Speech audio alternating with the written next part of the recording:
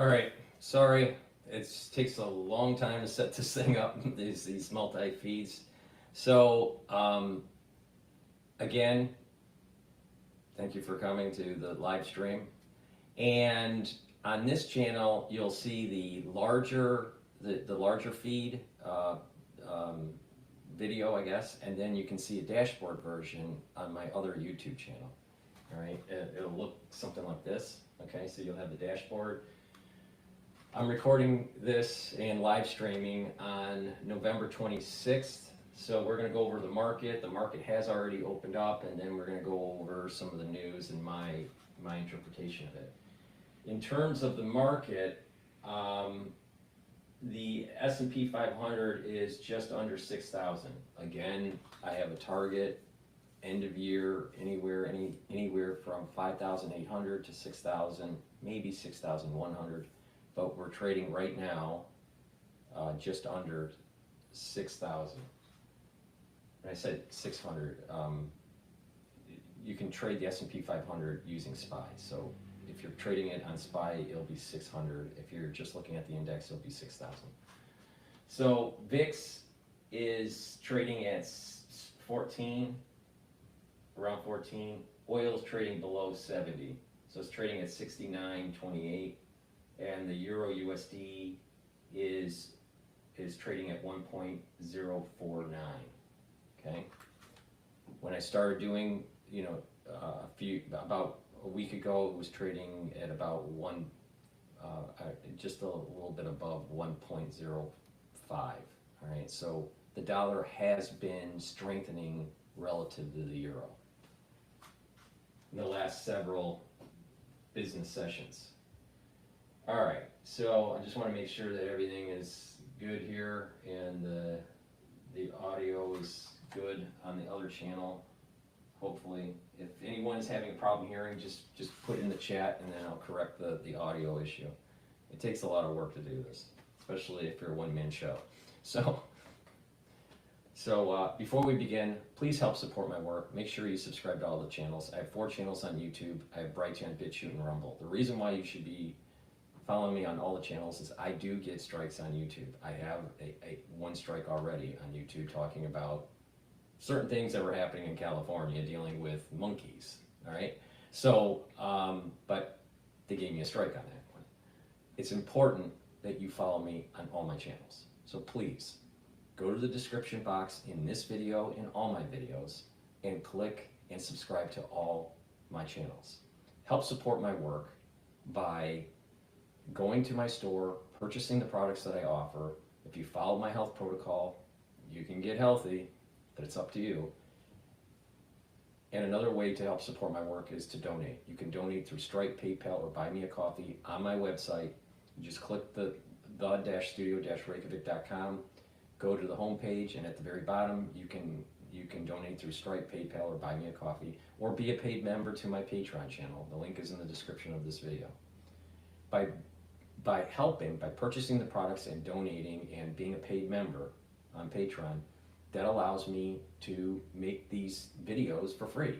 All right, it's that simple. It's a really simple business model. All right, I have thousands of videos out there for free. All right, so by helping, you can learn about economics. You can learn about tactical trading, if you want to do that. You can learn about domestic and foreign issues that are arising, especially about maybe World War III. It might be important to kind of pay attention. And how to improve your health. All right, I have gone through a very multi-decade journey to try to improve my health and to slow down the aging process. All right, and the ones that have been watching know why. I mean, heart disease runs in the family. I've had many people in my family that died from heart disease, and yada yada yada. But I've learned on how to kind of tweak it, and then you add in preventative medicine discoveries and understanding and what these longevity and anti-aging experts are doing, and I'll tell you, we're on the cusp of something very big. All right, not only do we know how to stack certain types of supplements that help heal the body and slow down the aging process. But we have the telemetry to be able to monitor it, all right, by looking at different biometrics, at the proteomic level, at the genomic level, at the serum level. What's your, blood serum biomarkers? I mean, you can get pretty detailed and fine tune it. And by doing that, you are being able to improve your health the best that you can. All right. Modern medicine, they don't really. The medical industry doesn't care about you taking charge of your health. They don't. All they care about is you have a disease, they treat it, they make money. Next patient, 18 minutes later, next patient, 18 minutes later, next patient. That's medicine. All right. And if you think I'm wrong, then you need to wake up. All right. 18 minutes, next patient. 18 minutes, next patient. It's all about cattle herding and moving the cattle through, and just bill coding to the insurance company. All right. They don't really care. They don't spend the time. They don't really care about your health in general. All right. Those are the facts. That's the cold hard facts of modern medicine. All right. You need to take charge of your life.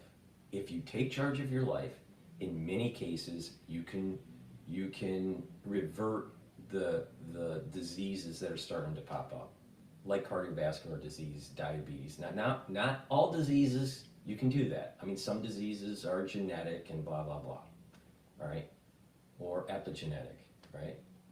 But most of the problems in the United States, most of the reason why we have very expensive healthcare is because of lifestyle and the stuff that we have in our food and water.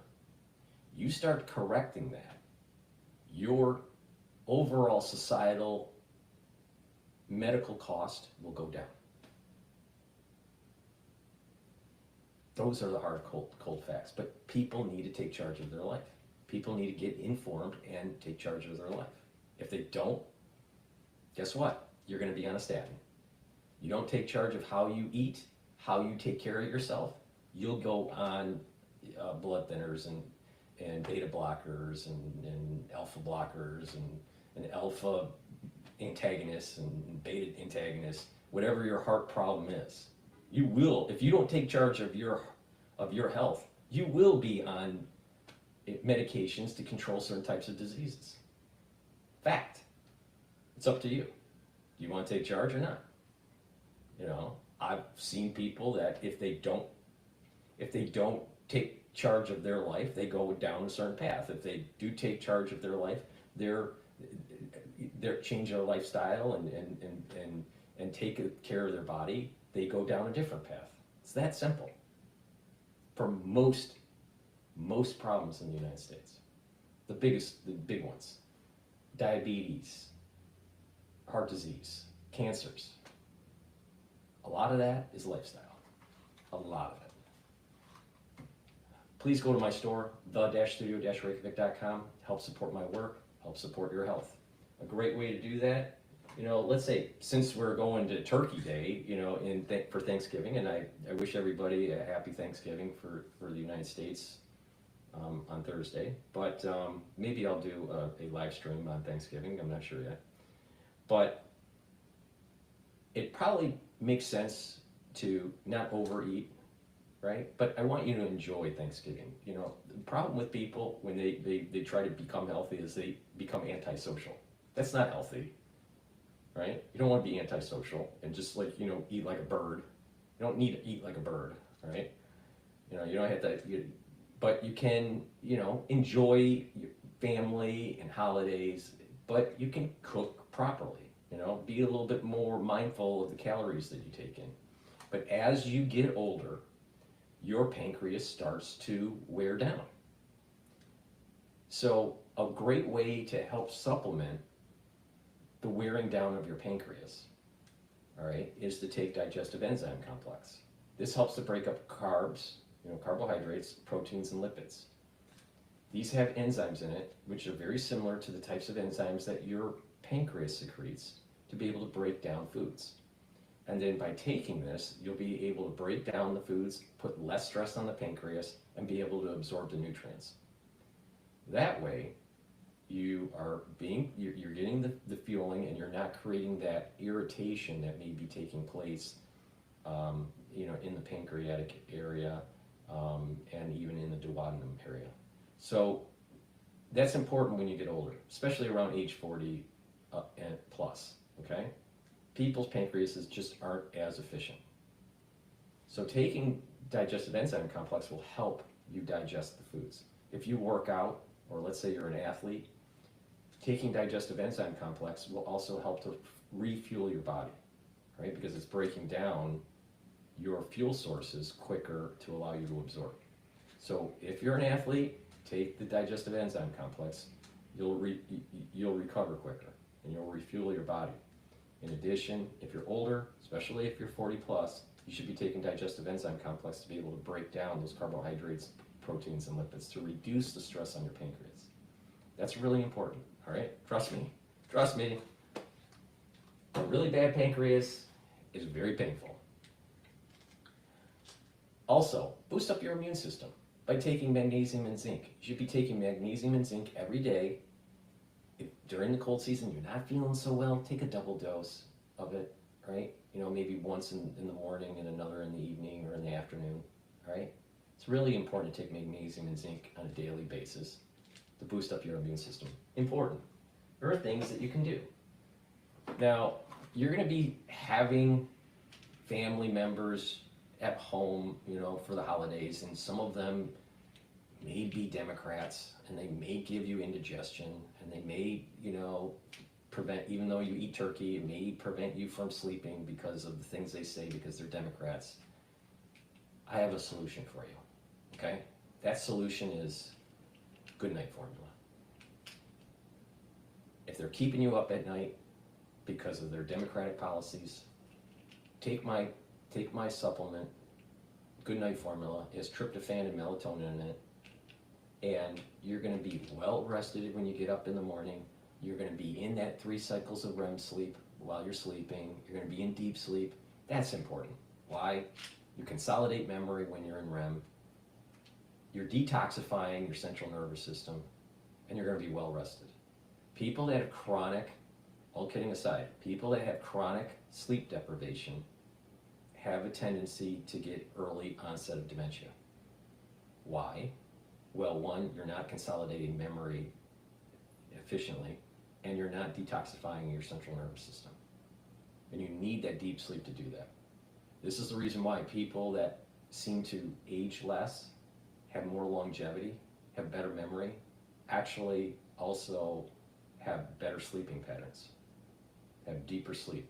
So this is really important. So please, go to my store, get the Good Night Formula, and through taking it on a regular basis and going into that deep sleep, you're gonna improve your memory, you're gonna improve your neural health because you're detoxifying the body, and you're gonna be well rested. And you're gonna notice over time that you're aging slower. Sleep is very important. It's a part of a lifestyle change if you want to get healthy. You can get healthy, but you have to, it's not just popping one pill. If anyone says, just take this supplement and only this supplement and everything's gonna be perfect for you, there's no such thing, all right? But it's about diet, proper diet, proper exercise, proper balancing, proper sleep, proper supplementation, certain types of exercises, stretching, and balancing exercises are really important, and then challenging your mind intellectually and mindfulness, either in prayer or in meditation. But when you do all these things, synergistically, your body does heal. It takes time, but it can be done. But if you're looking for a quick fix, there isn't one. And you will end up taking medication when you're older with having heart disease, diabetes, and other problems. But it's up to you. Because, when you see a patient and they're having a heart attack, their life just, flashes in front of their eyes. And most of these patients, most of them, they regret the way that they lived their life because they're right on the edge of death. Now, sometimes you can pull them back, and you can control their heart arrhythmias and whatnot. Maybe give them a PCI or whatever. But the thing is, they got to a point where they were right at the abyss, right at the edge of the abyss. And if you see someone that's just on the edge of the abyss, almost always they regret the way they have lived their life. All right, well, you know, that's some wisdom. Take it or leave it. It's up to you. Let's see what CNN has to say about the case that's being dropped by Jack Smith.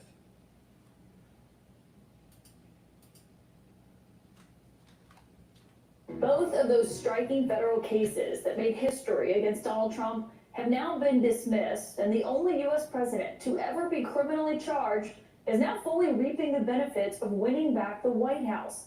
Special counsel Jack Smith moved to drop his charges in the election interference and the classified documents cases, given the long-standing Justice Department policy that a sitting president cannot be prosecuted. Judge Tanya Chutkan in Washington quickly granted Jack Smith's request today. And of course, down in Florida, Judge Eileen Cannon had dismissed that documents case over the summer as Smith was trying to revive it, but now is no longer doing so. It may not be the last that we hear of that case, though, because others were indicted there as well. More on that in a moment with our experts. But tonight, Jack Smith made sure to mention this in his filings. He said, quote, "The government's position on the merits of the defendant's prosecution has not changed. The circumstances have." Those circumstances, of course, being Trump's re-election to office.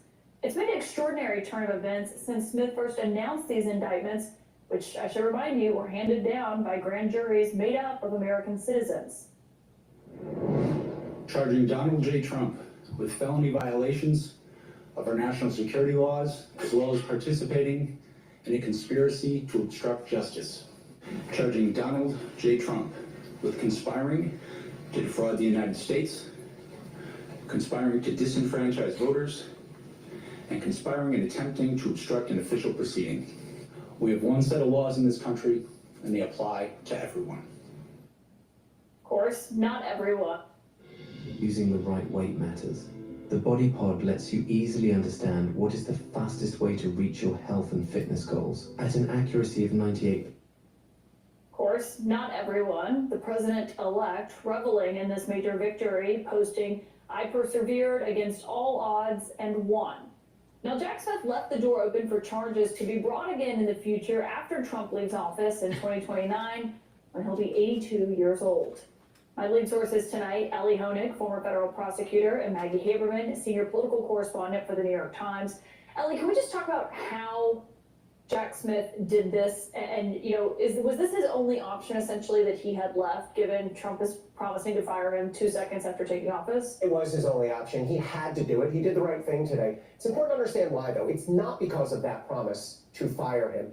It's because, and Jack Smith said this in his motion, it's because of the DOJ policy, which goes all the way back to 1973. Which is a policy, not a law, right? It's an internal, exactly, that's a good point. It's not a statute, it's not passed by Congress. We don't actually know if it's right or wrong. It's just been DOJ's internal view back from Watergate. They reevaluated it during the Clinton era in 2000. They actually reevaluated it now. I found that interesting. Jack Smith said in his motion today, I went back to OLC, these genius Office of Legal Counsel, these constitutional lawyers. I said, does it apply here? And they said, yes. I, Jack Smith, am bound by that. Hence, we moved to dismiss. And remember, this OLC memo, opinion, whatever we're going to call it, this has come up with Trump before. This came up when he was president previously, and there was the Robert Mueller investigation, and there was the question of will Trump be indicted in this investigation. And it was easy to lose track of this, but it was pretty clear that Mueller was very unlikely to challenge that policy, and he never did. Yeah, but you know, the idea that he's saying charges could still be brought in the future, I mean, looking at that, Ellie, is that at all realistic? I mean, there's certainly some people who would be hoping that that would be revived in 2029, but the idea of that happening, I think, you know, and Trump could pardon himself, I don't know. Let's be real, that's not happening. I mean, it is only in the most theoretical possible sense. I mean, imagine this, right? Fast forward 4 years, who knows where anyone will be in 4 years? You're gonna have whoever wins the White House, whether it's Gretchen Whitmer or J.D. Vance or whoever, new AG is gonna say, let's revive a case that's been dismissed 4 years ago. That's probably It's interesting that he, if you know, just quickly passing Whitmer from Michigan, the governor, she might run for president. She's sitting, I think Hochul is another one from New York, probably running, 2 females, ultra liberal. Newsom is gonna run. I'm concerned about J.D. Vance, because I still, even though I think he's decent, he's smart, he's quick on his feet, but I just feel that he's a little green. There's a little, I just feel that the experience isn't there. Now maybe he'll get that experience as VP.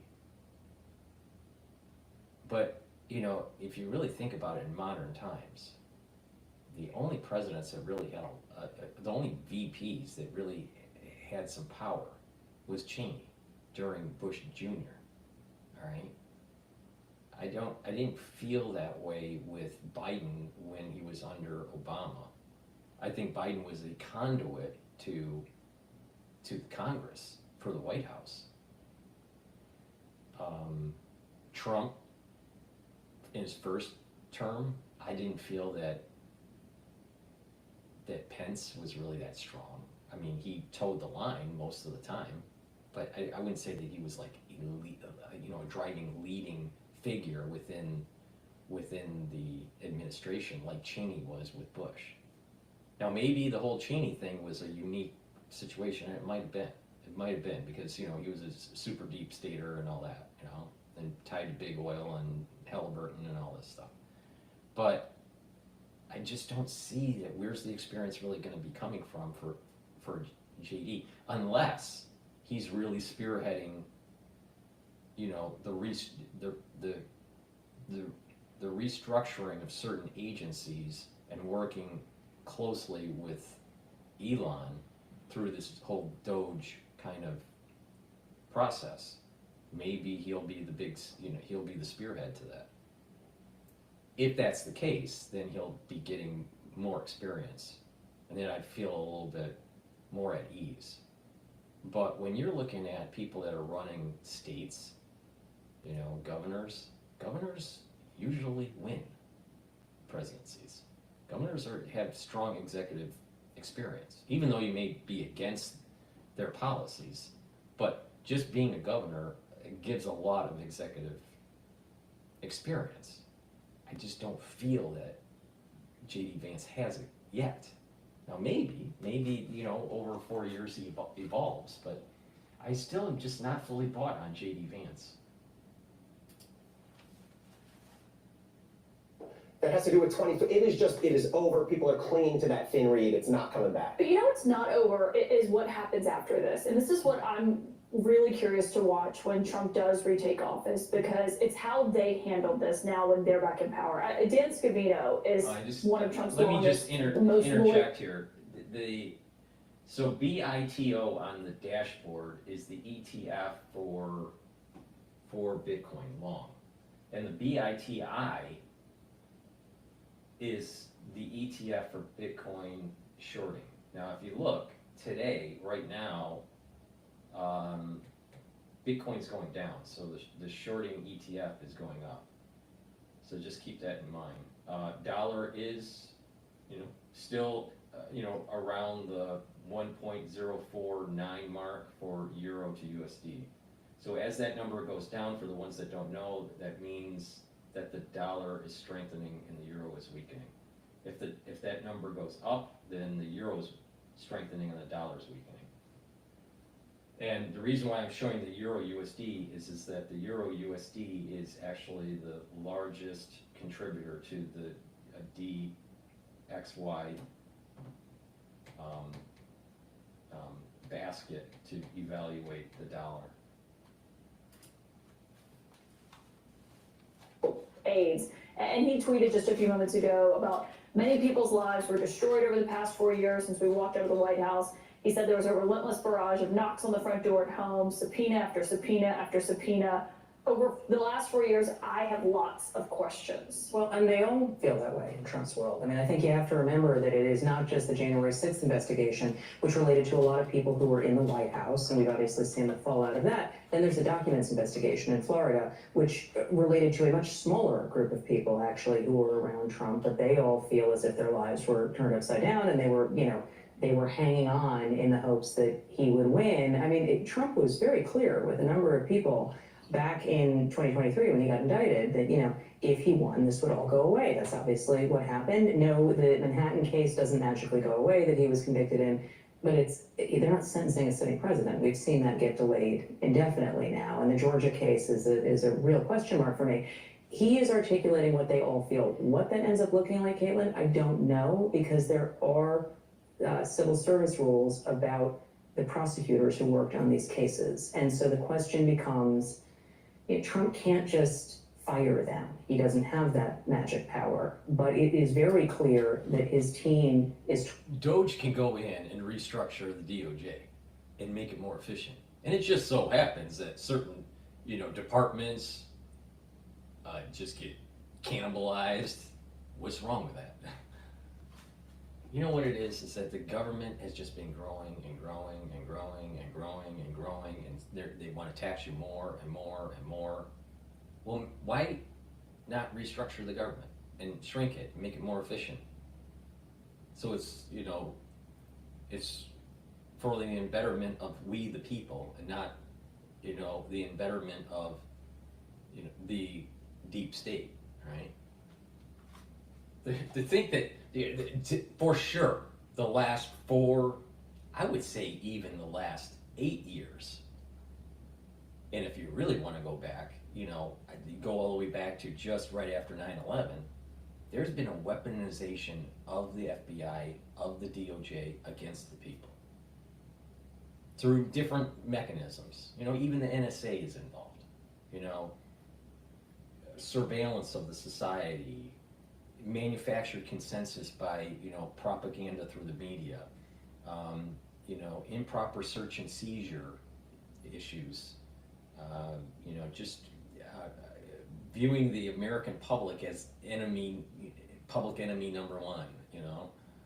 That's wrong. Weaponizing the IRS. These are things that are out of control.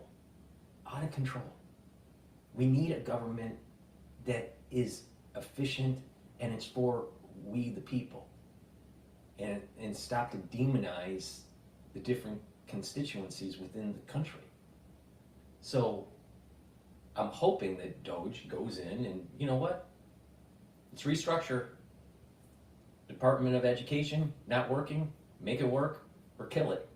Restructure the FBI, restructure the CIA, restructure the NSA, restructure what's going on at the DOJ. Make the country efficient. Stop demonizing the citizens. Now, it's obvious if someone has, an open mind, right? Even if you don't like Trump, you can't honestly say that you think that the DOJ, the FBI, and other agencies are not going after political opponents. I mean, how could you not? I mean, look at what happened with Roger Stone. Look at what happened with Stephen Bannon. All right? Stephen Bannon decided not to show up for a congressional hearing. He gets thrown in jail. Mayorkas decides not to show up and testify. He doesn't get thrown in jail. Hunter Biden doesn't sit for the hearing fully. He doesn't get thrown in jail. I mean, there seems to be a little bit of, if you're a Republican, we're gonna use the system to go after you. Well, that's a problem, because now Lady of Justice isn't blind. And just the whole problem with these agencies going after citizens. They've weaponized them. Now, people can use the term lawfare or whatever you want to use. But the thing is, it's happening. And it needs to stop. It needs to be restructured. And we need to hold the people that were doing this accountable. So through restructuring of agencies, yeah, I'm pretty sure you can get rid of these people. Because maybe you don't need those departments. Why do you need a department to go after your political opponents? I bet there is a department somehow, some way, that's called go after your political opponents, department at the DOJ. Well, maybe you should, stop funding that. About this. Can they make their life hell though? That's what I was gonna say, and they can make it so miserable that in the hopes that they leave, that they just, go off on their own, and then if anybody is left, then they'll figure out what to do. Yeah, I think we need to, I need to throw a red flag here on this kind of comments by Dan Scavino and others, because we're seeing it regularly, these threats. We're gonna prosecute the. He's a referee? See, this is the problem with these mainstream media things. You got an anchor that's probably going to get canned, right? Because no one likes her. CNN is hemorrhaging money. All right. Then you have lawyers there just pontificating, and they always have a tendency, especially on CNN, to be anti-Trump.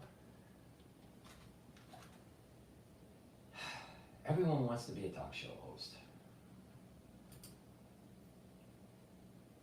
Investigators investigate the investigators. I mean, look, I have been critical of Jack Smith. I stand by all of my criticism of him. I think there were times he did things that are against DOJ principle. But if we're talking about opening a criminal investigation, there is zero evidence to justify that. And you make a good point, Caitlin. Even an investigation, I mean, there are safeguards that would hopefully prevent some sort of ridiculous indictment. But even an investigation can turn someone's life upside down. It's extraordinarily expensive. You get a subpoena, that's 6 figures. But the Trump team is gonna say, that's what you did to us. Right. What they say now. Yeah, it's childlike retribution. Yeah, but the thing is that they went after people in the last 8 years, right? They went after people and destroyed them. The Democratic Party went after people because they were political opponents and destroyed them. Now, because this red wave happened in Congress, Senate, the House, the executive branch, the judicial branch is heavily conservative now, right, because of the chief justices. So there is this very unique period of time where we have 2 years where we can fix it. We can look underneath the microscope and fix the problem. Fix government. Be able to stop this never-ending retribution. But the Democratic Party, through the speech of Schumer on the Senate floor, saying, we can give peace a chance. We can come together. We can find common ground now. You think he would say that speech if he won the Senate? If the Democratic Party won the Senate? Of course not. He would say, this is a mandate to go after people that are anti-democracy. So when the Republicans have power, the Democrats are worried of retribution. But when Democrats have power, they want to exercise their retribution. Okay, I see. Sometimes you can't forgive your enemy. Sometimes you have to go after your enemy.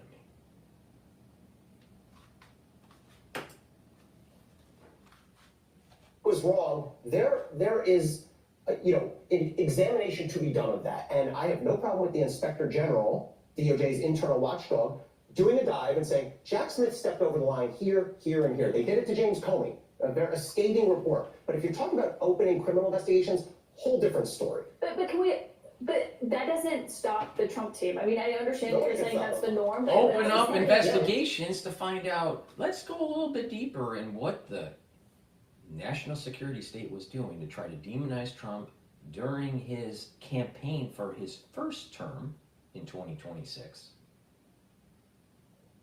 And how that carried on into his first term as president. Trying to demonize him, trying to impeach him and blah, blah, blah.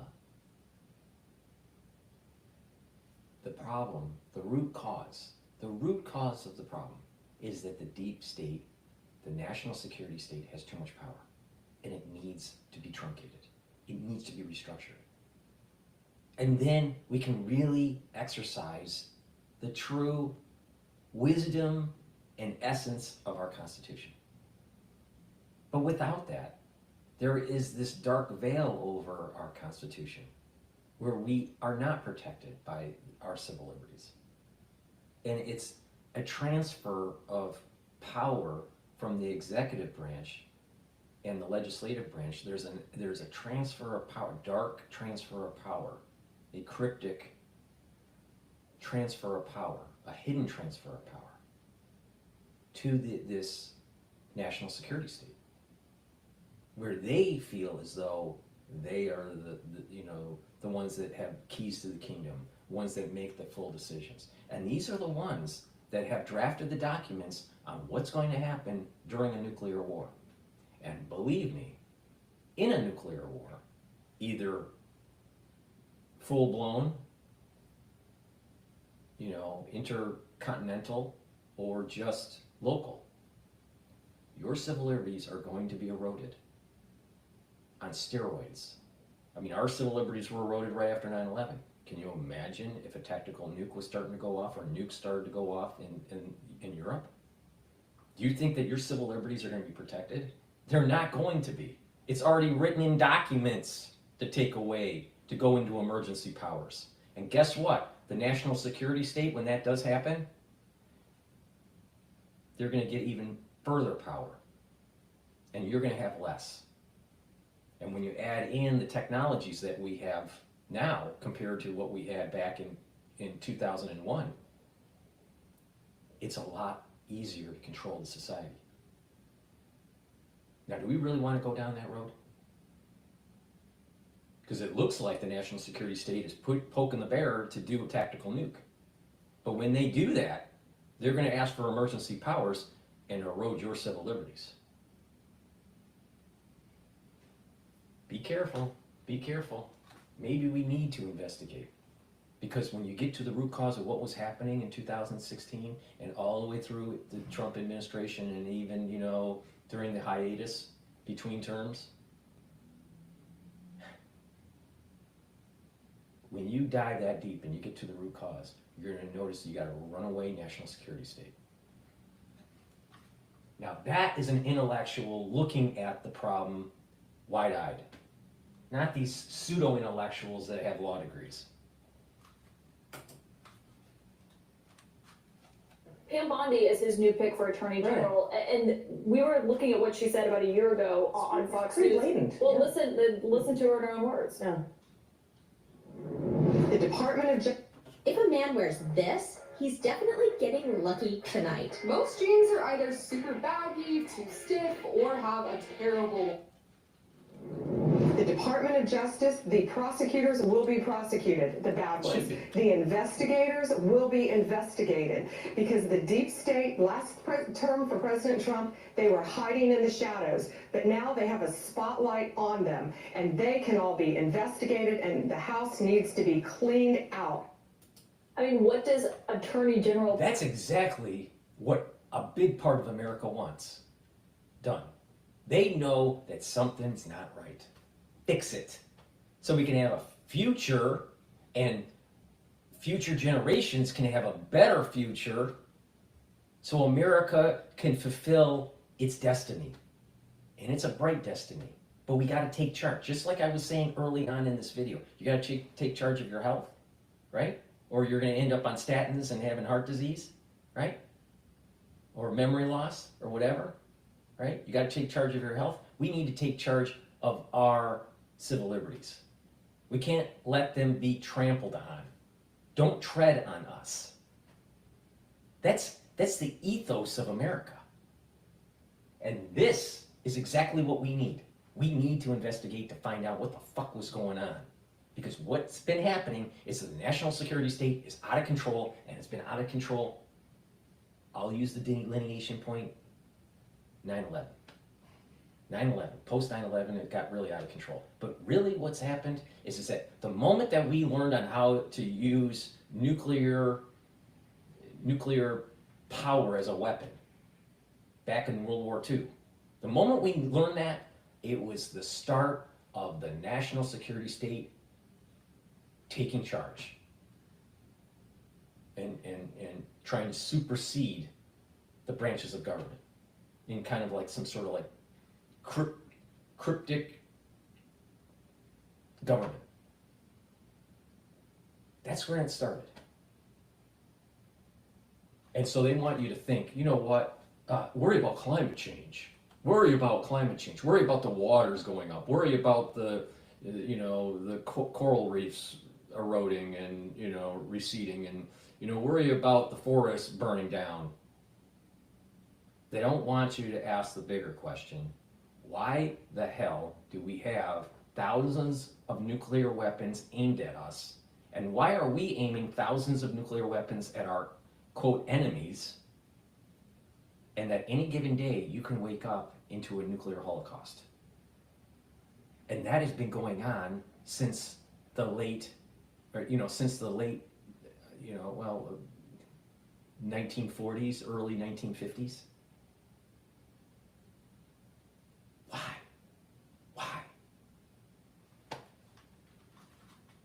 Because if there's just a miscalculation, if there's just a little push, a little nudge, then all of this constitutional republic will be gone, and that you'll have people that are part of the national security state gaining power.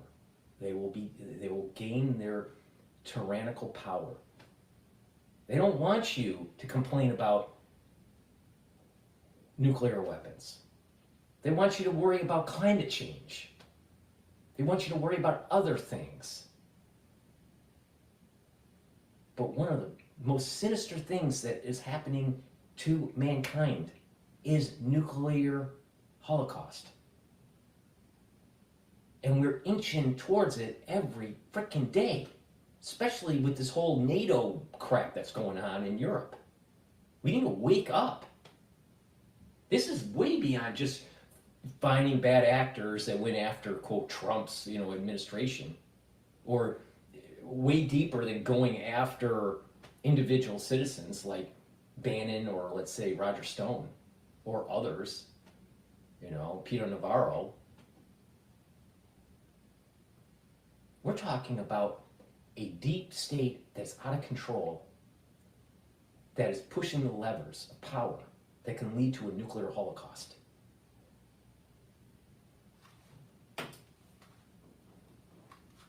Bondi do if she's confirmed and the president calls her and says, I'd like you to investigate J.P. Cooney and Molly Gasson and these prosecutors who are on Jack Smith's team? I think you can expect that Pam Bondi and everybody else who has to go through a confirmation hearing are going to be asked by the Democratic senators about those comments, and it'll be very interesting to see what she says. I mean, to your point, there was a lot of celebration about Matt Gaetz not being in that role anymore, and with reason. Matt Gaetz was investigated by that department and has all kinds of baggage, but it's not as if that, the I'm gonna clean this all out vow from Pam Bondi is especially different. But there's so many unanswered questions, Caitlin, but if the idea is that there's lots of people around Trump in the White House who are gonna try to prevent him from doing this, That's another thing that is a problem with New York, even though I live in New York.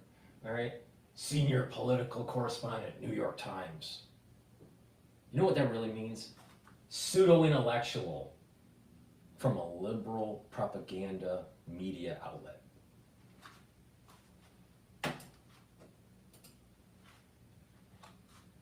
they're sorely mistaken.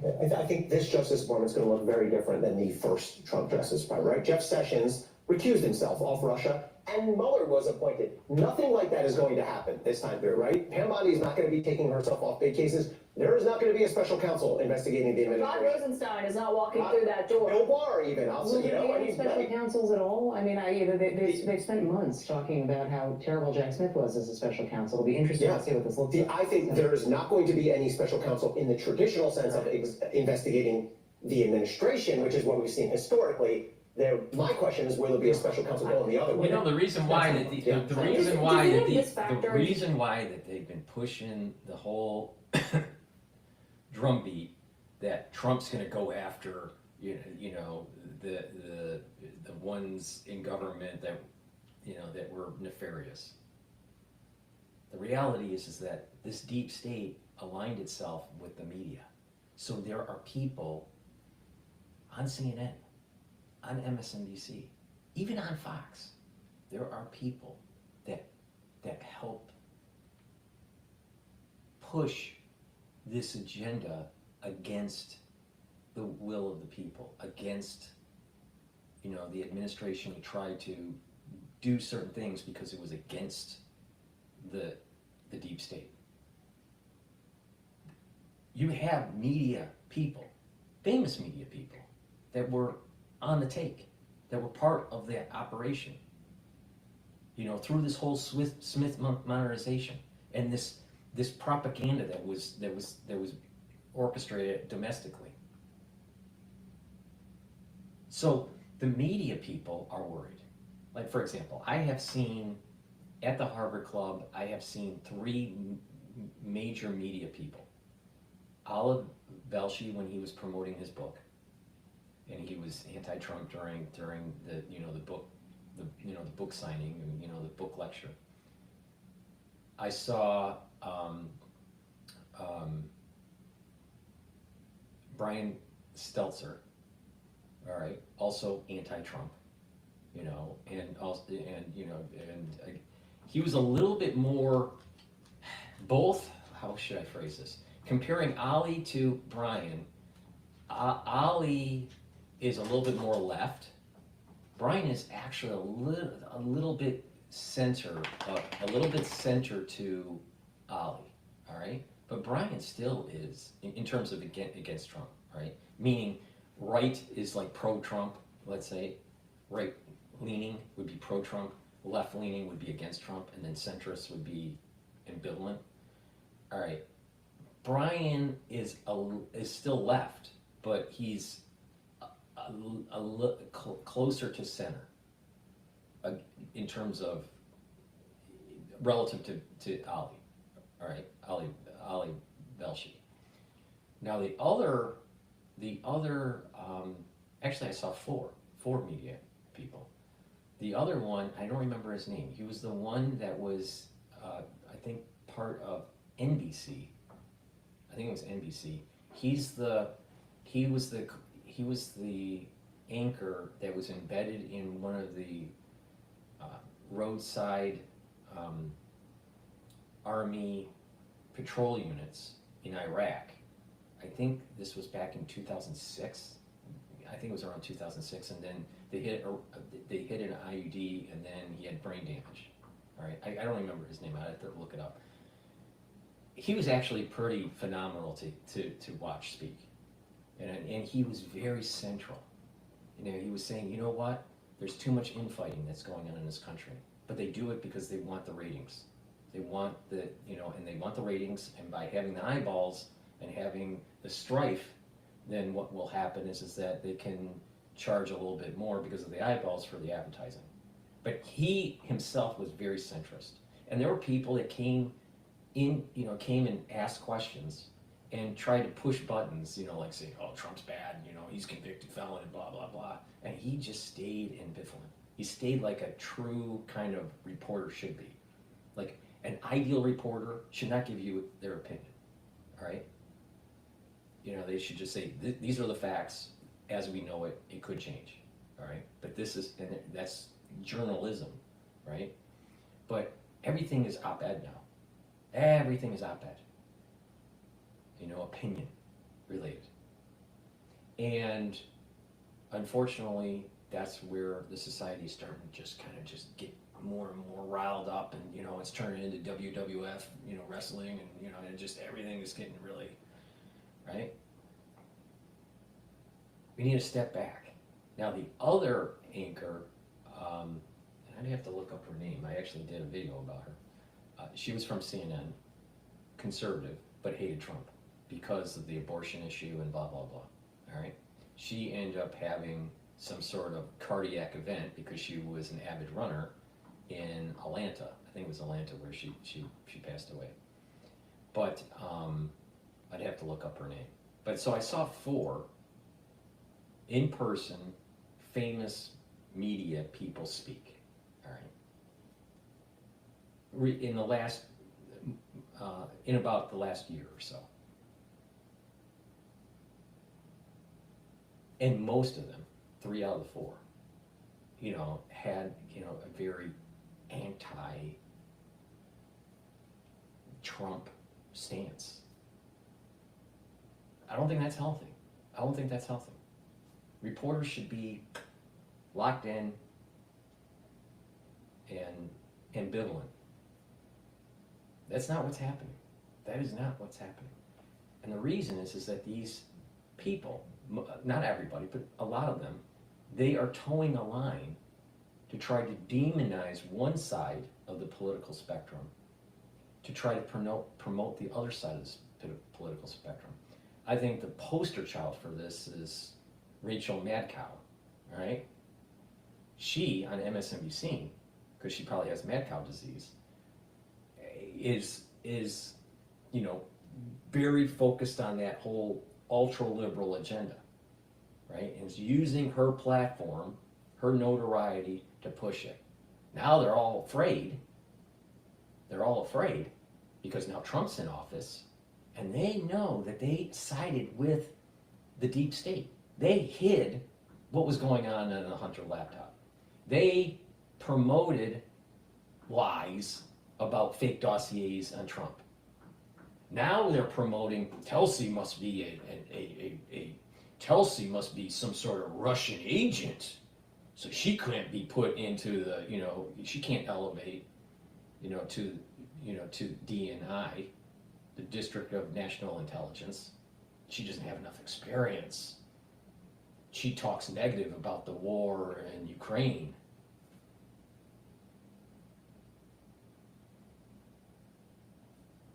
Problem. So people need to investigate not only the people that are in the deep government, but also in deep media. Maybe that's a new term. Maybe someone's already used the term. I don't know. But there is this deep media that's aligned itself with the deep state. They need to be held accountable because what they did was they were lying to the American public through this Smith Modernization Act. The CIA, the deep state, was using domestic propaganda through media to make you think that Harris was winning Iowa in the polls. Oh. And there's other, you know, I don't want to get a strike on YouTube, but there are other things the deep state has been doing that, you know, I had covered. That they've, you know, they promote harm, physical harm, when they say, believe the science on XYZ. You know, believe the science on global change. But let's not worry about nuclear war. What do we do with the nuclear waste even if we don't have a nuclear war? It's going to get so, you know, clean energy, nuclear power. Really? Really? That's clean energy? Really? You look at the whole process, how it's mined, all the way through, you know, creating the energy and then the waste products from it, and you add that all up, the net present value, you really can say with an honest face that nuclear power is clean energy? Really? If it's so clean, then why don't we put that radioactive material on Martha's Vineyard? Oh, no, we can't do that, because that's bad. That's nuclear waste. Oh, if illegal immigration is so great, why don't we just move them all to Martha's Vineyard? Oh, we can't do that. No. Not in my backyard, no. But it's clean. Yeah, right.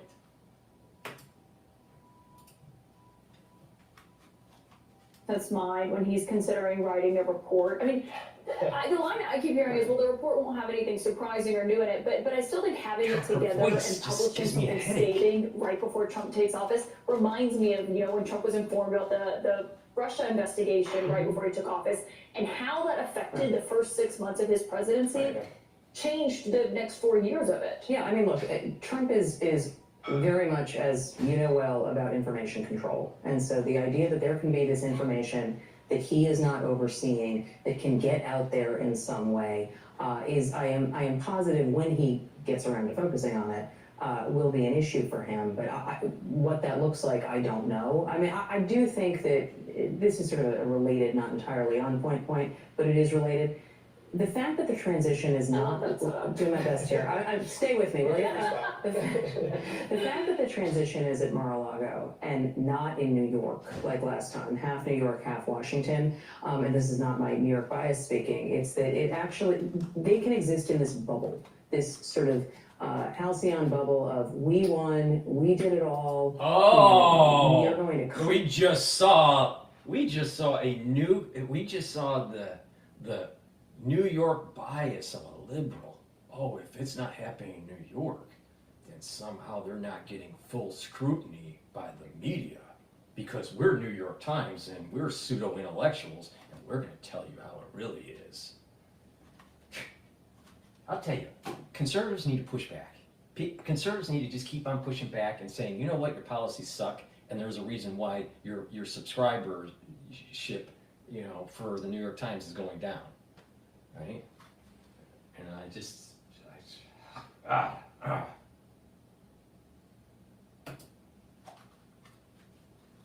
Then we're gonna shake things up, and Washington is not Mar-a-Lago, and it is a very big government, and so they are going to show up and they're going to want to do things a certain way. Washington's not like Mar-a-Lago, but New York is.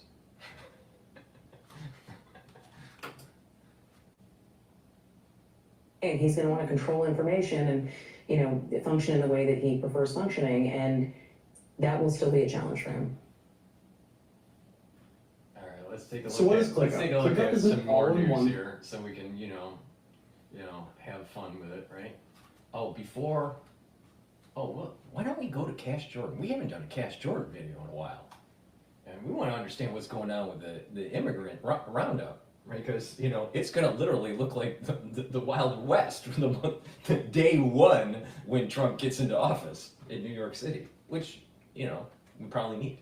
Please go to my store, help support my work. All right, where else are you going to get the plethora of wisdom on YouTube?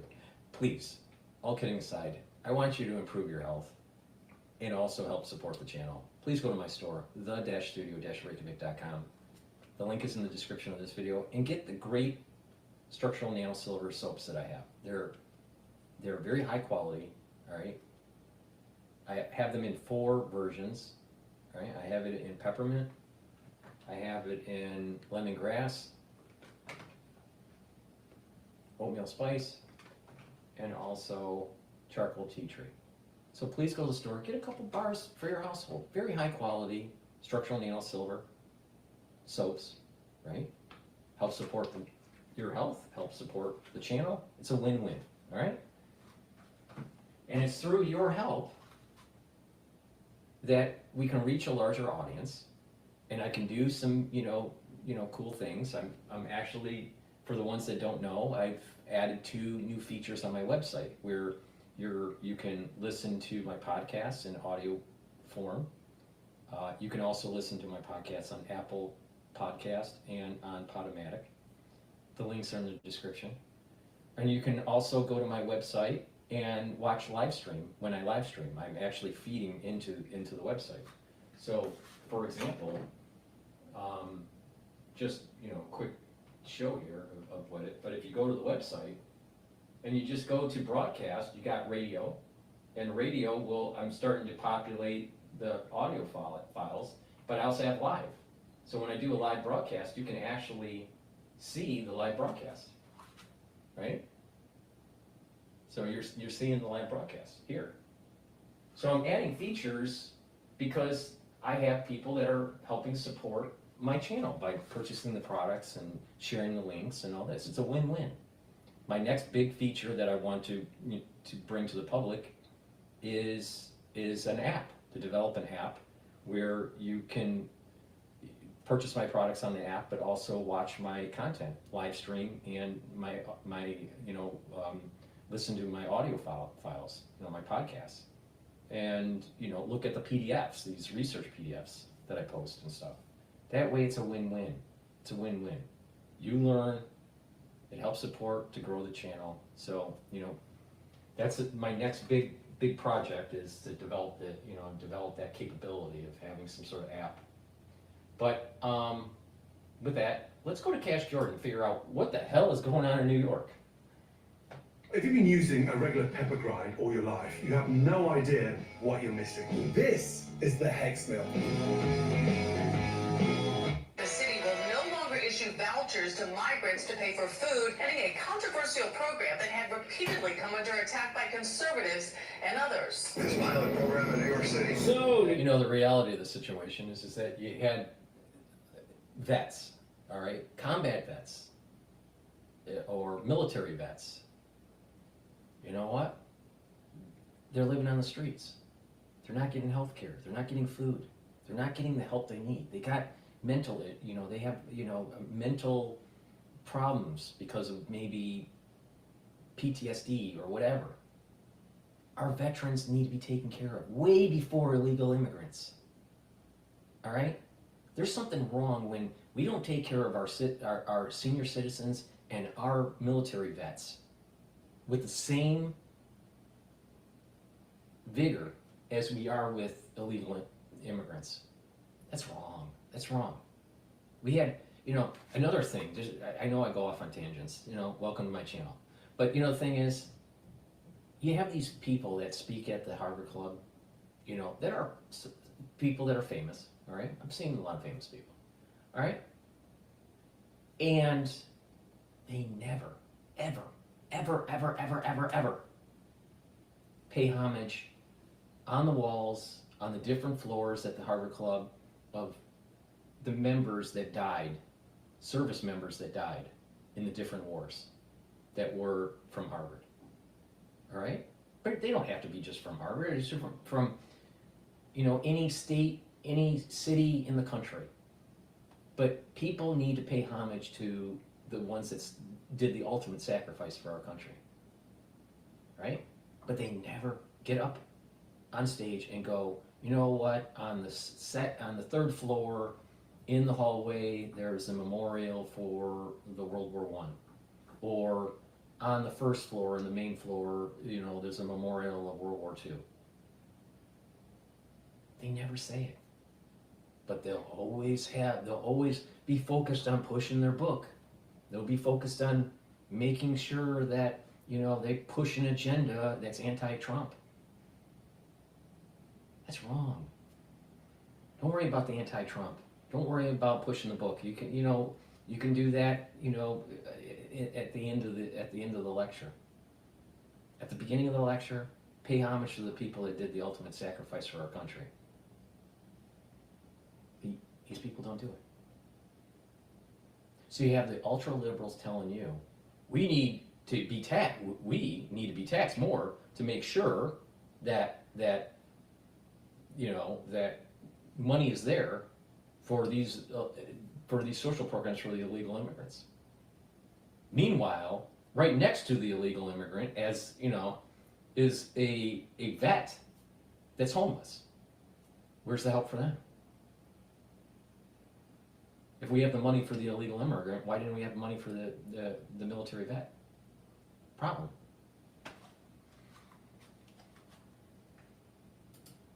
Oh, and it's and to get, you know, and to do insult to injury, it was the deep state that promoted the war. The deep state promotes the war that people serve honorably, come home, and then are now homeless, and the deep state doesn't even fucking care anymore. But the deep state will somehow orchestrate an effort to make sure that there's a flood of illegal immigrants coming over the Rio Grande. Really? Oh, and the deep state will figure out a way to make sure there's funding for those illegal immigrants. Why don't you put as much effort in creating wars and trying to orchestrate mass caravans over the Rio Grande? All right? Spend that effort in making sure that our senior citizens and our vets are taken care of. Pretty simple. The controversial debit card program that gave asylum seekers $350 a week for food. And with the price of groceries in this city way above average, the controversy over these cards was never ending. But they were canceled within a day of President Trump winning re-election in a landslide. And the cancellation of this program just adds to the uncertainty many asylum seekers here are already facing, with the new president promising mass deportations.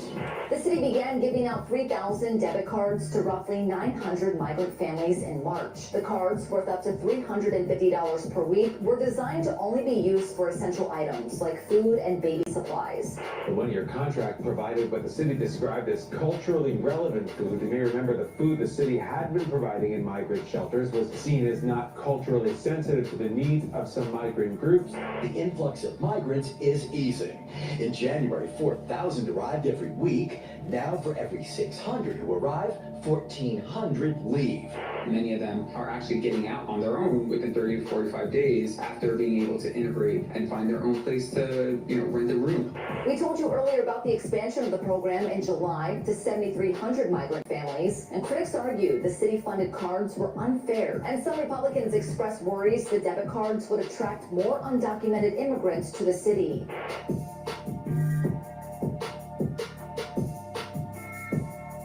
So the incredibly controversial prepaid debit card program is now over. But what nobody's talking about is this program was pretty much doomed to fail from the start, because not only do New York City shelters provide 3 meals a day and unlimited continental snacks, cooking is banned inside the shelters themselves, and the cards were supposed to be used for groceries, making it hard to see exactly how the $1,400 monthly allotment families were given could be used to buy and prepare the healthy, culturally relevant foods that they were intended to. But what's really shocking here is the timing of this program's cancellation, because it was started almost a year ago, and then 4 months ago it was such a success that it was expanded to cover more families, and then within a day of the election it was just canceled. Which is weird, because our leaders kept defending this program by saying that the $1,400 prepaid cards were saving the city money and helping us help more asylum seekers than ever before. But the city's shelter system still evicts asylum seekers after 1 or 2 months, leaving many homeless, spending for themselves. At the same time, the number of asylum seekers in the city has dropped drastically ever since President Biden's executive action on the border. And with President Trump set to take office and start what he calls the largest deportation effort in U.S. history, the 700 people or so arriving here every week could continue to drop even lower. And that brings us to the real reason why these cards are now gone. President Trump's landslide election victory has signaled the end of the growth phase of the asylum crisis here in New York City. And Donald Trump's victory.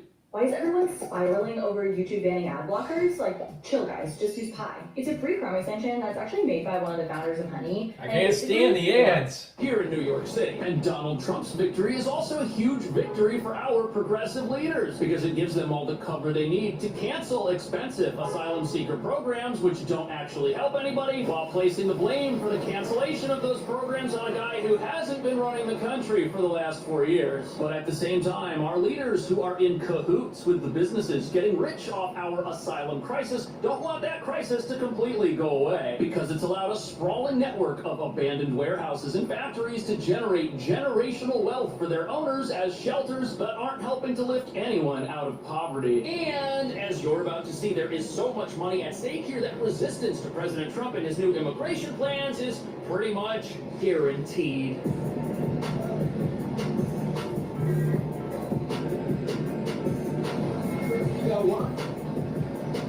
So this tower right here behind me, this is the Row Hotel. It's a former luxury hotel that now operates as an emergency shelter for asylum seeker families here in Midtown. And not only does it make its owners... Of course it's luxury, because it's only luxury in New York. Why don't they house the actual illegal immigrants in that big, gigantic, beautiful building that the New York Times has? Because they print a lot of paper saying how important it is to have illegal immigrants. billions of dollars a month because of the asylum crisis. This is also where this controversial debit card program has its origins, because whistleblowers revealed that the city was throwing away hundreds of thousands of dollars of prepared meals that were supposed to go to asylum seeker families, but because they weren't being eaten, they were just being disposed of, thrown in the trash. They weren't even being donated to some of the local homeless shelters around here. Video footage of the meals. Isn't that crazy? There are lots of people that are homeless, that are hungry, that are citizens, all right? And they were throwing away food? This is why we need Doge. The waste at the federal and the state and the city levels is astronomical. We are wasting so much money because the people aren't held accountable. When you hold people accountable, when you say you need to do this and you create a monitoring system to see if they reach those goals, and if they don't, you hold them accountable, then when you do that, the society will be more efficient. But when you don't, then you have this runaway waste spending. Like they were absolutely unedible, and the asylum seekers said that the food made them sick. The city fired back by saying the meals were of perfectly edible and fine quality at $11 a piece. But because of all this food waste, the debit card program was conceived to lower the amount of food waste, because it was thought that by giving people a card that they could use to buy groceries, they wouldn't throw anything away that they just went out and bought, even though the preparing of non-ready-to-eat foods is banned inside shelters just like this. New York City Mayor Eric Adams announced an end to a program providing prepaid debit cards to migrant families Thursday. 1 year, that was what it was in place for 1 year. Now we have moved away from the emergency response because we have had a constant decrease in our population. So Mayor Adams is right. This was a pilot program and it is now over, but coincidentally it just so happens to have been canceled within a day of the election, and the entire time this program was operating, as controversial as it was, city leaders defended it as being necessary and as being great. And right before it was canceled back in July, it was expanded to cover even more families. So it looked like this program was going to go on forever, and then something changed. And observers are saying now that Donald Trump has regained the presidency, the asylum crisis may start drawing to a close as border security measures, which go beyond current security measures, are implemented. And as the number of new arrivals in the city starts to drop, the city will have every reason to say it doesn't need to maintain programs which are controversial and expensive. And by comparison, giving people a debit card they can use every week to buy maybe prepared food at like a buffet or something is much cheaper than throwing that food straight in the garbage and nobody eating it. And the meals that were going in the garbage were $11 a piece, which means one person, if they weren't eating any of this food, $33 in meals were going in the trash every day. A family of 4 who wasn't able to eat the food would lead to around $3,900 in wasted meals. Well, look at this. Those airline meals that everybody hates and still eats, those only cost $4 each. And if the city wanted to pay $11 per meal and have a multitude of options, they could have just signed everybody up for Factor. The point is the whole meal program that was initially instituted at places like this was an absolute scam, and that scam was used to justify this debit card program that was also kind of a scam, it turns out, because it didn't work even though we were told it was working. But now that this program is gone, a lot of unanswered questions are on everyone's mind, like what are these families who were relying on them to feed themselves going to do now? And does this signal a change in the city's stance towards being a sanctuary city with a right to shelter? After all, many of the asylum seekers who live in places like this, they were invited in by city officials who promised them the American dream, and now things that were supposed to help them are being canceled. Does that signal that the city will no longer be a sanctuary at some point in the near future? This is something a lot of people are wondering. The mayor called the program a success, citing reduced food waste and millions of dollars put into the local economy. We told you earlier about the expansion of the program in July to 7,300 migrant families. And critics argue the city-funded cards were unfair. Now, yes, this program was considerably cheaper than just throwing food straight in the trash. But one of the other criticisms of it was that it was so generous, there may have been people that said, gee, I'm going to go to New York to seek asylum instead of anywhere else because I can get the hotel and the debit card. And that kind of makes sense. Why would you seek asylum in a place that didn't provide those things, especially if you're fleeing poverty? And just as the program was called by some to be extremely unfair, it's also unfair for the city to set asylum seekers up, tell them they're going to take care of them, and then to cancel all of that stuff suddenly, after saying that it was working, revealing that New York's asylum crisis, it's not managed in a way that is going to improve the lives of anybody except the people who run the businesses that are helping with the whole situation. For example, the owners of this hotel, they're making millions of dollars. The worst thing for them would be for the asylum crisis to end, because then the hotel wouldn't be fully booked for years on end. But as an emergency homeless shelter, it's not actually that great, because an emergency homeless shelter is supposed to be part of a larger goal of getting people back up on their feet. But after you move into a place like this, after 1 or 2 months, the city evicts you because it doesn't have unlimited space, and an unlimited number of people are coming here and also need a place to stay. And many of the folks that are here, yes, they're moving out, but to where, we don't truly know. We know some people are living in tents. That's not a great system. And now there's speculation that the cancellation of this program is pure politics, because had the election results been different, the number of arrivals in New York City would likely remain unchanged, and this program that was billed as the greatest thing since sliced bread would have probably been maintained. But with the electorate changing its mind about what it wants national immigration policy to look like, the program has suddenly disappeared. And the people in the shelters, they're starting to disappear as well, even though about 58,000 are still in the city's care. The Merit is one of 2 shelter sites now closed down because the influx of migrants is easing. In January, 4,000 arrived every week. Now, for every 600 who arrive, 1,400 leave. So, yes, 1,400 people a month are leaving, but that's not some magical success story. The city has admitted they don't keep track of where people go, just that they were living in a shelter and now they don't. They don't know if these people are better off. They don't know where they're living. They have no idea. But obviously, if the city expected to continue receiving high numbers of new arrivals, they would not be closing down facilities that are meant to house those people and take care of them, because that's what the law here says we have to do. Yet the city is taking this opportunity to drastically decrease the number of shelters that it has. They're even closing down the massive 3,000-person facility.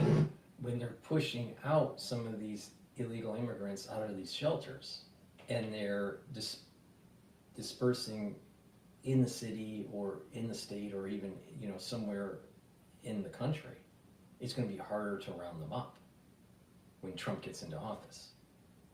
I mean, just keep that in mind, all right? If they're centralized, it's easier to round them up. If they're decentralized, it's harder to round them up.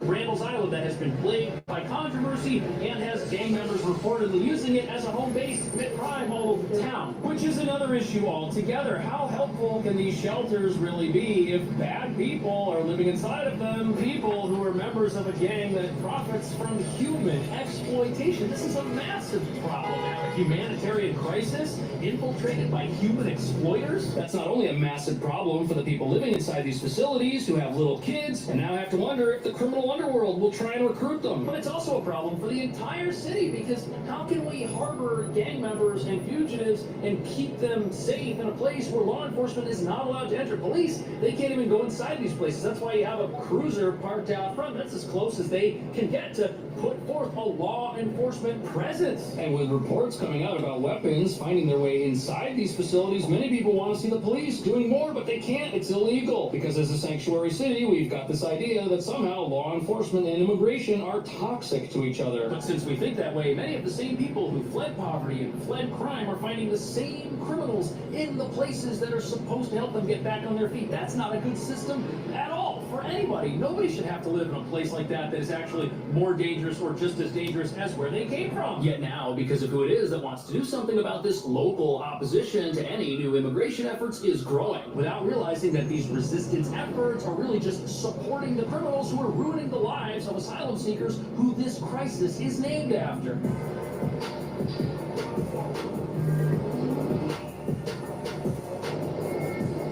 So So in just a few weeks, the criminals, gang members, and terror watch list suspects who've escaped into America and aren't supposed to be here, they're gonna have to start watching their backs because the incoming president has promised that they will be the focus of his deportation efforts. And when you consider that many of these cartels and gangs have been exploiting people since before they even entered this country, their removal from it is gonna be a good thing for the law-abiding asylum seekers, as well as the middle-income communities around New York that have been overtaken by crime, which has come from these gangs in many cases. Yet somehow, not everybody agrees that securing the border and getting rid of the bad guys is a good idea. I have arguments a lot about Capitol Hill. Give me one downside on secure border. What's the downside unless people on terrorist watch list coming across the border? A secure border saves lives. Right. I'm for secure border because I believe that if you don't have a country, you don't have a country if you're not securing your border or your currency. All right.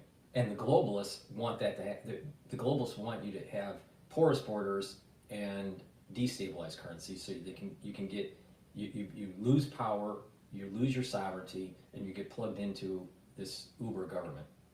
All right. Strong borders is a good thing, you know, like Robert Frost said, good fences make good neighbors. All right. Well, we need a strong border.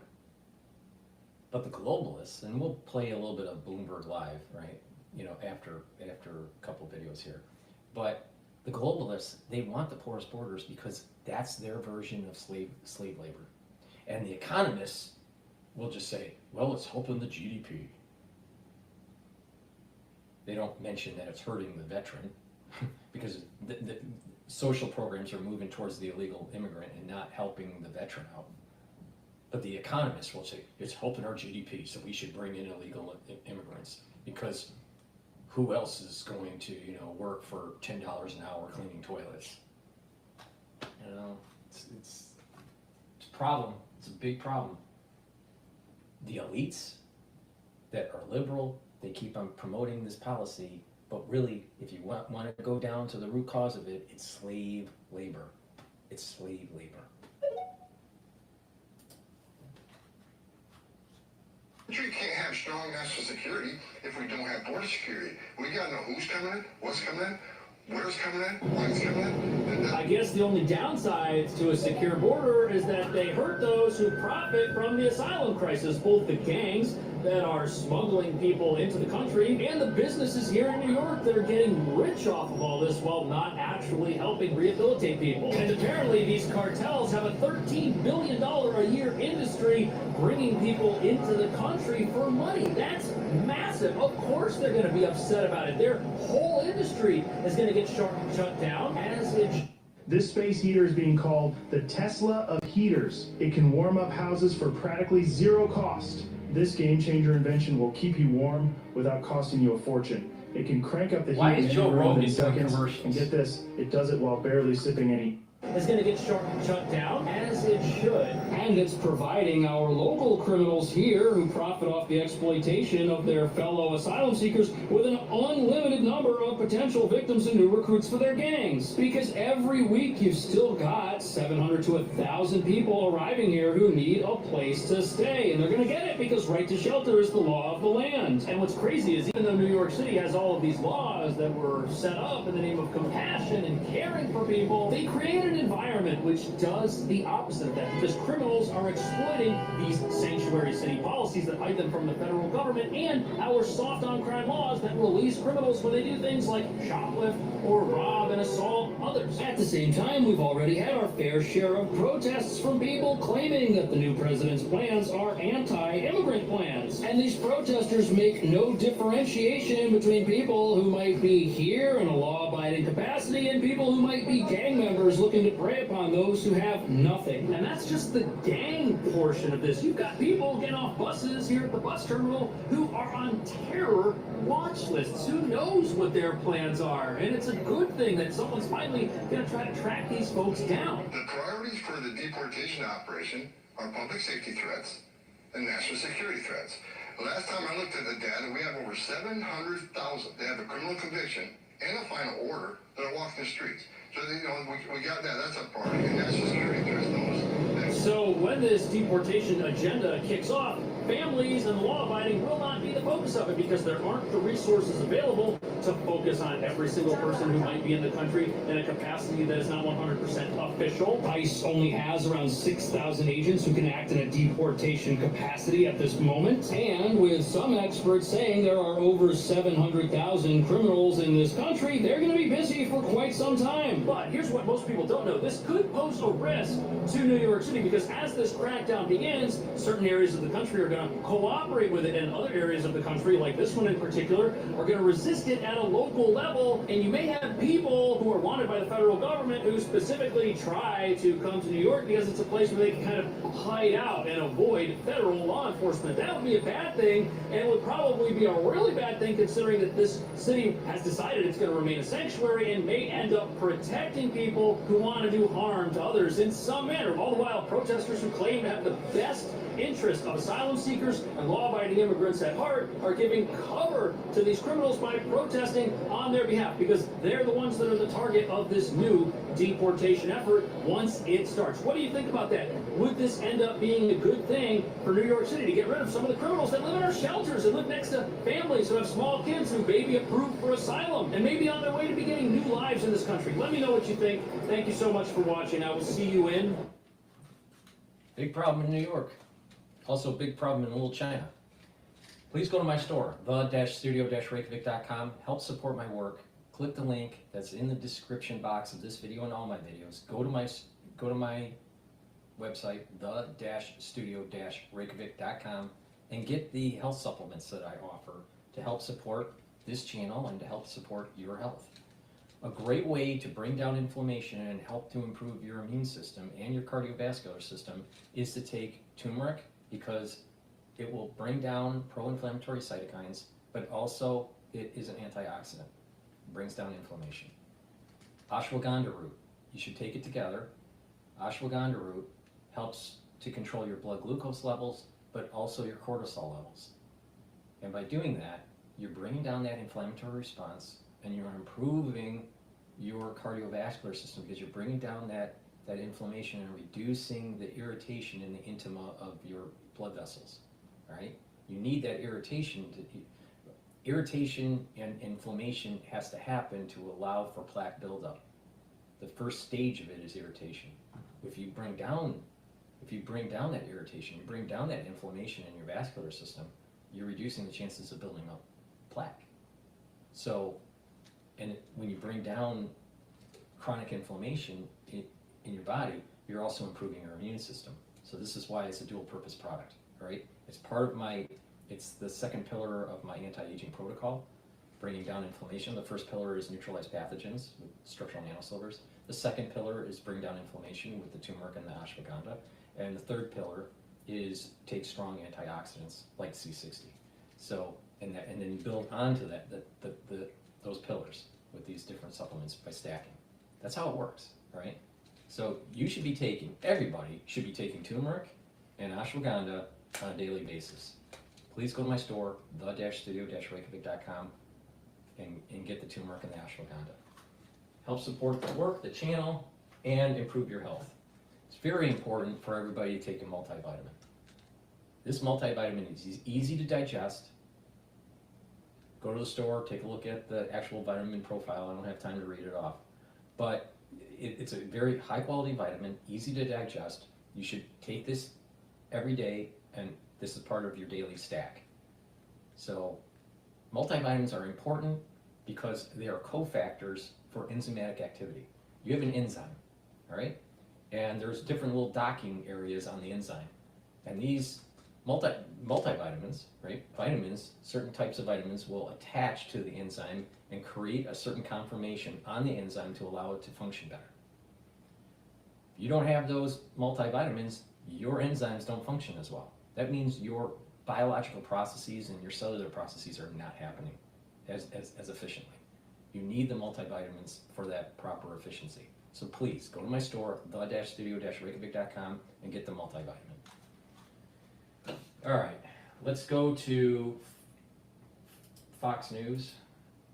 This is about Mexico, China is going to pay. I like this. You know why? Because I saw the automotive industry and the tool and die industry get decimated because of NAFTA in Detroit, all right? NAFTA hurt manufacturing in the United States. Now, there were people that benefited from Wall Street and Walmart, people that oh, you know, the Walmart family. But manufacturing was decimated because of NAFTA. I would love to see higher tariffs against Mexican goods and Canadian goods.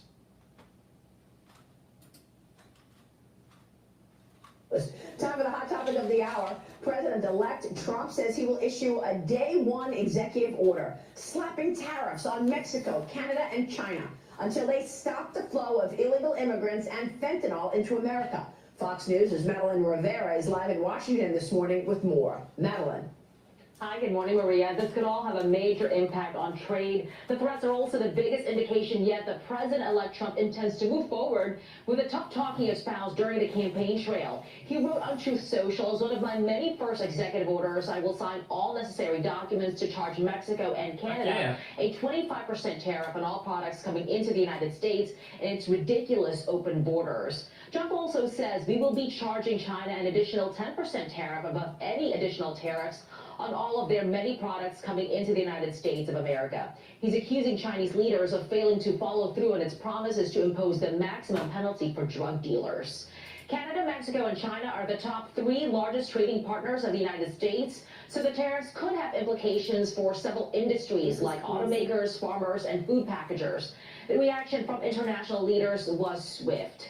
A spokesman at the Chinese embassy in Washington says China believes that China-U.S. economic and trade cooperation is mutually beneficial in nature. No one will win a trade war or a tariff war.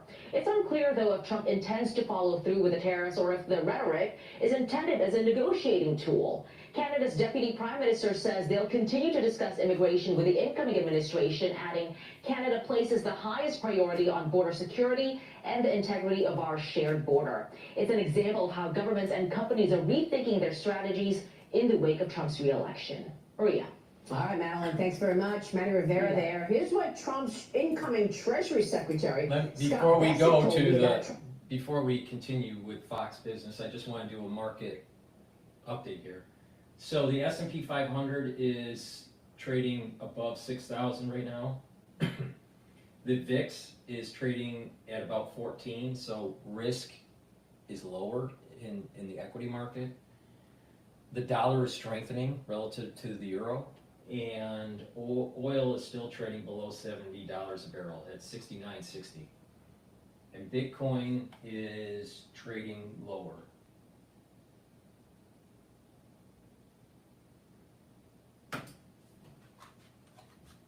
Approach to tariffs.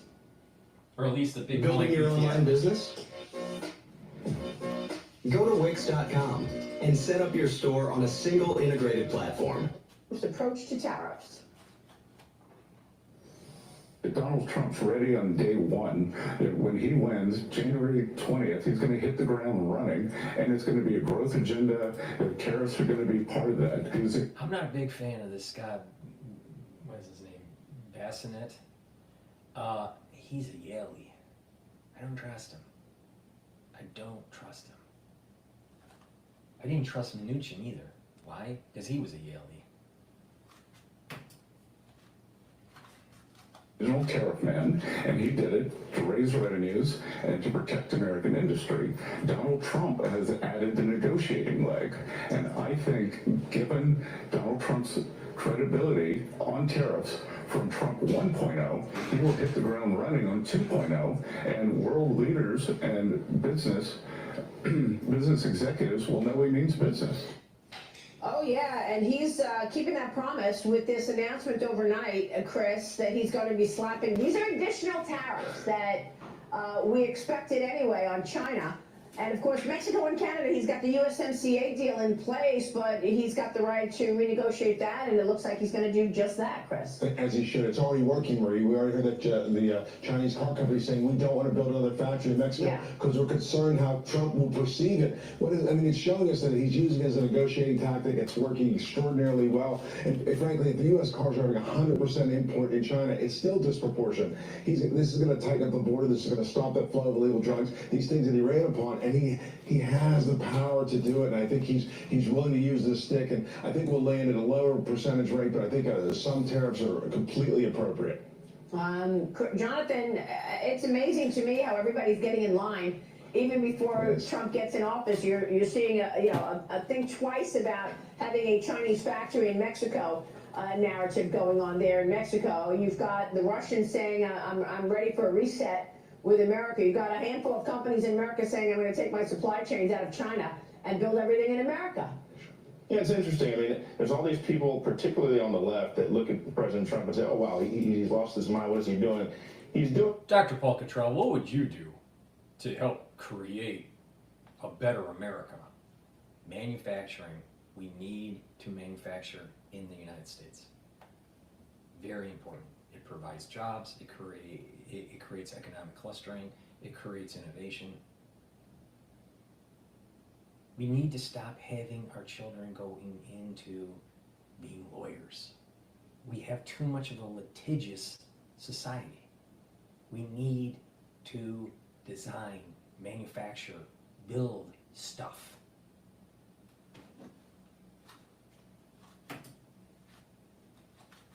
Something when the left has done nothing for the last 4 years to address what he's trying to do. So I commend the president in terms of what he's doing, but also keep in mind that these tariffs, they're level playing field tariffs, right? I mean, these countries are also imposing tariffs on our country as well. So, it doesn't just flow one way. The other thing is, China has been long overdue for tariffs to be going up. I mean, they have lied, cheated, stolen. So let's just say, okay, you have Trump going, okay, I'm going to put some tariffs on China, all right, and those goods and services, those goods that are coming in, from Walmart are going to be a little bit more expensive. So you have the Walmart family picking up the red phone, the bat phone, and calling Trump, how dare you put tariffs on our goods in China? Even though we decimated middle America businesses because the American people need to buy cheap goods at Walmart. And then Trump would say, well, Walden family, you're rich enough. Don't worry about it. We need to build manufacturing in the United States. Now, what you're going to hear is a bunch of economists saying, that's going to be inflationary. Very few of them will say it's building economic clustering and allow for us to have a better GDP.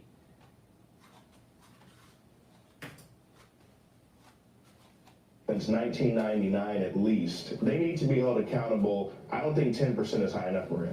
Wow, Cheryl, what do you think? Look, 80% of exports from Canada and Mexico combined come to the United States. To say that these two countries are concerned about these threats is an understatement of the morning. But I will also add that it's reported that Justin Trudeau actually called Donald Trump yesterday, about 2 hours after this announcement. They've got to be very nervous, and they should be. As far as China, look, China has continued to sell the chemicals that make fentanyl. They sell to the cartels. The cartels move to the United States, and we have a fentanyl crisis and more than 200 deaths per day in this nation.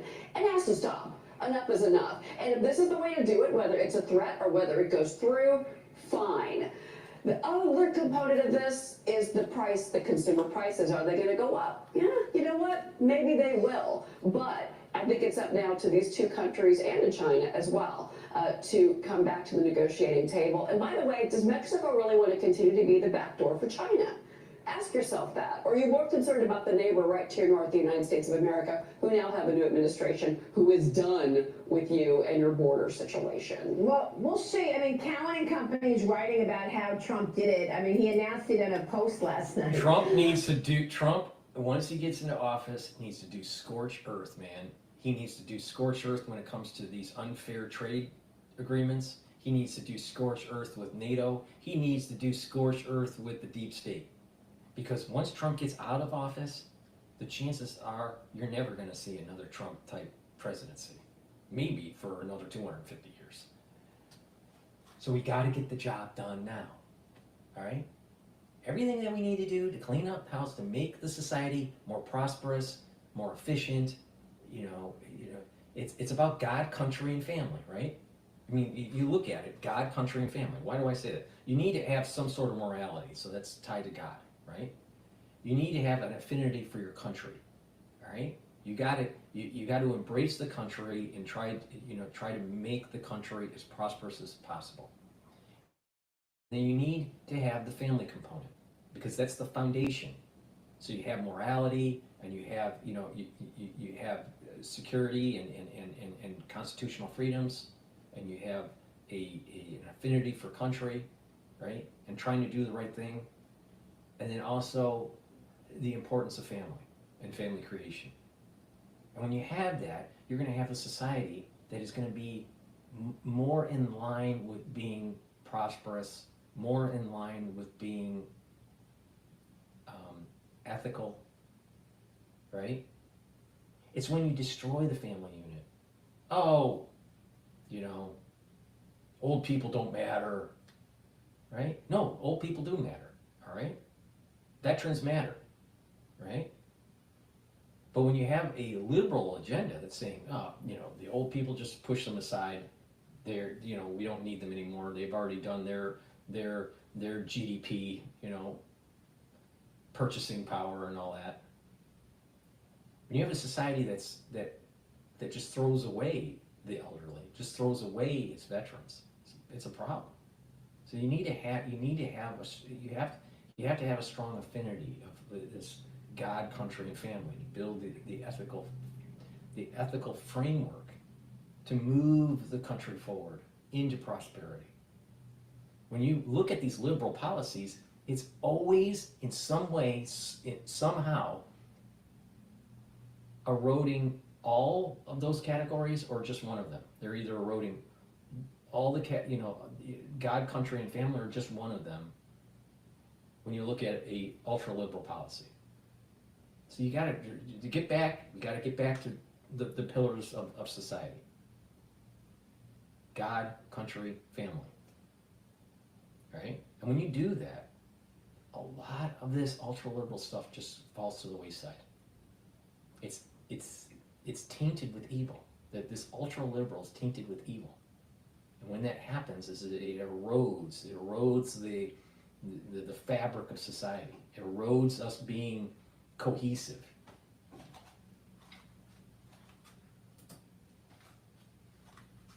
Trump, in a social media post Monday night, threatens the 25% tariff on Canada, Mexico, and a 10% tariff on China on January 20th.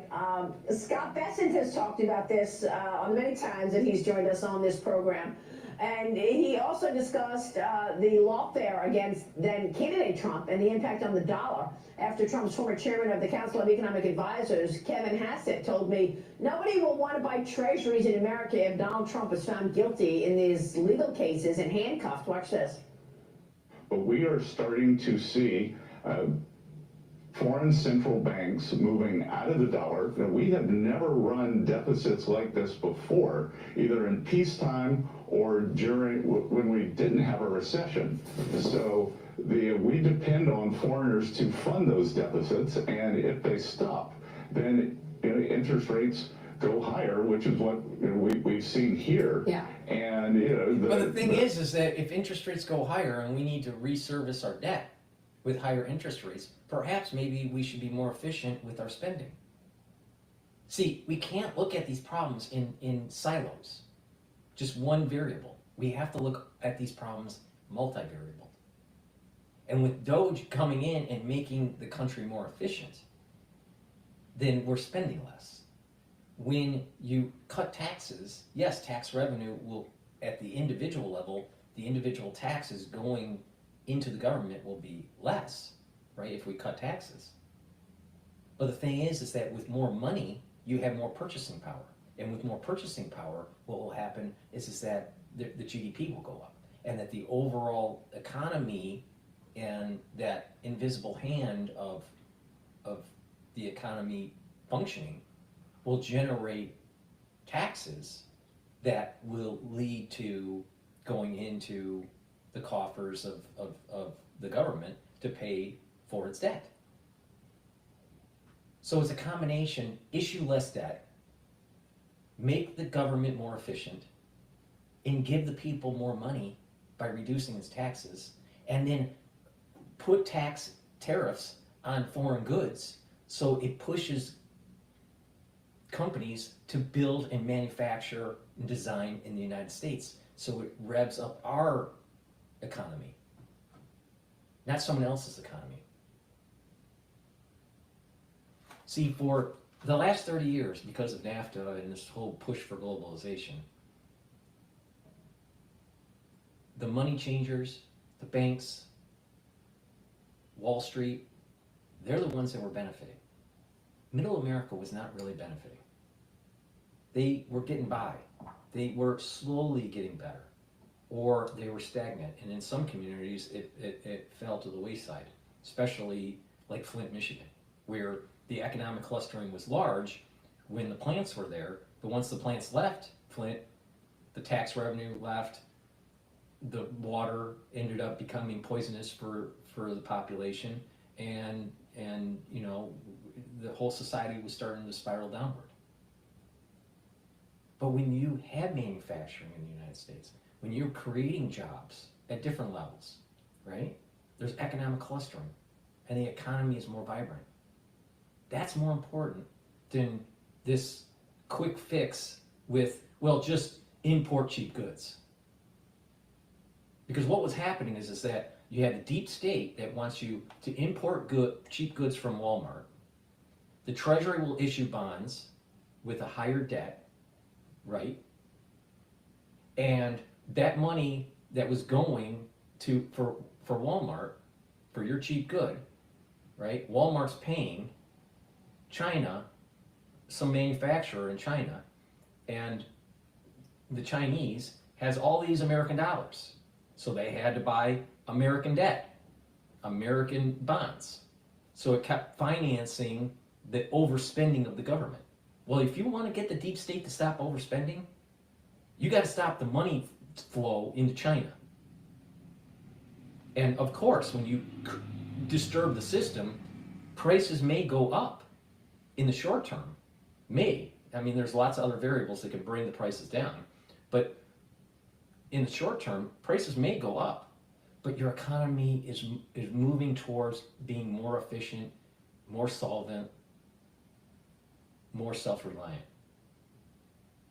And so when you do that, you're weakening the deep state. You're not strengthening the deep state, you're weakening it. You want to keep on importing cheap goods and having foreign countries buying our debt? You're strengthening the deep state, because now they have a buyer. They have a buyer of the government debt.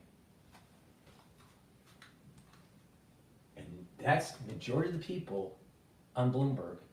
They're trying to promote the deep state. They want to keep the status quo. We need manufacturing. We need to drill, baby, drill, but we need to manufacture, baby, manufacture.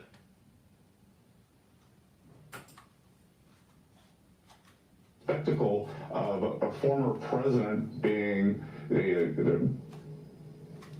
hauled away would not help anyone's confidence. And I think that the American people abroad don't believe that this is anything but a show trial.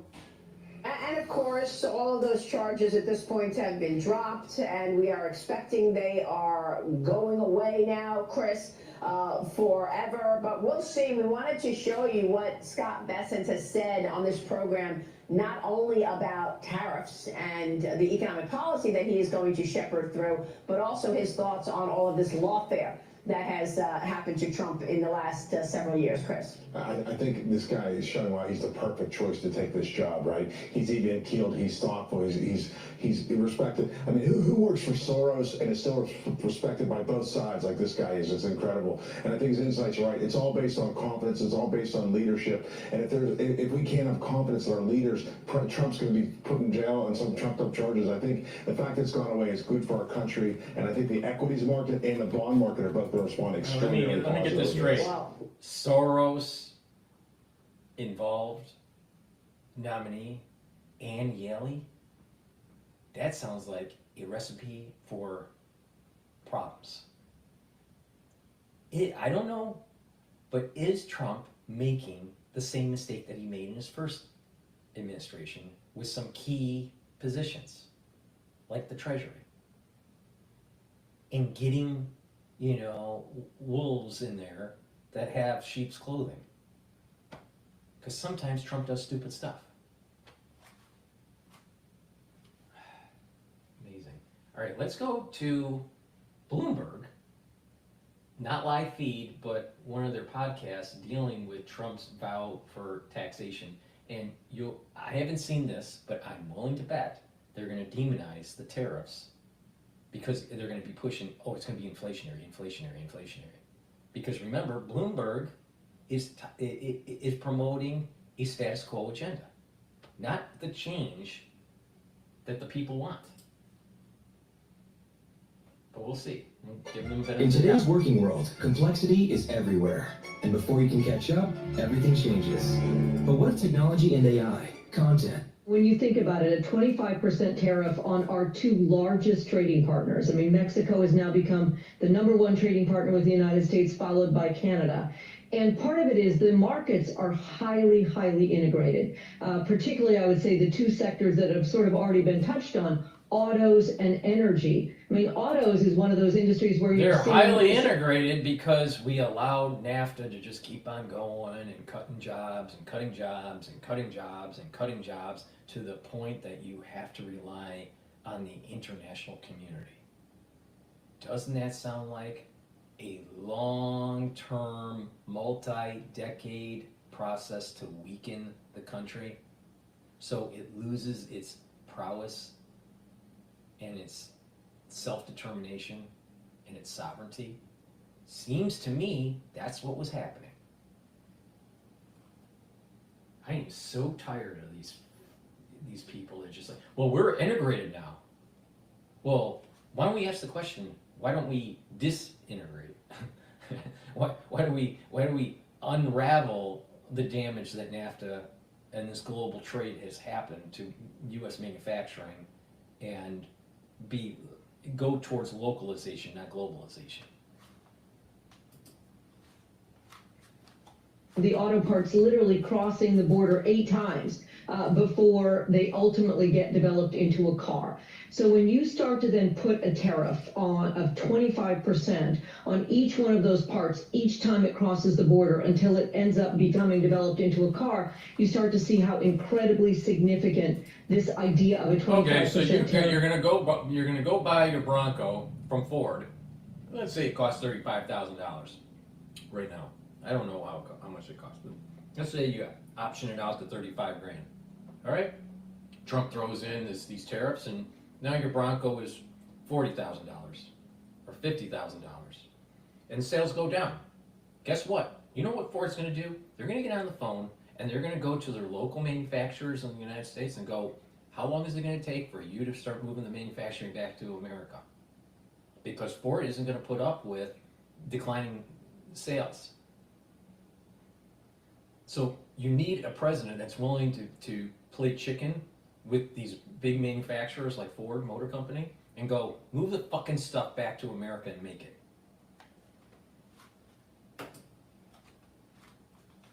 On trade with Mexico and Canada. I mean, again, you think about it, that right now, the trade between the three countries is now in the order of $2 trillion a year, $3 million per minute, accounting for 10 million jobs and at least 15.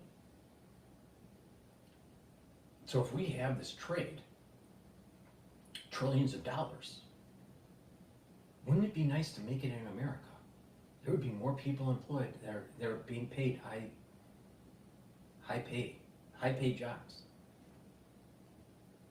And that activity would be taxed and help with paying down the debt because we're 36 trillion in debt.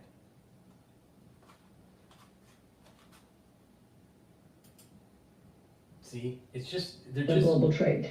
So this idea of hitting our two largest trading partners again, with this somewhat unusual notion of using tariffs, a trade tool, again, an economic trade tool, in order to fight something that is not particularly trade.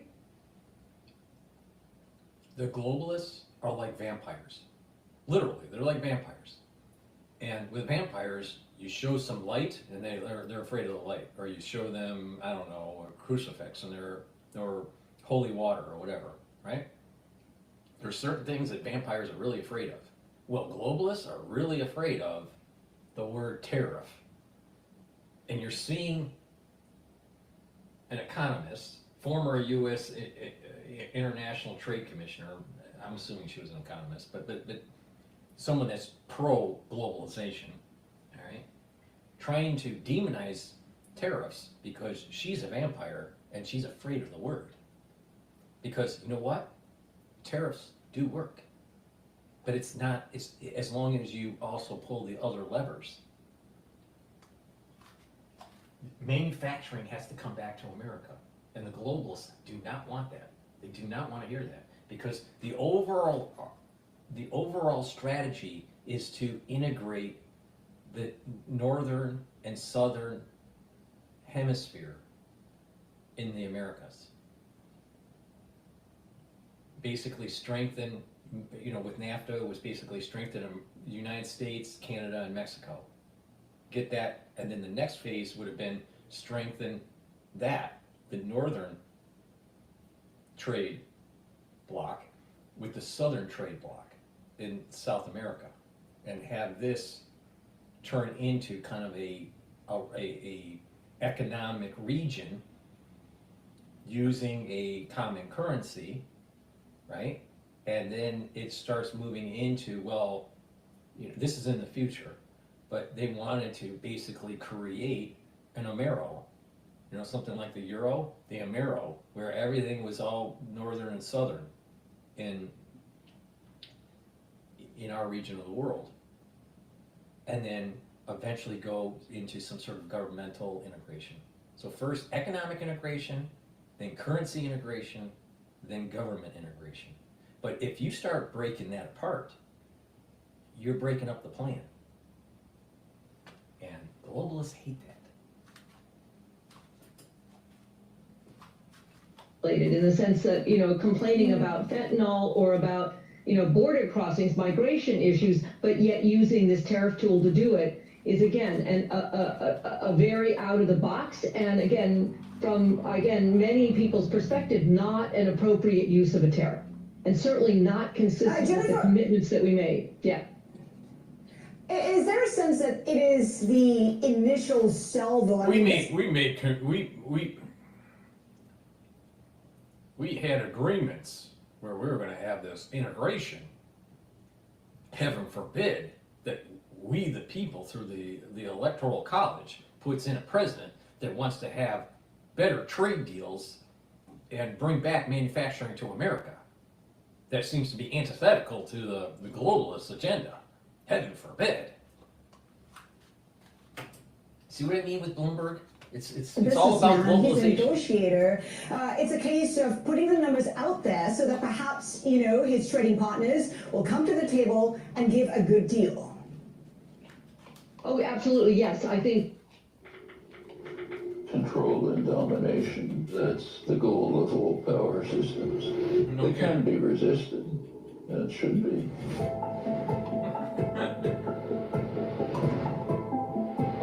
That's Noam Chomsky. I'm simply helping people. You know what's amazing with Noam Chomsky? Even though I'm going on a tangent. Oh, absolutely, yeah. I know I'm going on a tangent, but it's my show and I can go on tangents. But, the thing is with Noam Chomsky, he hated Trump. But if you really listen to Noam Chomsky, some of the things that he's talking about with, globalization and the deep state and manufactured consensus, with the agencies trying to convince you to do things, right, at a domestic level or international level, he's right. Unfortunately, he's wrong. He's wrong on the political spectrum, but he's right about what's going on in society. And we got to be, we got to strengthen our manufacturing. People need to start waking up. We need to design and manufacture in America. We gotta stop placating to globalist interests. All right, since I'm off my tangent, I'm gonna go back to Bloomberg. I think, again, you can expect this to be very, very transactional. And I think that's part of the reason for announcing it well before he's even in office. I mean, he is clearly looking for, and I would say, you know, Canada and Mexico to come to him with offers of things that they can do. And I think you already heard a little bit of the flavor of what Canada is going to say, which is, why are you coming after me, Canada? With respect to fentanyl and with respect to migration issues, that's really not been the issue that the United States is seeing is, you know, again, former U.S. trade representative, it's about manufacturing.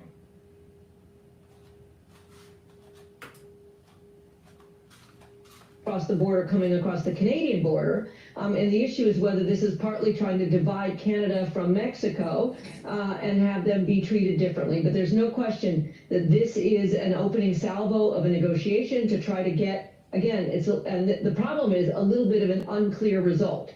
So again, the bargaining will begin about what do either of these countries have to show in order to demonstrate that they've come forward with something that would be acceptable in order to get these tariffs lifted.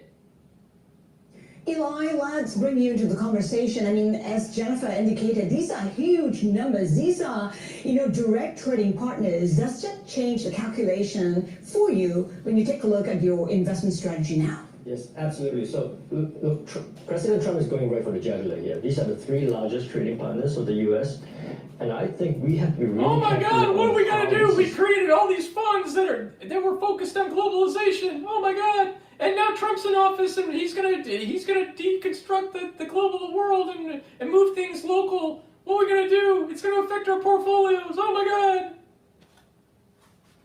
They don't really care about the actual worker.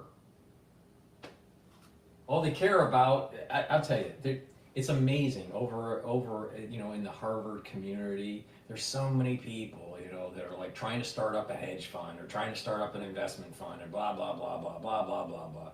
You know, 90% of them get a law degree and then they end up trying to open up a hedge fund because they couldn't practice law and they think they know economics. And 90% of them blow up their fund.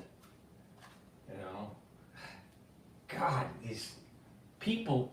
There needs to be intellectuals that push back on these people because they are fucking up America. probably going to reset inflation expectations. I think the general consensus for Trump's 2.0 so far is that it's good for equities, it's bad for bonds. And we've seen, bond yields on the long end come up as well. Now, there's a limit to how much bond yields could come up without scattering the equity rally. Now, we think that if inflation expectations starts creeping up, the Fed stops cutting rates. Now, we could see the 10-year move towards 5%, and history shows us that if it goes beyond that, then that starts to be a problem for the equity uptrend that we're seeing. So this is something that we have to be real careful of. Yeah, but what if you have localization where you have more manufacturing? You're increasing your GDP in the United States because of just investing. Companies are saying, why would I want to put a plant in a high tariffed area? Why not put it in Arizona instead of Mexico?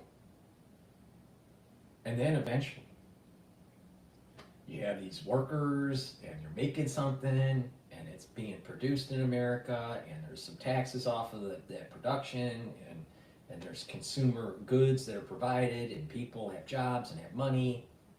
The middle class was created because of the automobile. Why? Because there was wisdom from Ford realizing the person working on the line should be making enough to be able to buy the product they're making. Oh, and that's how the middle class was created. Before the car, there were the rich and the poor.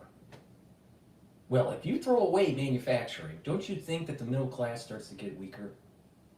Yeah.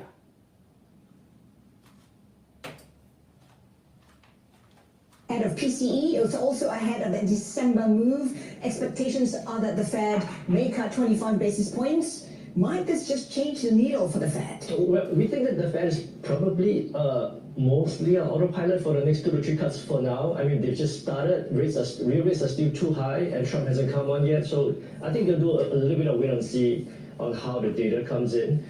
But I think, from the last news we saw, I think suddenly growth is still resilient. They are watching out for how, inflation expectations are moving. And again, if Trump's tariffs moves that needle in the direction that they're not looking for, I think we could see probably higher bond yields start to be a problem for markets. What we're seeing right now is the reaction in the dollar at the highest level in about 2 years. I mean, how concerning is that? And that is a problem. That is a problem. That is a problem for emerging markets, and that's a problem for Trump too. He wants a weaker dollar. We've heard that, which is why I think the nomination of Scott Bessent as Treasury Secretary is a really, I think, key development yesterday. In fact, I think we saw the dollar weaken on the news of his nomination. We saw bond yields come down as well, and I think he has expertise of how markets work. And I think he's going to be really instrumental in helping Trump get his cake and eat it too, meaning have his tariffs, but yet have markets perform well. Jennifer, we heard from Eli saying that Trump understands how the markets work. Does Trump understand how tariffs work? Because by imposing tariffs on trading partners, it may come back to bite him in, well, you know where. I would say many people would argue that he does not, because certainly he kept saying again and again on the campaign trail that it was China that was paying the tariffs or Mexico that was paying the tariffs, when obviously the reality, it is the American... Have you noticed that not once did these, quote, experts in economics and in trade policy and in debt issuance, not once have they talked about bringing back jobs to America and how that may be actually good for the economy? Oh, wow. What a great idea. I'm telling you, these people, they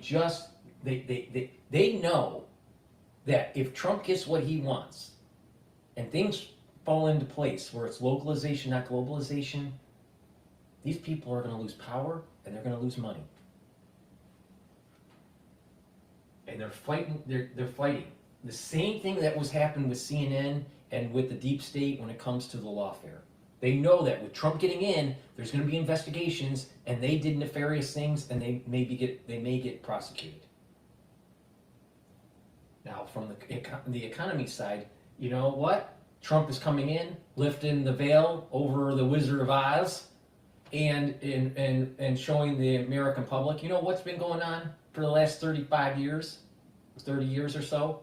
Is a decimation of the American manufacturing and the hollowing out of the middle class.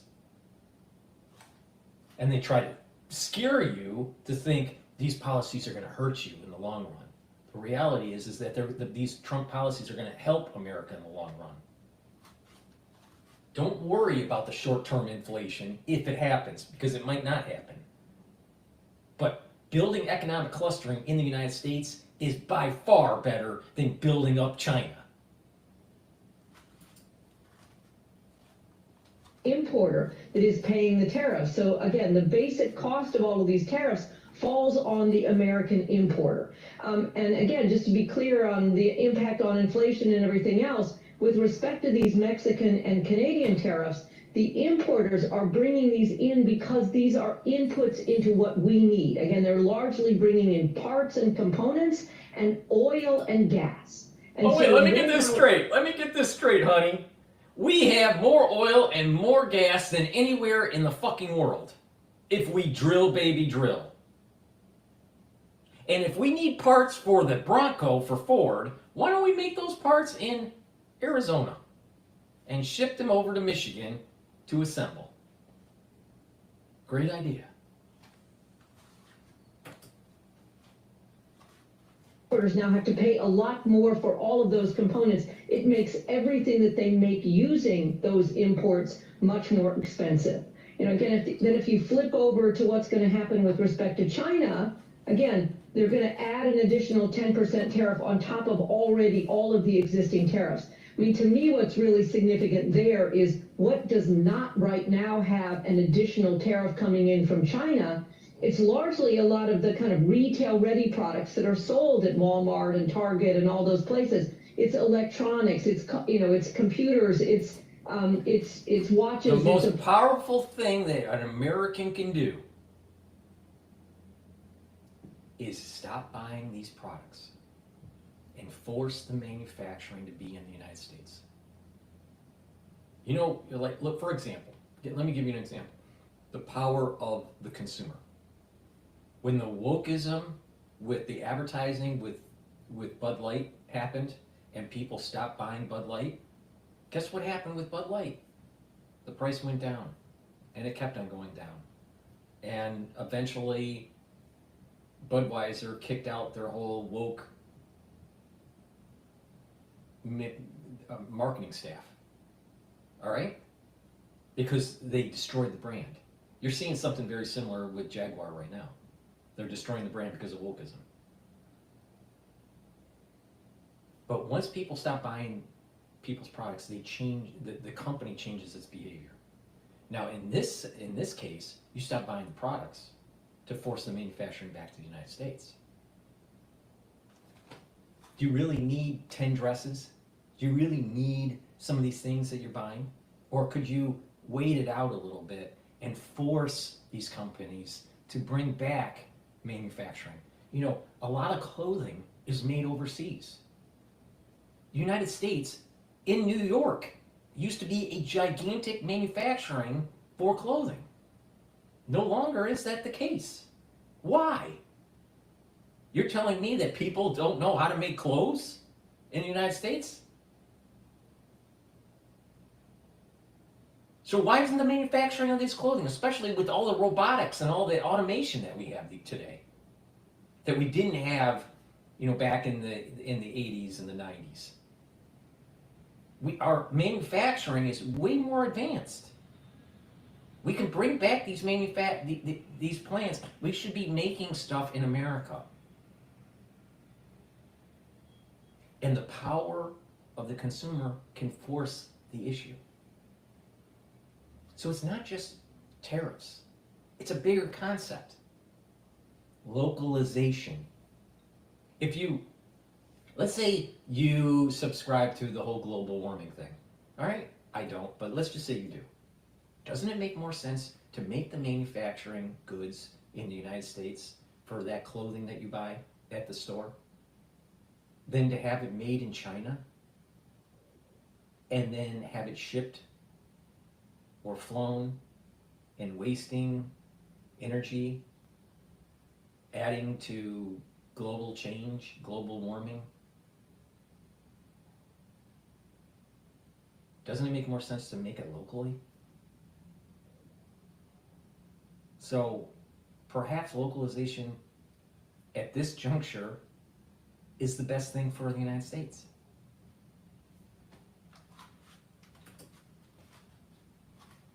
Appliances, it's clothes, it's shoes. Those have largely been spared from these extra China tariffs, but now they are going to get hit by this additional 10% tariff. Heaven forbid that, you know, Susie, the shoe buyer, goes to the shoe store and can't get her cheaper shoes because of the tariffs.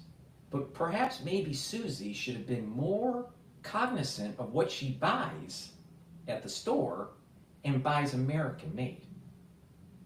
Or maybe Susie should wake up and say, I'm not going to buy any more shoes because I have 300 pairs in my, closet.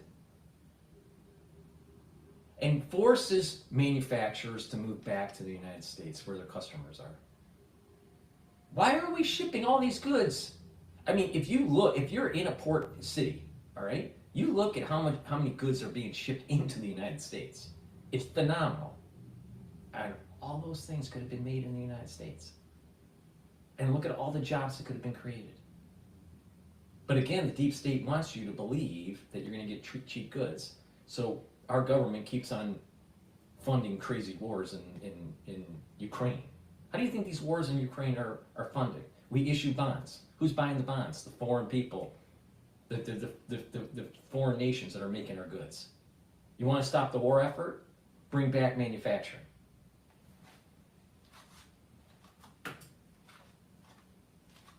Out of that, I think you're going to see immediately get passed on in terms of increases to consumers for the prices that they're paying for things. Mm-hmm. And by some calculation, U.S. imports would drop 50%, exports slumping 60%. I mean, Trump won the election on the basis of an economy that is, squeezing most of the Americans. I mean, how do you see this playing out in the U.S. economy? How might that impact growth going forward? Thank you for asking So I me. think it's gonna- Thank you for asking me. In the short run, there's going to be inflation. In the long run, if manufacturers are smart, they're going to move it to the United States. If the consumers are smart, they're going to force the issue and make the goods and services in the United States. And it will make the economy better. And we'll have less debt to GDP ratio because our GDP will be going up. And we'll have less debt because we're paying it down. And we have Doge to being able to make the government more efficient. But let's see what the expert has to say. Very negative impact on growth, because again, a lot of what's being imported are parts and components that you can't just change at the last minute and say, okay, well, never mind, I don't want it from China, I'll buy it from somewhere else, or I don't need this part from Mexico, because those component parts have been, again, engineered and designed and tested and qualified to go into that particular use by that particular American company that is using it to make something else. And they cannot simply immediately turn on a dime and start using product coming in from somewhere. Right, exactly. And so let sales plummet down and force these companies to bring back the manufacturing. You got to put pressure on Ford and GM. You have to put pressure on, Boeing, and you have to put pressure on these other manufacturers that are doing final assembly in the United States. There is no reason why we don't increase our clothing manufacturing in the United States. None whatsoever. There's no reason why we can't do it. There's just no will. There's just no will. And people just keep on buying into this globalization bullshit. The transition, because of this integration, this supply chain integration, they weaved it in, so it's hard to try to pull out, just like with central banking. They weaved it in so much that it's hard to abolish the central bank. So it's hard to abolish globalization. But it can be done if the people just say, we love your product, but we're not fucking buying it until you make it here.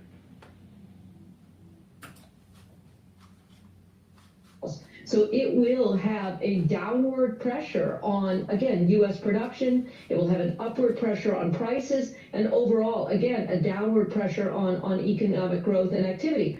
But we saw this when the Trump tariffs went on initially, 10% on aluminum, 25% on steel, and then ultimately the tariffs on about $360 billion worth of imports from China. Lots and lots of economic studies to look at what was the impact of the tariffs. And the stated goal was to return manufacturing and to return jobs to the United States. And if you looked at it and said, did it do that? The ultimate answer to that question so far has been no.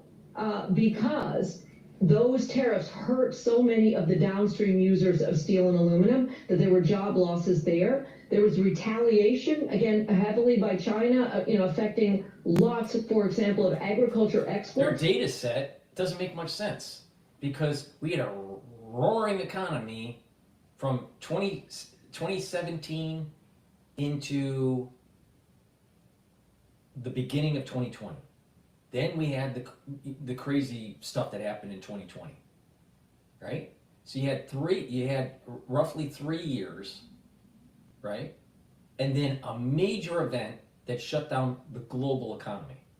So you're looking at a data set that didn't really fully appreciate a 2-term Trump economic agenda. The data is too weak to even look at, to understand the long-term effects. I mean, you can't build a complex plant for automotive in 1 year, all right?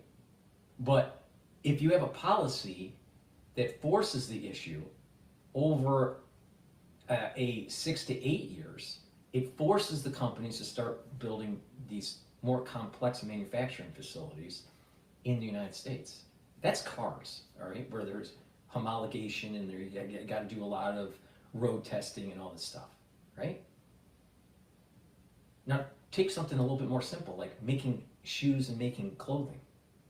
You could easily set up shop in a light manufacturing area that's already built, because there's lots of light manufacturing facilities in the United States that are empty, that are vacant, all right?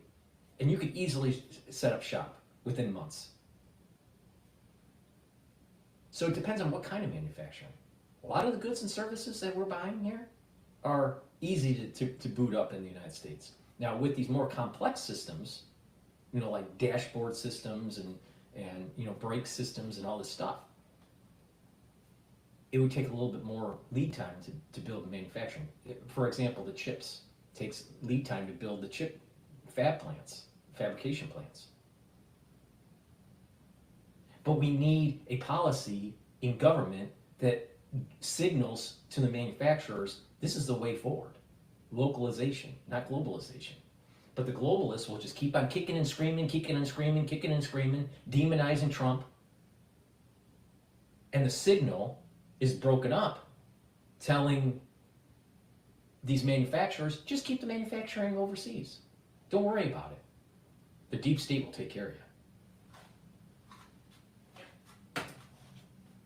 The data set she's looking at is lots of people that had been exporting lost their jobs. So the net effect of the tariffs to date. That totally doesn't make sense, because the economy was roaring before the crisis of 2020. People were employed, people had more money, things were roaring. And now she's saying that you bring back Trump and these tariff policies and the economy is going to tank. If that's the case, because it's being telegraphed that what Trump's doing, all right? Proof positive. Why is the equity market just over 6,000 now for the S&P 500? If they thought that the market was going to tank, don't you think institutional investors would start selling?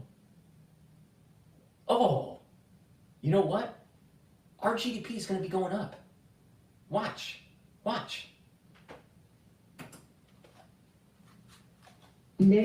for the U.S. economy. And so I would imagine that with now these idea of increasing the tariffs, particularly on Canada and Mexico, our two largest trading partners, the effect is going to be even more of a negative downward pressure on U.S. economic growth. And for China, Eli, the effect will... The economy is multivariable.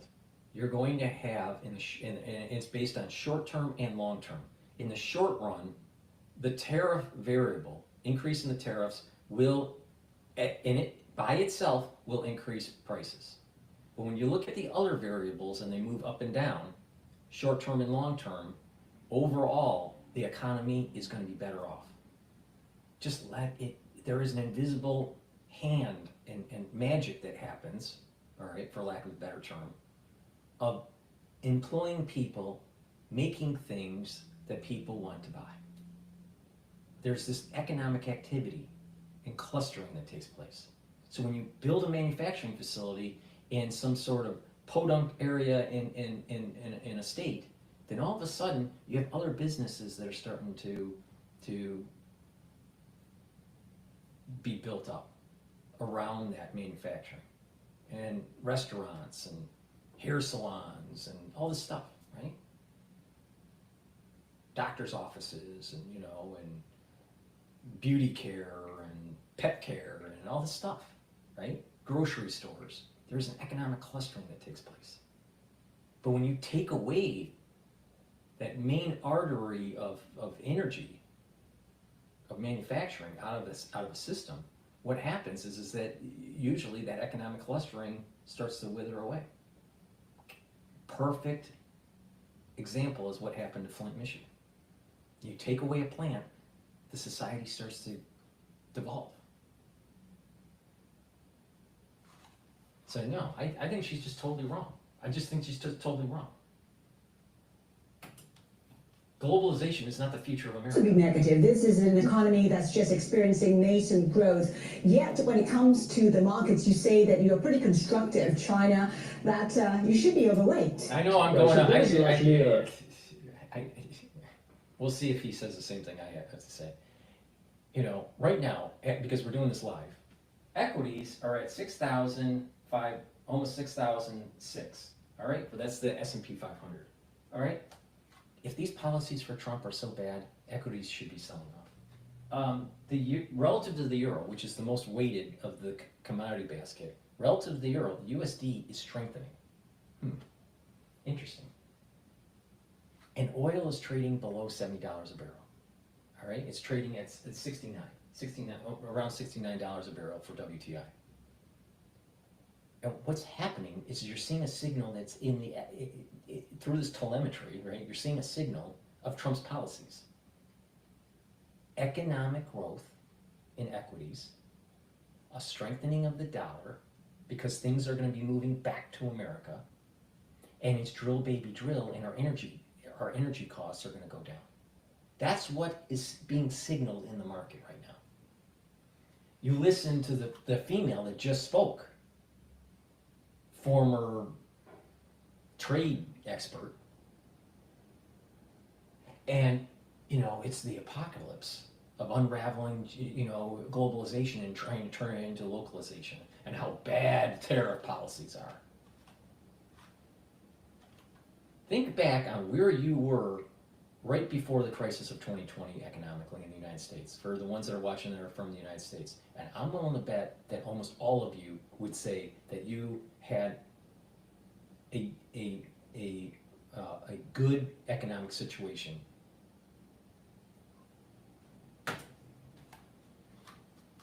Function of valuations, right? I mean, so much negative news has been priced in. Really, the worst 60% tariffs has been telegraphed in advance. And I do think that the Chinese authorities are much better prepared this time to deal with what's coming. I think, you know... What's in the toolbox? How can they counter this? That's interesting because they... What's in the toolbox? It's amazing. Everyone's saying what's in the toolbox when I started saying it. You know what? I'm a little worried about what's happening in Wuhan. That's a tool in the toolbox. And quite a fair bit in terms of the monetary side. They've tried to do a lot of restructuring in terms of local government financing as well. Now the last arrow to come will be fiscal, right? And you know, China has been running on a dual track economy over the last decade. One is focused on exports. That's going to be in real trouble with Trump's tariffs to come.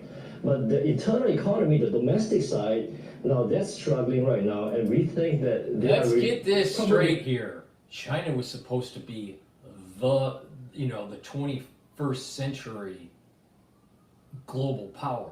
You know, it was going to be the 21st century was going to be China's, not the United States. And once America says, you know what, we're going to raise some tariffs and we're going to start moving manufacturing to other countries or back to America, then all of a sudden China starts to implode. Interesting. And then to try to boost up their economy, they have to try to boost up domestic spending and create all these fiscal policies and go into debt. Have you noticed the pattern here? If you don't make stuff in your country, your economy sucks.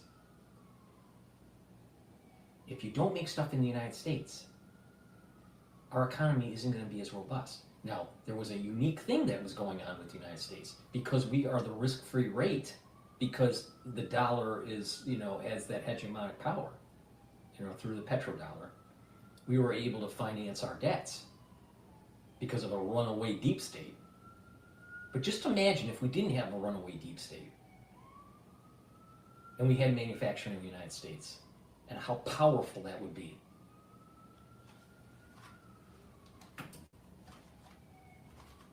In reserve, fiscal policies to boost domestic consumption, and with Trump's tariffs being announced, that's probably in reserve to counteract that when it comes. So you're looking at a triple R cut soon? Sure, yeah, I think, on the monetary side, the easing is going to continue. There's going to probably more to come in terms of clearing the, unsold inventory on the housing side as well. What's really been lacking and inadequate and frankly disappointing so far is the lack of fiscal, especially in terms of, boosting consumption demand, in terms of, I think, what we're seeing in terms of business confidence as well.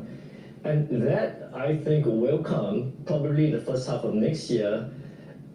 in response to Trump's tariffs internally. If you're overweight China, what would you be buying right now? When we see a dip in Chinese stocks, what would you be buying? Right. The strategy here is we think the A shares are probably more domestically focused. It'll be more sheltered against the tariffs. We talked about the domestic track earlier. The large platform internet names are excellent companies. Those are really attractively valued right now. And I think the last prong of our approach is really the quality yield plays that are stable, growing companies that give cash flow. So we think they are still on a bottom-up basis, a lot of attractive opportunities in China. Jennifer, I before we let you go, I think personally this tariff idea is a genius move.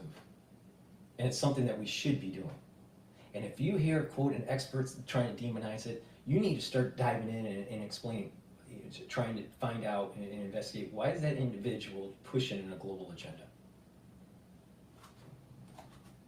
Do they, do we really want China to take our money to build up their navy? Do we really want to do that? Of a trade war, an extended trade war.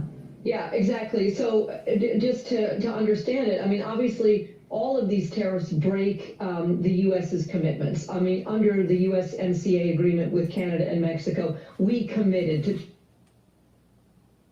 But if the trade agreement isn't working for the betterment of everybody, perhaps the trade agreement needs to be broken.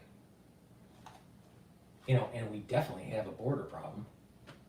There's definitely a fentanyl problem.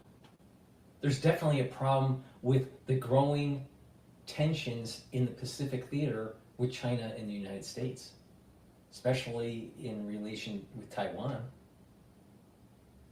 But this woman wants you to be able to buy cheap shoes at Walmart.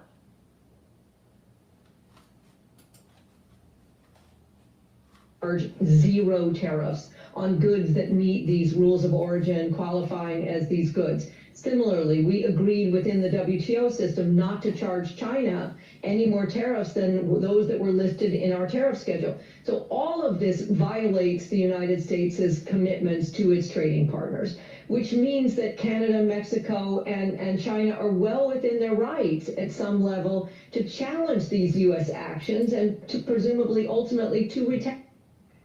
We need to challenge them at some sort of uber government level and force the American citizen to make sure you swallow your globalization. All right, Nurse Ratchet. That is their sort of legal right to bring these challenges and to think about that. And the issue there is whether that's advisable, because once you start down this tit for tat road, again, then it leads again to a much broader trade war, which has much more negative impacts for the entire world. I mean, certainly if we see the world breaking up into blocks, it will have. That's what we want. We want to break up the blocks, because by breaking up the blocks, you reduce the power of the uber government. We want that. Hugely negative effect on the world. Hugely negative effect on the world. You know what it is? We need to bring back the manufacturing in the United States. We need to have an American first policy. We need to build up our military to be able to check China in the Pacific theater. And if China tries to take Taiwan, we need to destroy the Forbidden City, right? And wipe it off the face of the planet. We cannot allow for China to have the 21st century. You know why? Because what will happen is that if they win and we lose our hegemonic power in the Pacific, what will happen is that our economy will start to erode, just like what happened with Britain. We'll start to spiral down, and then because of that economic stress, you're going to have policymakers and politicians saying, why don't we copy some of the things that China's doing? Like maybe we should have a one-party system. Maybe we should be more socialistic and start eroding entrepreneurship. Start brainwashing the kids, thinking that the state is more important than the individual. Now, you think that this is way off into the future, and that this has low probability? No. If China wins and wins this economic and military game that's going on, you're going to have people in the United States pushing socialism and communism. So we can't have that.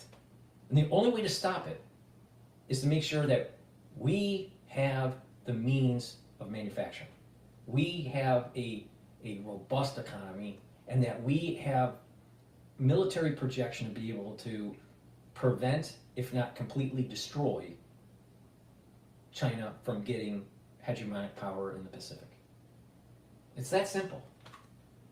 Now, you might call me a warmonger, but I'll tell you, America will lose its prowess in the world if China is elevated. It can't be elevated. Please go to my store, the-studio-reykjavik.com. The link is in the description of this video and all my videos. It's the-studio-reykjavik.com. Get the probiotics. The powder probiotic is what I take. You just saw me eat lunch, because this is a really professional, broadcast. This is a powder. You just mix it with your food or with filtered water. It's a great way to take the probiotic, or you can take the VeggieCap version. So it's up to you. But taking a probiotic is really important.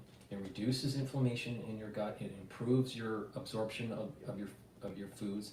It's improving your metabolism. It's improving your skin, your hair, and your nails. Having a good gut biome also improves mood and mental clarity. A good gut biome can really put you on the path of proper health.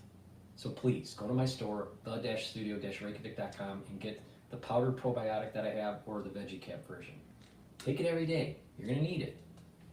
Good gut is a really important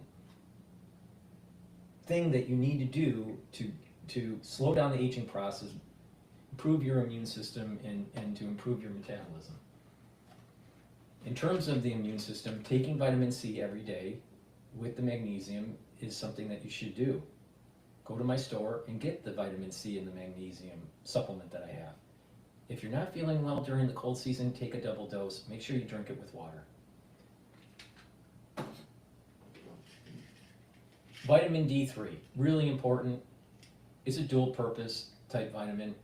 It helps with soaking, it helps with absorbing calcium.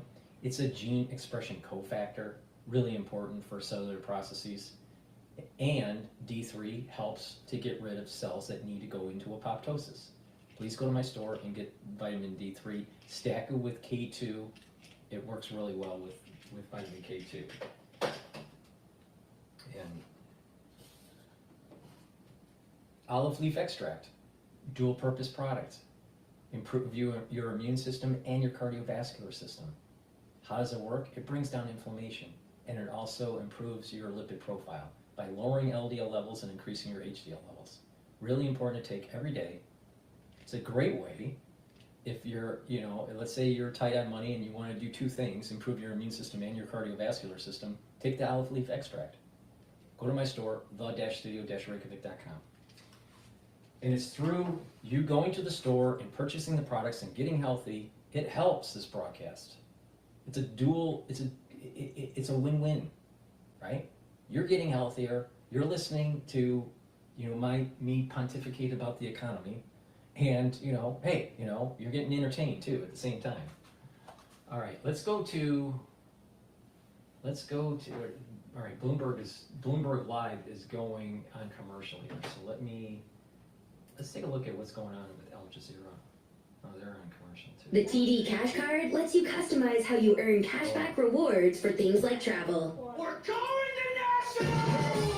All right, what's going on? Not be This is Al reconstructed Jazeera. because in his mind, those were legitimate military targets. So there was a lot of bargaining that happened in the hours before this meeting. And part of it is because the Israeli right, this right-wing coalition, has a lot of high stakes and strategic goals to implement elsewhere. And that's what they really have their attention on. what will happen with the incoming U.S. administration? Will it give them the green light to implement one of their top priorities in the coalition agreement, which is to annex the occupied West Bank? Will Trump allow them to stay in Gaza, to possibly annex a part of it, or even establish settlements, as Bezalel Smotrich and Itamar Ben-Gvir, the Minister of National Security, and even some in the Likud want to happen? So those kind of very strategic goals are what these ministers have in mind when they draw that bargain with Netanyahu over the ceasefire in Lebanon, which I have to say was the subject of a lot of debate. No apologies, I'm just going to jump in there because we're going to return now to Anthony Blinken in Italy. And that goes to the work that we've done on getting more humanitarian assistance more effectively to people who need it, to trying to get better protections for civilians who are caught in this. And while we absolutely must see more done on that front, it's also fair to say that what we've seen to date would not have happened without U.S. engagement, without U.S. determination. So we're intensely focused on this. We will be till the last day of this administration. On Ukraine and on Europe, look, what I continue to hear, I came from NATO meetings not so long ago, a few weeks ago, G20 meetings, and particularly here at the G7, is enduring European support for Ukraine. I also believe that's reflected in my country because we have a bipartisan majority in both houses of Congress who supported the supplemental budget appropriation for Ukraine. You see support on a bipartisan basis among the public for continuing to support Ukraine. But this has always been not just us, not just about us, not even just about Europe. This has been, in many ways, a global effort. We have more than 50 countries who have been supporting Ukraine. And I believe, based on everything I'm hearing, we'll continue to do that. And what we're determined to do in the remainder of this administration is to do everything possible to ensure that Ukraine has what it needs to be able, as I said, to fight through 2025 if necessary, or if there's a negotiation, to be able to negotiate from a position of strength. And much of what we're doing now, working in close coordination with allies and partners, including through the G7, is on these different lines of effort to make sure that we're moving out and moving ahead. Again, money, munitions, mobilized forces, and the training and support that they need. All of this, we've been working, we'll continue to work over the coming weeks so that Ukraine is on a clear trajectory.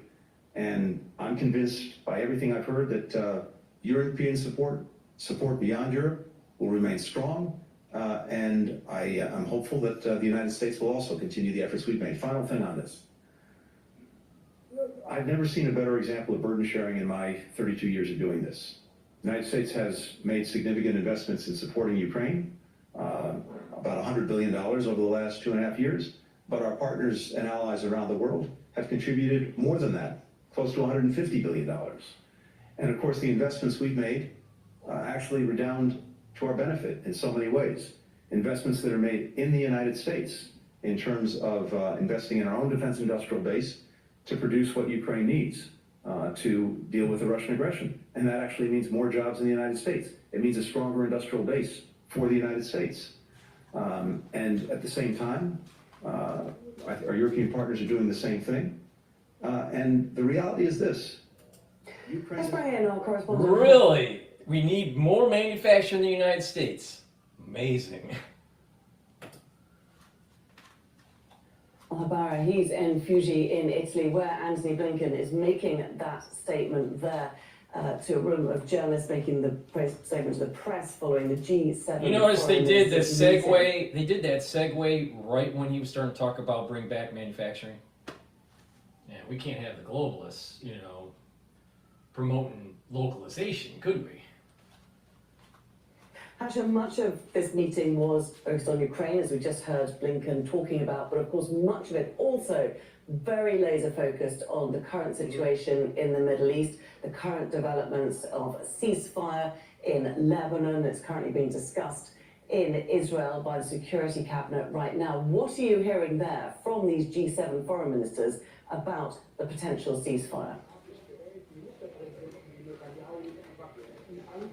Well, Laura, very interesting statements coming out now from the U.S. Secretary of State Antony Blinken, who says that the efforts to bring about a deal in Lebanon have reached a final stage, and that he hopes that the agreement, which many believe could be announced tonight, will lead in the future to another ceasefire agreement in Gaza, and that there is another effort which is underway now with all the key players taking part in it, which is to put together the elements of the post-war plan in Lebanon and in Gaza, where he says they're going to put together elements for a new Gaza where people can live together without the presence of Hamas. Now, he has been referring to the latest uptick in airstrikes targeting different parts of Beirut, saying that this is an indication that should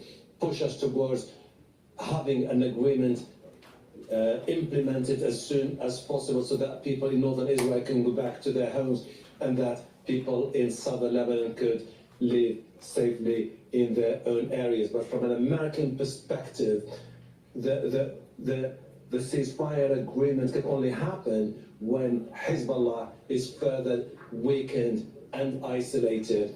And the key elements of this agreement basically is for the Lebanese army to deploy in the southern part of the country, and for an international committee to monitor all the different aspects of the ceasefire agreement the moment it is announced. France is going to be a key player in the implementation of that agreement. Okay, Hashim Al-Habara brings the latest lines there from Italy at that G7 Foreign Ministers meeting. Hashim, thank you. Let's bring in Elijah Magnier now. He's a military and political analyst, joins us from Brussels. So, Antony Blinken, your Secretary of State, hopeful of a ceasefire being announced in the coming hours. But that, in some ways, is the easy part, isn't it? What about its implementations? How are the logistics of this ceasefire going to work when you're talking about Hezbollah moving north, potentially, of the Litani River and being replaced by the Lebanese army in this southern Lebanon area? How is all this going to work? Well, it is easy and very difficult. It is easy because the Lebanese army can go to the south of Lebanon and add to the already existing force, because the 1701 United Nations Security Council stipulated that there should be 15,000 men south of the Litani River deployed, and then that will mean that Hezbollah can pull back. However, there is a part of the UNIFIL, and UNIFIL forces also, they should be 15,000, and that is also included in the 1701, and they have not reached this number, neither the Lebanese forces nor the UNIFIL. The third point is Israel. Israel is going to withdraw only when UNIFIL and the Lebanese armed forces will reach the desired number. If that is going to be accepted by Hezbollah. You're right.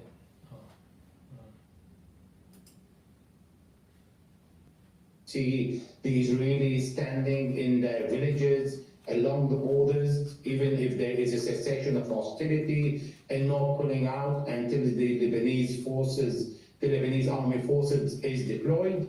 And then there is another point, is the hostages and the prisoners. In 1701, it spoke about the release of the prisoners and the hostages, because in 2006, Hezbollah took Israeli hostages, and this time the Israeli took Lebanese Hezbollah hostages. And the last point is the most difficult one. It is where the Israelis should respect the sovereignty of Lebanon, should not fly and violate the Lebanese sovereignty, and above all, withdraw from all the Lebanese territory occupied by Israel, and that is including the Sheba. Elijah, just before, because we've only got a minute left, I just want to get an idea of what the Israeli side is going to be, how difficult it is to get those people back into the villages in the north of the country near the border.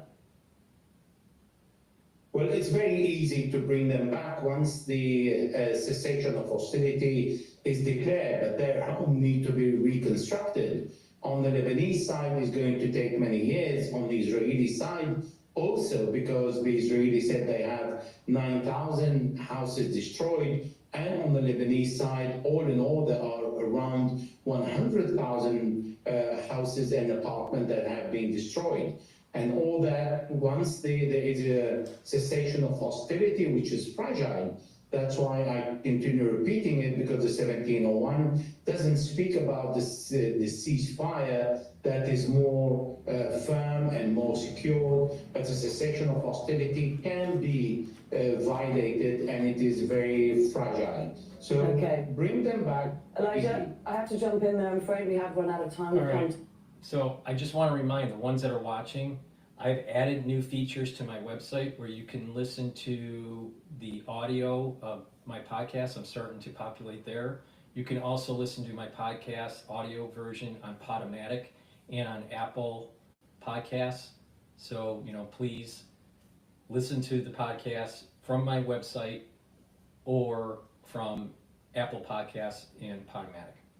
In addition, I've added a feature on my website where you can get the live streams. So when I do a live stream, it will feed to my website. Now, on that, so you can watch the live streams there, but you can also obviously watch the live streams on the 2 channels on YouTube. For the ones that don't know, I have 2 live streams going. One is a kind of like a just a video version of this, but also I have a dashboard version. So the dashboard version, has the market telemetry and the news all in real time. This is all real time. All right, so there's different ways to interact. I am also on X, so you can listen to me on X Live, and if you want to ask a question or whatever, or just give your interpretation of the news of the day or whatever, you can just raise your hand and I'll let you on, and it's all live. So there's lots of ways to interact. I'm trying to build the show where it's more live. Not all shows will be live, but I'm trying to do more live streams and more interaction with the audience. So please, watch it on the website, watch the streams on YouTube, and also watch or listen to the live version on Spaces, where you can actually interact by raising your hand, and I'll let you speak on the show live to talk about the current topics of the day. So I think it's a great way to interact. And it's through your help, by interacting, by sharing the links, by going to the store, the-studio-reykjavik.com, and purchasing my products to help improve your health, but also to help support the show. That way I can continue on improving the website, and I'm also, in the thought process of developing a app where, you would be able to go to my store through the app, but also watch the live streams, the archive, and some of my, and also the podcast, the audio versions of it. So, but it takes time and it takes money. So please help support my work so I can grow this, and it'll be more interactive. All right. The whole idea is to have it more interactive, where it's not just me playing videos and me telling you about products and me telling you my opinion, but also getting your opinion and how you're going on your health journey, or what's happening to you economically, or what are you seeing in your region, with politics, or your opinion on things. We need to interact. By interacting, we're going to have a better show. So please, follow me on these different platforms and different modalities to be able to interact.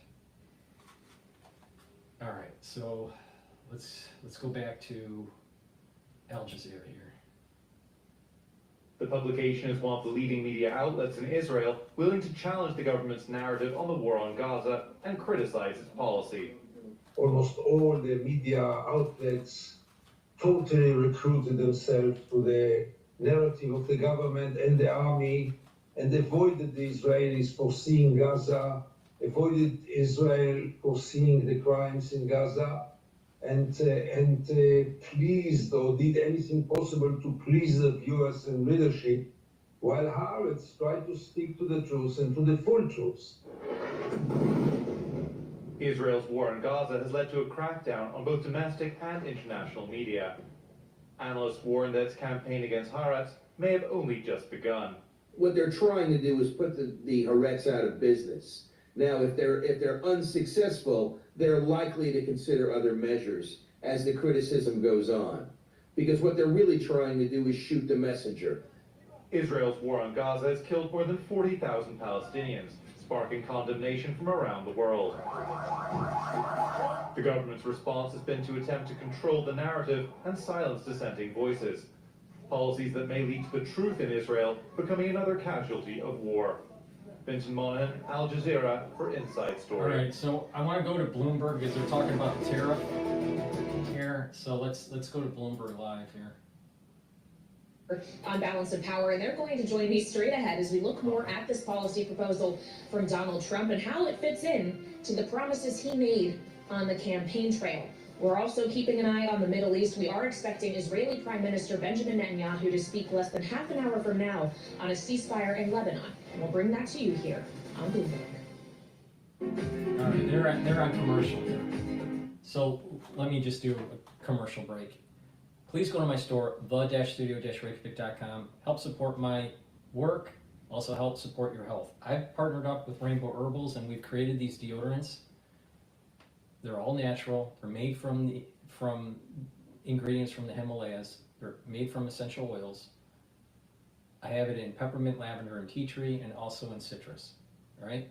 Very high quality, extremely high quality. It's for males and females, these deodorants, but they're dual purpose. By using it every day, you're going to slowly detoxify your body. This has no aluminum in it and no baking soda. So please, go to my store, the-studio-reykjavik.com, get a couple bars for your household. They're very high quality deodorants that are dual purpose, help support the channel, help support your health. So please go to my store, the-studio-reykjavik.com. And we're in the cold season. I suspect that there's going to be a little bit of a tick up in your area, in the United States, of different things popping up December, January. Be prepared, all right? The way you get prepared is purchasing some of the products that I offer to boost up your immune system. A great way to get through the cold season and the allergy season is to get the drops that I have on my store. These are structural nanosilver drops. I have it in 3 flavors, honey and lemon. I have it in cherry and also in blueberry. All right, they're in 100 count. The moment you have an irritation in your throat during the cold season, or let's say the allergy season, you want to take these drops. They're like lozenges, right? And what it's going to do is it'll neutralize the irritant and maintain a mucosal barrier. By maintaining that mucosal barrier, reducing the chances of further infection or further irritation. Because through the irritation, it's creating a cascade, an inflammatory cascade. You don't want that. All right, so please go to my store, get a couple bags of the drops, blueberry, cherry, or honey and lemon. Make sure you're prepared during the cold season, so the moment you have that irritation, either at work or at school or at home or wherever, you're neutralizing it right away. So please go to my store and get the structural nanosilver drops. Get a couple bags for your household. Be prepared, trust me. Because the moment you neutralize that irritant, the faster you do that, the better off you're going to be long term. All right, so let's go to Al Jazeera while we're waiting for Bloomberg to recycle. We not just with the government, with Netanyahu, the persona, and with his policy, you are not legitimate. And the line that was criticized of Amos Shokin, which he regretted, and he explained that he didn't mean the Hamas when he was talking about freedom fighters. He was referring to Abu Mazen and to the Palestinian Authority. But keep in mind that the idea to close down Haaretz by stopping to advertise and to sign, for government workers, the prescription for Haaretz, this was lying in the drawer for more than a year. The Minister of Communication, who now initiated this project, this campaign against Tariffs, was on record talking about an embargo campaign to close down Haaretz, and actually Amos Shokin unfortunately played right into his hands. Okay, Tim, can you just explain to us what the sanctions are actually going to mean for Haaretz? How will this affect them both editorially and financially, do you think? Well, I can only base my understanding on what I've read, but most legacy media rely quite heavily on advertising and other support that comes from governments, and taking that away will remove a significant plank of the economic model on which they're based, being demonised also by the state, whose populace you seek to serve, is a serious means of undermining a newspaper. I mean, clearly, it's a newspaper that has plenty of enemies within Israel, but from my perspective, criticism of a government, criticism of politicians, is something that makes democracy stronger and makes democracy work. We don't all agree, we have different perspectives, we have different outlooks, and it is far better for society that those are aired in a free and fair way. So, I mean, to be honest, this slide into trying to control extraordinarily tightly the media is a really dangerous one for Israel, and one that actually weakens Israel in my view. And I think those people who are sucked into being cheerleaders for Netanyahu should really think hard about what they're supporting and the damage that this will do to Israeli society, actually at a time when it needs to be as strong as possible, and allowing divergent voices, particularly in a country where there are so many divergent opinions, I think is really important, and allowing those to flow free is what makes society work, rather than making it a narrow and actually rather more fragile body. Yeah, Dan, do you think that this move, these sanctions, weakens Israel, like Tim was saying there? I mean, Haaretz has denounced the action, saying it's an attack on democracy. Many others have said the same. Is that how you see it? Oh, absolutely. But it's no surprise. As I said before, this particular government is the spiritual kin of other governments across the world that are democratically elected, but believe in a version of democracy that is purely about essentially dictatorship of the majority. They are no fans of the trappings of liberal democracy that include many, many things, including the right of the minority, the right of the political minority to speak its mind. Now, they're not going to ban Haaretz.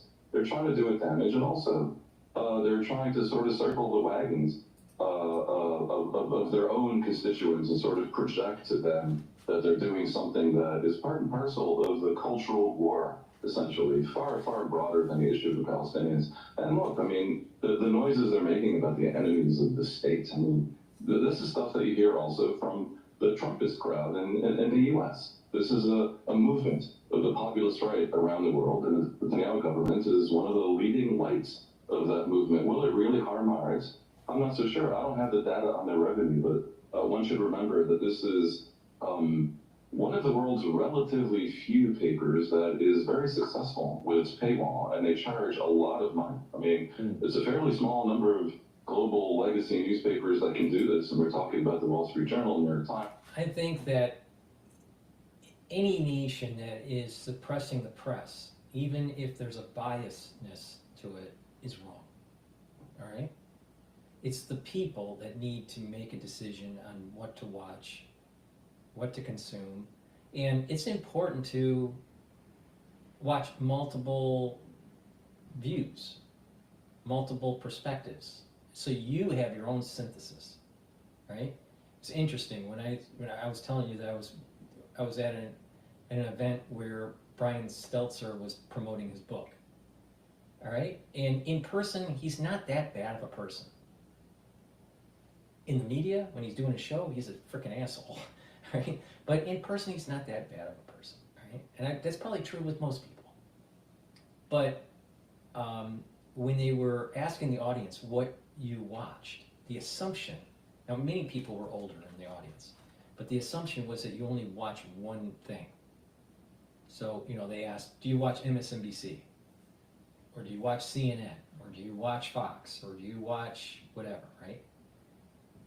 And that assumption was you only watch that show.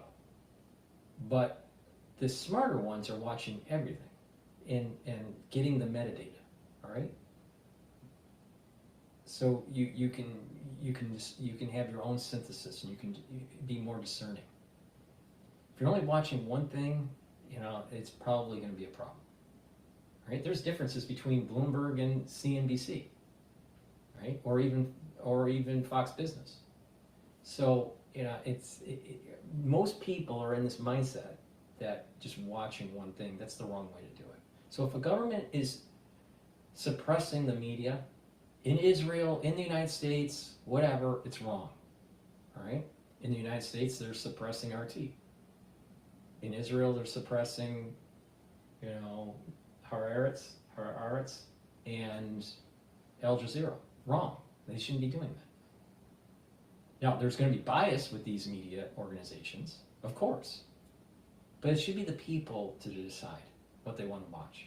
And the smarter ones will watch both sides of the argument. All right, I want to go to Bloomberg here, talking about this tariff plan.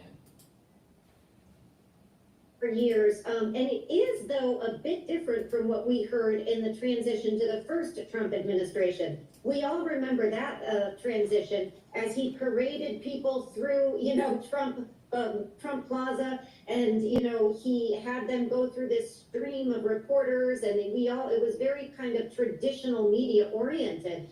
Now, of course, Donald Trump, I don't think he has talked really through the traditional news media much at all since he won the election. Every single thing he has done has been via social media, either Truth or Twitter. And I think that is indicative of what we're going to hear as we go forward. He will be governing in this way. Well, and as we consider the way in which he will govern, Rick, in part you could take these statements on True Social as him just saying, what I said on the campaign trail, I actually meant it. He intends to make good on the promises he made, and tariffs are included in that. Well, it's about time a politician says what he says. This is not to be surprised by anybody. I think just the speed with which he's starting to act, both in assembling his cabinet and making these pronouncements, are catching people by surprise, but it's everything we heard on his administration. He wants to use tariffs both to raise capital, for his intended extension and additional tax cuts, and he wants to penalize countries for things that he believes have been slights to the United States. Obviously, China's role in the fentanyl production and Mexico's distribution lanes are one of the things that he is particularly angry about. And I would say it shouldn't shock anybody that one of the very first things he says about a public pronouncement, it relates to the border. And the fact that Canada has been thrown under the bus for border issues is very interesting. And what I found most fascinating about the reporting is that Prime Minister Trudeau wasted no time picking up the phone when he heard about this and calling Donald Trump and explained to him, all the things that they're doing to curtail illegal immigration. So I suspect this is going to start the Trump administration really in earnest as of today. Well, and it is fascinating, and Rick... Not once did he say bring back manufacturing. Amazing. You know what? Wall Street's worried about tariffs and, and hurting the supply chain. You know why? Because you have so many people from Wall Street that benefit from globalization. And if you disrupt their cocaine supply chain, they're going to be upset. We don't need a porous border because of the drugs that are coming through. Oh, by the way, that whole cocaine running and drug running schemes by the CIA to fund their dark ops? That's another reason why the deep state doesn't want to control the border. People just need to wake up. You have Wall Street that's addicted to these drugs.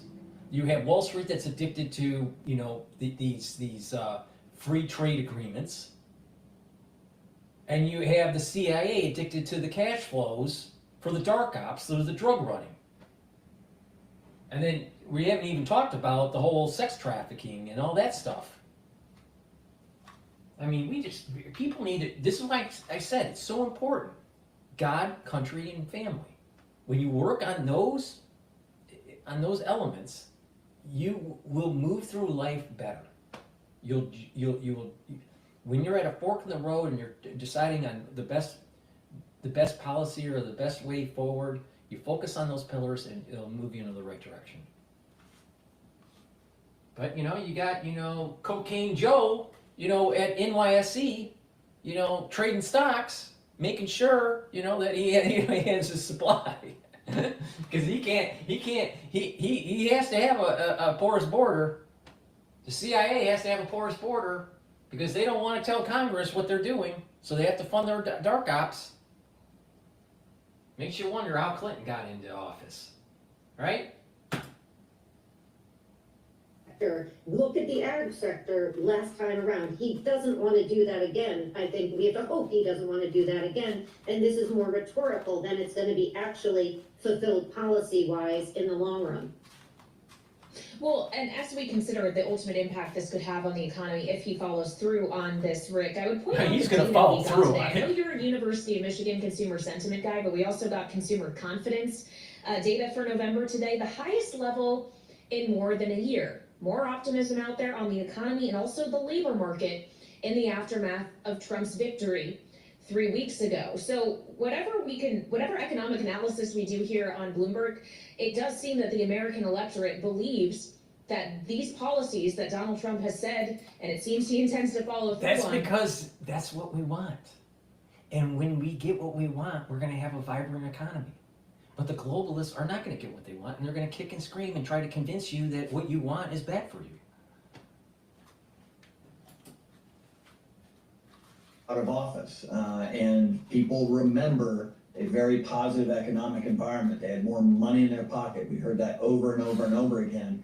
And I think that there's this expectation that all that's going to change overnight for them. And the reality is a lot of the expectations do look like that. When we saw CBS recently put out a poll just in the last week, they indicated that Republicans who thought the country was on the wrong track before the election, now that Donald Trump's elected, the country's on the right track. And he hasn't even taken office yet. So these sentiment indexes, these confidence indexes are ephemeral in the sense that if you look forward, I think the expectation is people feel like Donald Trump's going to make it better for them economically. And we'll see how his economic policies spin out, but he's got a roaring economy.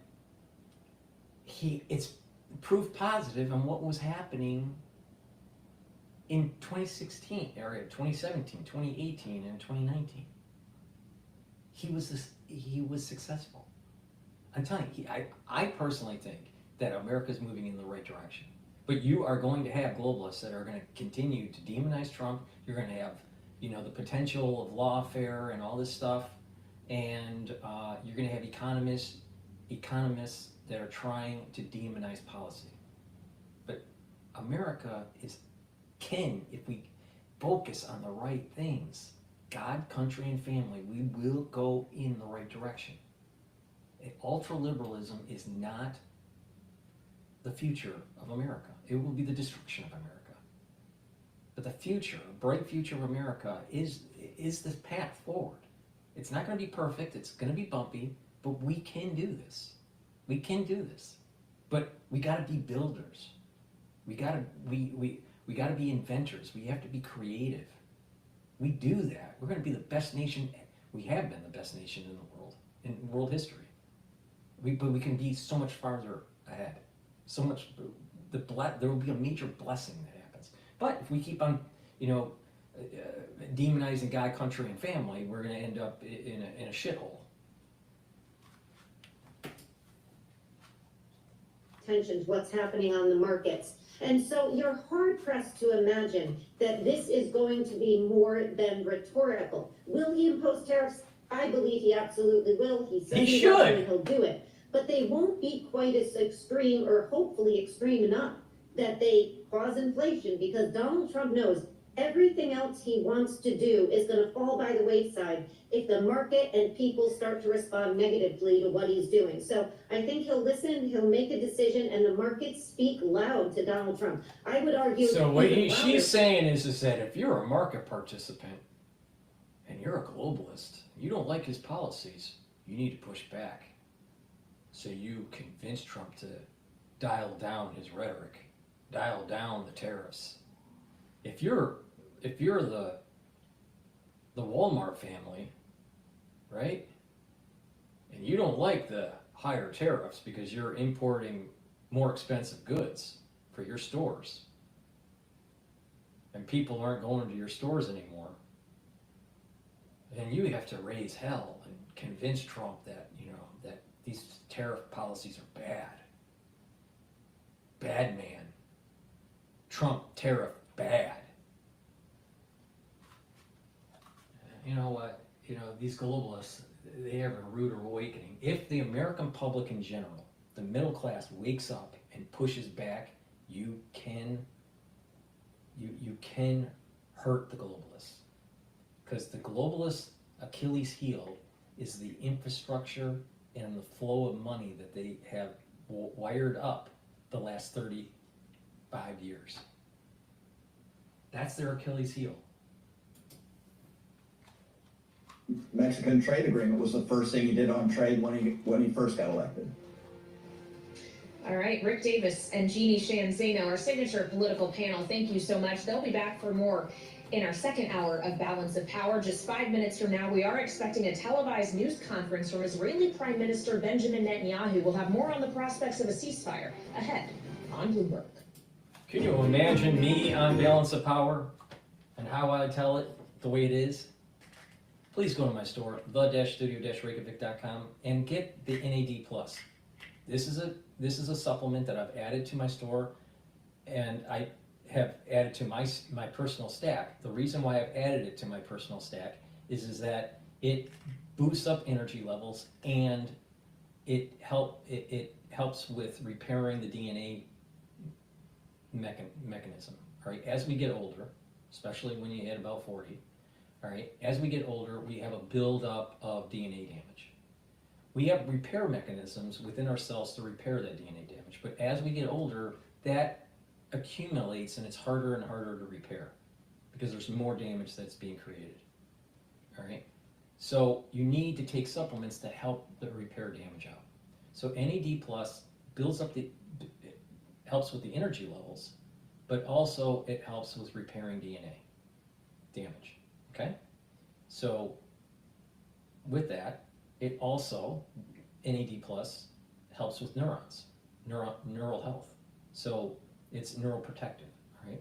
When you get older, you need to kind of start taking supplementation to protect your neurons. Now you have central nervous system and peripheral nervous system, right? And you need to protect both, the peripheral nervous system and the central nervous system. It's really important to take NAD+. So if you want more energy, you should be taking NAD+. If you want to repair your DNA damage, you need to take NAD+. If you want to improve your neural health, you need to take NAD+. And what is great about this, it's synergistic with C60, it's synergistic with ubiquinol, it's synergistic with NAC and resveratrol. So please go to my store, stack this in your daily routine. Really important, especially if you're 40 plus. Vitamin K2, dual purpose product. Why is it a dual purpose product? It helps with bone health and also cardiovascular health. You stack it with vitamin D3. All right? So please go to my store, the-studio-reykjavik.com, get vitamin K2. This is the MK7 molecule. So please go to my store. It's very high quality. Take this on a daily basis to improve your bones and to improve your cardiovascular health. And lastly, vitamin B complex. Important to take, helps with cellular metabolism. The first few B vitamins helps with your mitochondria. That's where you produce the ATP. You need lots of energy for your immune system and for other cellular processes. Also, vitamin B complex helps with your neuron health. So it is synergistic with NAD+ and ubiquinol and NAC. So taking vitamin B complex is important for neural health. So when you get older, you need to take supplements to improve that neural health. So please go to my store, the-studio-reykjavik.com, and get the vitamin B complex. It's the-studio-reykjavik.com. The link is in the description of this video. All right. Oh, they still haven't gone back. They're still in commercial break. All right. Let me plug one more. Sorry, I don't like plugging products, honestly, but that's the only way to inform the public of what I have and how to use it. And the way the brain works is you have to repeat yourself to tell people how to use these products. Omega-3, really important for cardiovascular health. This helps with your lipid profile. All right. Omega-3, taking every day, will help to lower your LDL levels and increase your HDL levels. So it's improving your cholesterol profile. Really important.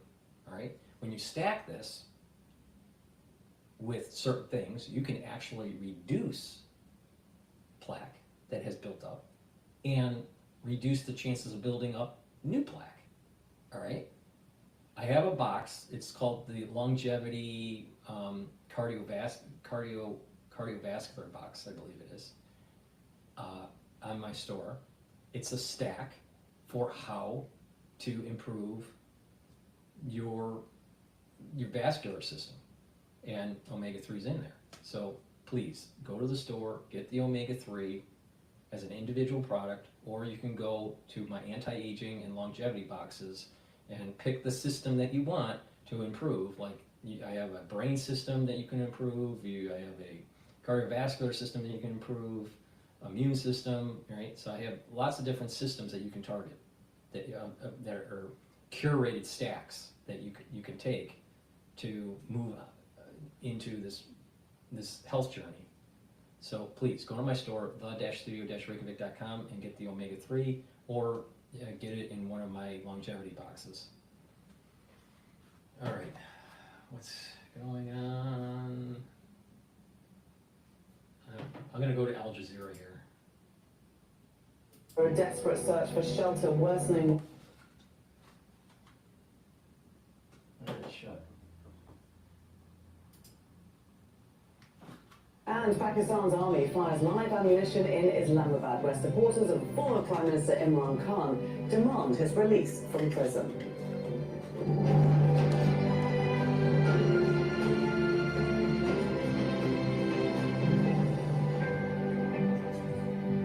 We begin in central Beirut, where at least 10 people have been killed after Israeli forces targeted new areas of the Lebanese capital. It caused chaos, with thousands of people trying to flee. That came amid rising anticipation of a ceasefire deal. Israeli Prime Minister Benjamin Netanyahu is due to speak this hour. Dina Hodder begins our coverage from the Lebanese capital.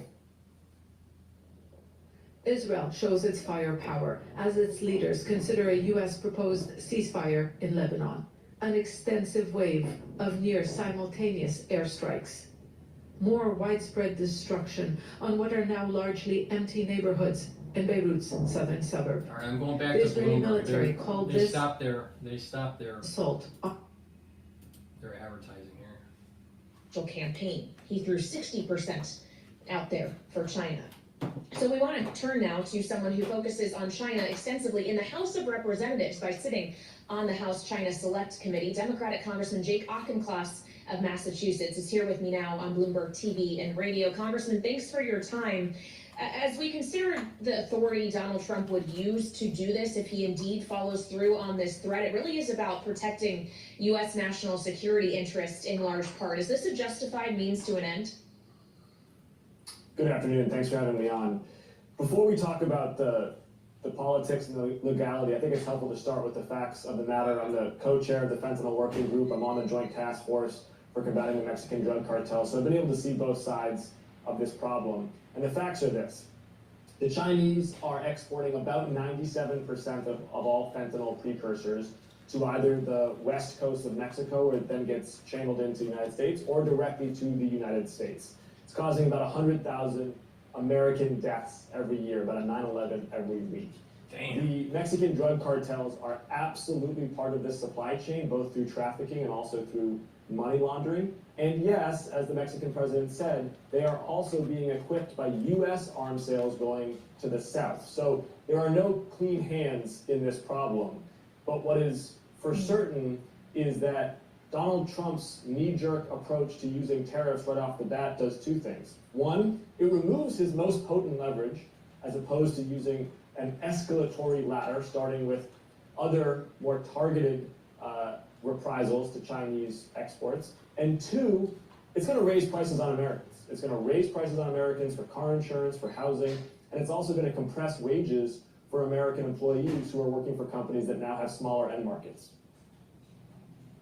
Okay, well, so if we consider that, then this notion that these things do need to be calibrated, is there a level of tariff you think would be appropriate to put in place to use as leverage to get more favorable outcomes when it comes to the flow of things over the U.S. border, both people and illegal drugs, as Donald Trump suggests, or is this not the right way of approaching this policy? Putting tariffs on the table as negotiating leverage is not a bad idea. And by the way, Donald Trump didn't invent that. I know he likes to claim that he's the person who thought of the idea of mutual market access being a negotiating tactic. He's not. U.S. trade representatives have been using that for time immemorial.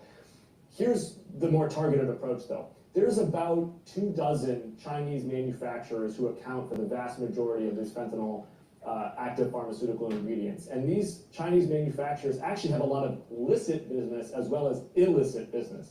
That means they are highly susceptible to sanctions. So step number one is the United States needs to impose and draconiously enforce very tough sanctions on Chinese chemical manufacturers that are shipping fentanyl. Number two, we should be charging docking fees on Chinese ships coming to ports.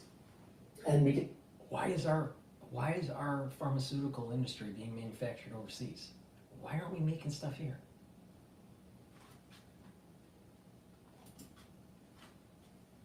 Our intelligence, law enforcement, customs, immigration, to targeting fentanyl shipments into the United States, whether by air or by sea. And finally, we should totally get rid of the de minimis exemption that Chinese, both licit and illicit manufacturers have been abusing to ship in projects to the United States. All of these things that I just said don't raise the price of car insurance for the average American family, don't raise the price of housing for the average American family, but they still get the point across to China.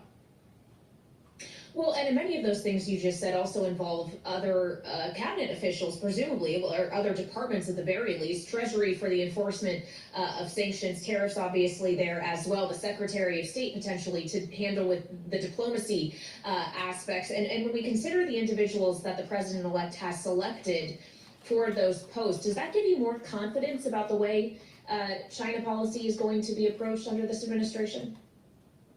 Well, as I look at the opioid epidemic cascading over the United States, and then I look at the nominee for Health and Human Services Secretary, no, that doesn't fill me with confidence, because he starts by looking at problems from a position of conspiracy, not from a position of science. RFK is somebody who doesn't believe that AIDS is caused by a virus. He thinks the high-speed internet causes leaky brain syndrome.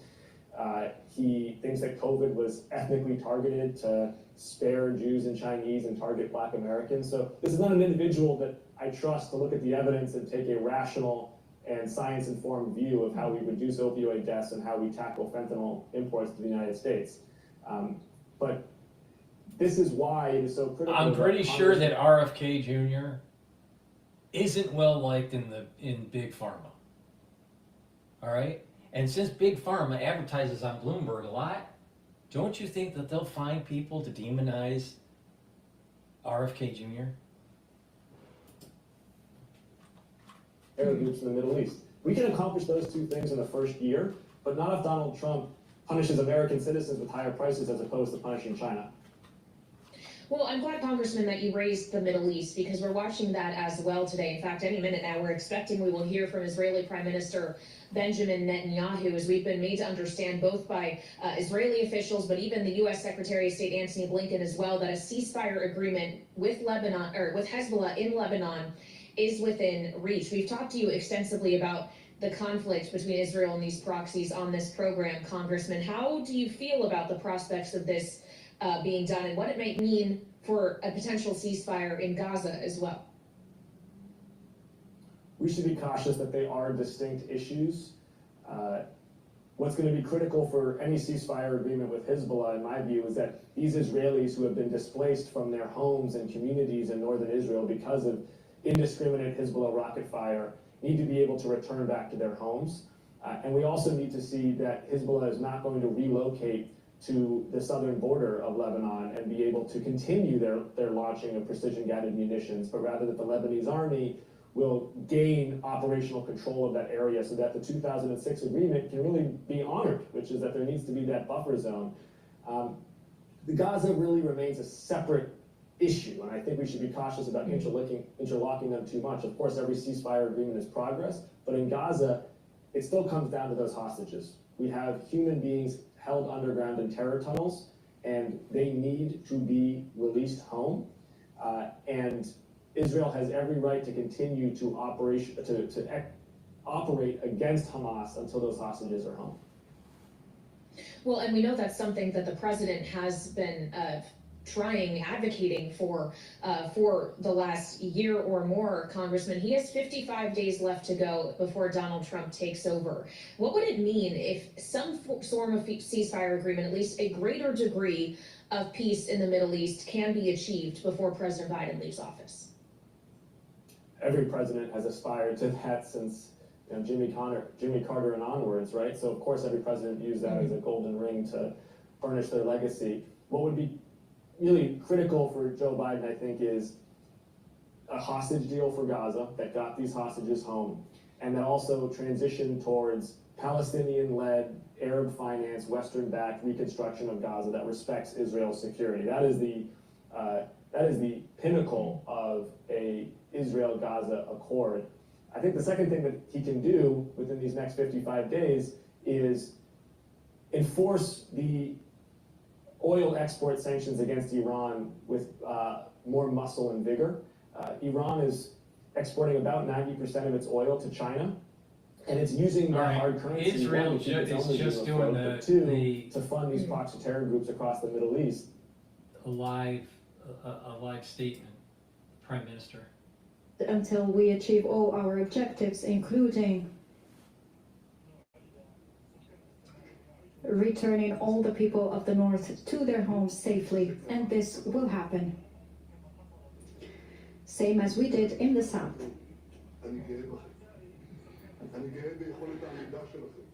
Dear people of the North, I am proud of your steadfastness, and I am committed, completely and fully committed, in order to allow you to go back to your homes and to reconstruct and rebuild your homes.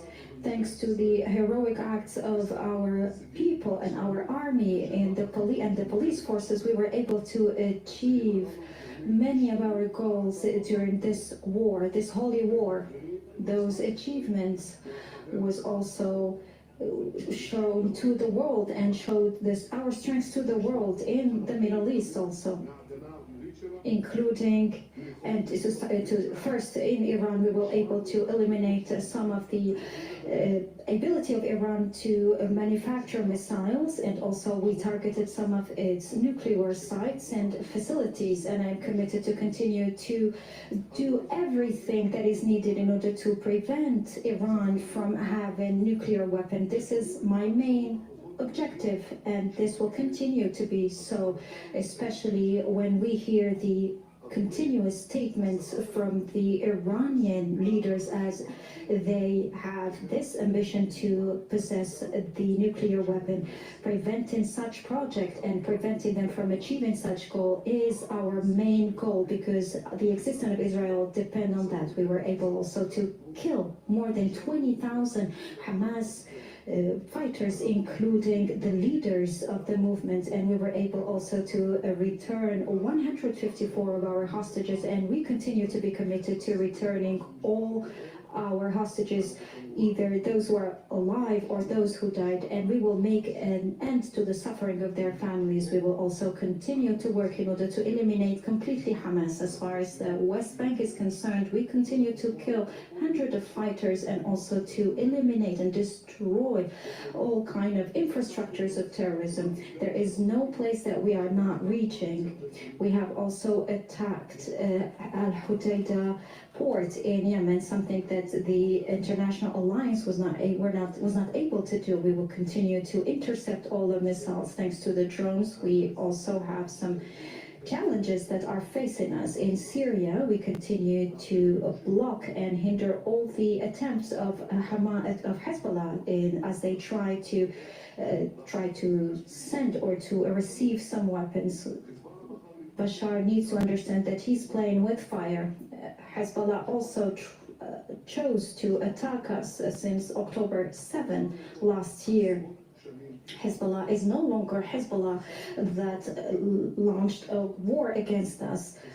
Nasrallah was killed. We have killed Nasrallah, who was the head of this axis, and we have also killed most of the leaders, and we have also killed thousands of their terrorists. We also destroyed all the infrastructure and the parallel underground and tunnels that have been built throughout the past years. We have also targeted different strategic goals and targets in Lebanon. We have also destroyed many places in the southern suburb of Beirut.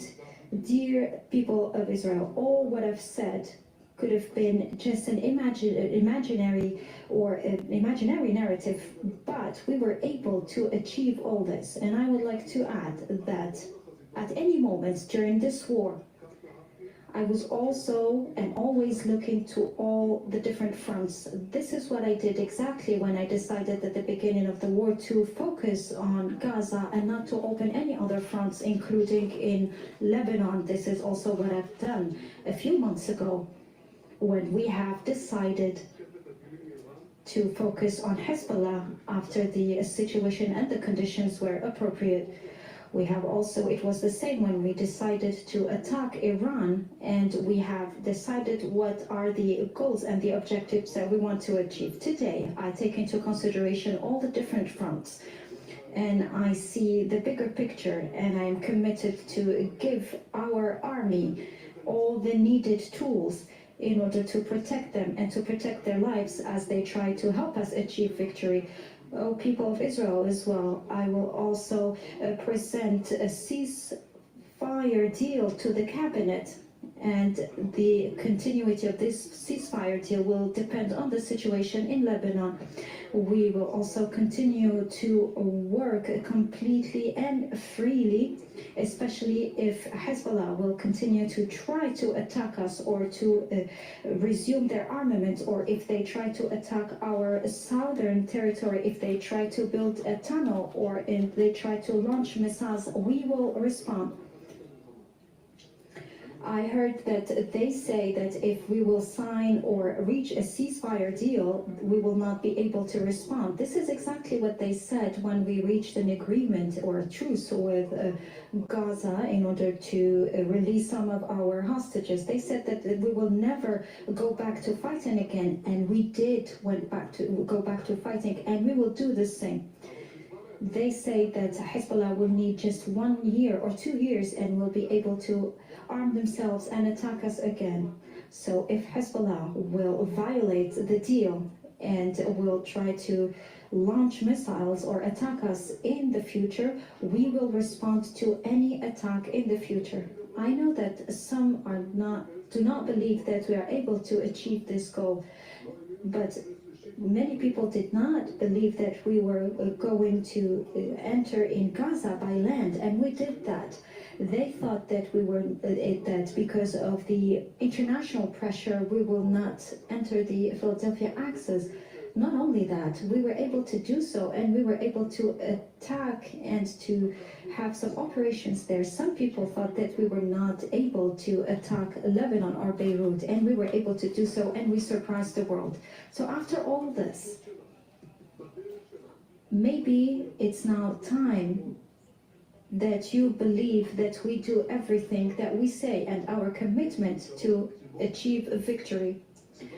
So why did we decide to sign a ceasefire deal? First, we would like to focus on the Iranian threat, and I will not go through the details. The second reason is that we will try to give time for our army to be able to rest and also to mobilize more soldiers. It is true that there was some delay when it comes to weapons equipment, and I think that this delay will stop soon. We will receive all the needed equipment and developed equipment that will help us to be stronger in order to continue our missions. The third reason for this ceasefire deal is that to be able to isolate Hamas. Since the second day of the war, Hamas relied on Hezbollah in order to continue to fight on their side, and now that Hezbollah is out of the picture, Hamas remains alone, and this will isolate it more and will help us to achieve our goals, especially to free all our hostages. People of Israel, during the last year we were able to change the equation. And today we are trying to change the face of the Middle East and the reality of the Middle East, and all this is done and achieved thanks to our soldiers and our army, thanks to your strength, and also thanks to the wisdom of our cabinet in managing and running this war. I said that a good deal or a good agreement will be an agreement that will be put into practice, and we will do so. And with the will of God, we will continue to work in order to save and to... And that was the end, abrupt end to the Israeli Prime Minister Benjamin Netanyahu's address to the nation. He was very much talking about a ceasefire deal that has been agreed there, talking specifically to the people in the north, he said, of Israel. He said that you can go back to your homes. We will return all citizens to their homes. Of course, this is one of the key aims for Netanyahu, to go to war against Hezbollah and launch a ground offensive in Lebanon. He also said that the war has shown our strength to the world. But, he said, and this is crucial, we will continue to respond freely. If Hezbollah tries to attack us, we can go back to fighting. Let's bring in Zain Basravi. He joins us from the Lebanese capital. I don't know, Zain, whether you've had a chance to get any reaction there to this announcement by Netanyahu that there is now a ceasefire deal, or he has accepted a ceasefire deal from the Israeli side at least.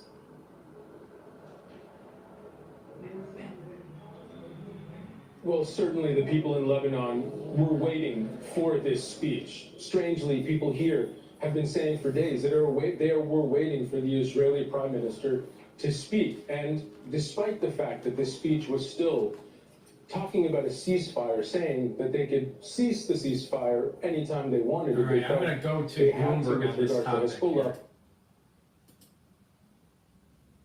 Have brought some peace to the Middle East in the aftermath of the horrible attack that was, conducted by Lebanese proxies by Hamas out of Gaza, and then of course the fact that the Hezbollah struck Israel again, the first time since, in a massive way since the 2006 negotiations to end the conflict between Hezbollah and Israel in the north. So it would be an achievement, certainly, that would bring us closer to, it'll bring some peace and it'll allow the Israeli people to go back and live in the north, and also the Lebanese people to live in their south.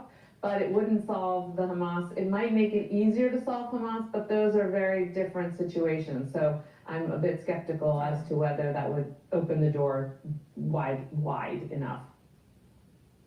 All right, Evelyn, appreciate you joining us as we work through these headlines from the Israeli Prime Minister Benjamin Netanyahu. Evelyn Farkas, Executive Director of the McCain Institute, as we await as well, of course, remarks from President of the United States, Joe Biden. And on that note, we want to assemble our... All right, so the market right at this moment in time is, the equity market is trading at 6,010, 6,011 now. And oil is trading below $69 a barrel at $68.53. and the dollar is trading at 1.04 relative to the euro. So the euro USD trade is 1.046. VIX is trading at 13.94. So this news is actually positive for equities. To Israel, he is obviously a great friend of Israel, and so he would like to see this happen. That said, history doesn't sort of suggest that he should be incredibly optimistic, because Middle East peace has been one of the most confounding things for presidents in the modern era to get and to achieve, and they've all tried, left, right, and center, Republican, Democrat, very hard to get to. And you know, to hear Netanyahu say that he has an outline, or there is an outline that the French and the US diplomats were able to negotiate, and he's bringing it to the cabinet. I just keep wondering, in the back of Joe Biden's mind, is he thinking he is the next Jimmy Carter with the Iran hostages, that he is going to work this hard and Donald Trump will come in and on January 21st, we will see an agreement? You know, it's hard to say, but that's got to be weighing in the back of his mind. It's going to be curious to see how he handles this when he speaks in a couple minutes. Yeah, and we actually do have a correction here on the timeline. He'll be speaking now at 2:30 p.m. Eastern time from the Rose Garden at the White House. So just over 1 hour from now is when we expect those remarks. Rick, I'd love for you to weigh in on this kind of legacy shaping question as well, because we all remember when President Biden came into office, he was suggesting America's back. He made foreign policy a really key pillar of his presidency. Is it going to end on a foreign policy oriented note? Well, I think certainly foreign policy is going to be one of the things that shapes Joe Biden's legacy. You know, starting with the withdrawal from Afghanistan, you know, a horrific outcome for him, and something that actually hurt his standing amongst the American people, that sort of lasted all the way through to the election. But then, you know, the vexing war in Ukraine. And even though many observers will say that Joe Biden's been a staunch advocate and supporter of Ukraine and fighting the war of Russian aggression, you know, there are just as many who will say he hasn't done enough, quick enough, to really end the war, but has now resulted in a prolonged conflict with no end in sight. And to some degree, this whole Israeli situation, you take it from the time that he got elected and that everyone was celebrating the Abraham Accords, people in his own administration were saying, you know, this is a peaceful situation in the Middle East, could last for a long time. And then it was just after that, of course, Israel got the worst attack in their history, you know, from Hamas, and lit up this war that we're now talking about. So yeah, I think we are seeing the beginnings of the next conflict, all right? The job wasn't done. Hamas wasn't completely destroyed. Hezbollah wasn't completely destroyed. And Iran's theocratic regime wasn't taken out. So this is kicking the can down the road. Now, what does that mean? Does that mean there's going to be another flare-up during the Trump administration, and then it's full on-board war in the Middle East? Who knows? Who knows? We don't know. But this sounds like kicking the can down the road. His office could be unwound over the course of the next 4 years when Donald Trump gets his term again. Yeah, that's the big fear of every president, and it is absolutely possible. You know, as we think about Joe Biden talking at 2:30 or when he comes out, I'm reminded that he was at the G20 and he did not speak to the press for like almost a week. And so, you know, it's unclear how he is going to move forward with his attempts to protect his legacy. And the efforts are widespread because, as you mentioned, as it comes to regulations, they started in February and March trying to protect those against a potential Republican takeover, which has now happened. As you think about legislation, just think about the CHIPS Act. Huge success for the Biden administration and the Democrats in Congress. And yet about 30 billion of that has not been spent yet. And, you know, it could be an issue of them running out of time.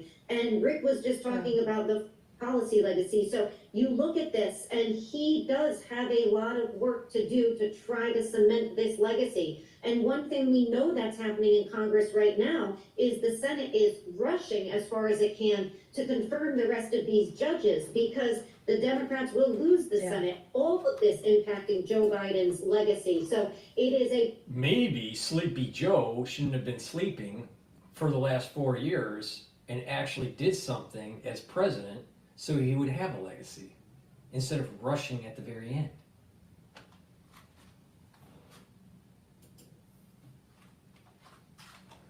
Well, and something else President Biden has focused on is lowering the cost of prescription drugs. And we actually have a new proposal on that from the administration just today, Jeannie, proposing a rule that would require both Medicare and Medicaid to cover obesity drugs, the weight loss drugs we all have heard so much about in recent years. The White House says this will give more than 7 million people access to weight loss treatment, but it also could add potentially $40 billion in costs over 10 years in the process for these programs. So clearly he's trying to lower more prescription drug costs, Jeannie, but does he still have time for it? This is the reason why I said even at the very beginning of this broadcast, if you take charge of your health at the beginning and you do proper diet, exercise, proper supplementation, right, that you can mitigate problems. Obesity, diabetes, heart disease. Instead of saying, well, let's solve the problem by issuing medication for people to do weight loss because of their obesity. Majority of the, not all, but a lot of the obesity out there is because of lifestyle and improper foods that they're consuming. All right? But that's not always the case, but a lot of it is, all right, in America. So we have big pharma saying, well, let's just use medication to reduce the obesity problem in the United States. But then it creates another problem, and that is, well, the insurance companies have to pick up the bill, and Medicare, Medicaid not as solvent, and therefore we have funding problem. The real way to solve the costs of care in the United States is taking ownership. And that is, you have to change your lifestyle. And the costs of healthcare will radically go down. The answer isn't just pop a pill to lose weight. The answer is stop eating the McDonald's. And of course, when you fund, you create more funds to go into Medicare or Medicaid, then there's corruption and just inefficiency and all this stuff.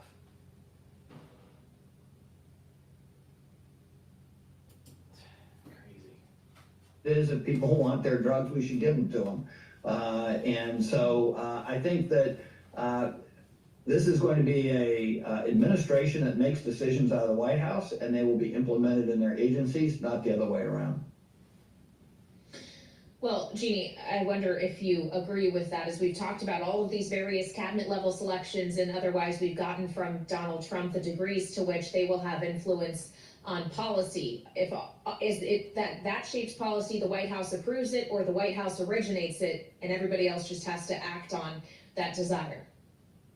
I think what we're seeing clearly from what Donald Trump campaigned on and the folks that are in the cabinet. These people are, this is the thing that I keep on saying. The agencies that are ruled underneath the executive branch, all right, are beholden to the policies and the vision of the president. If the president wants to shift policy that seems to be antithetical to the agency's bureaucracy, then that agency needs to follow suit of the commander-in-chief of the executive branch, which is the president, all right? It's not the other way around.